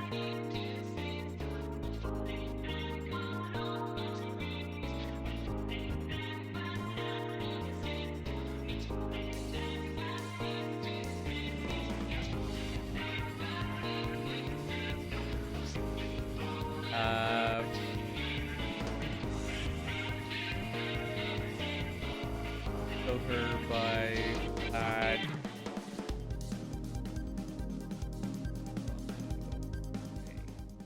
Oh.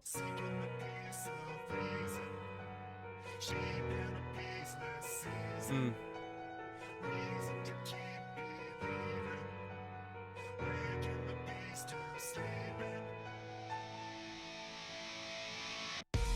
Okay, no. Never mind. We won't be raiding tonight or today. Have a good weekend and I will see you next Tuesday. Goodbye everybody.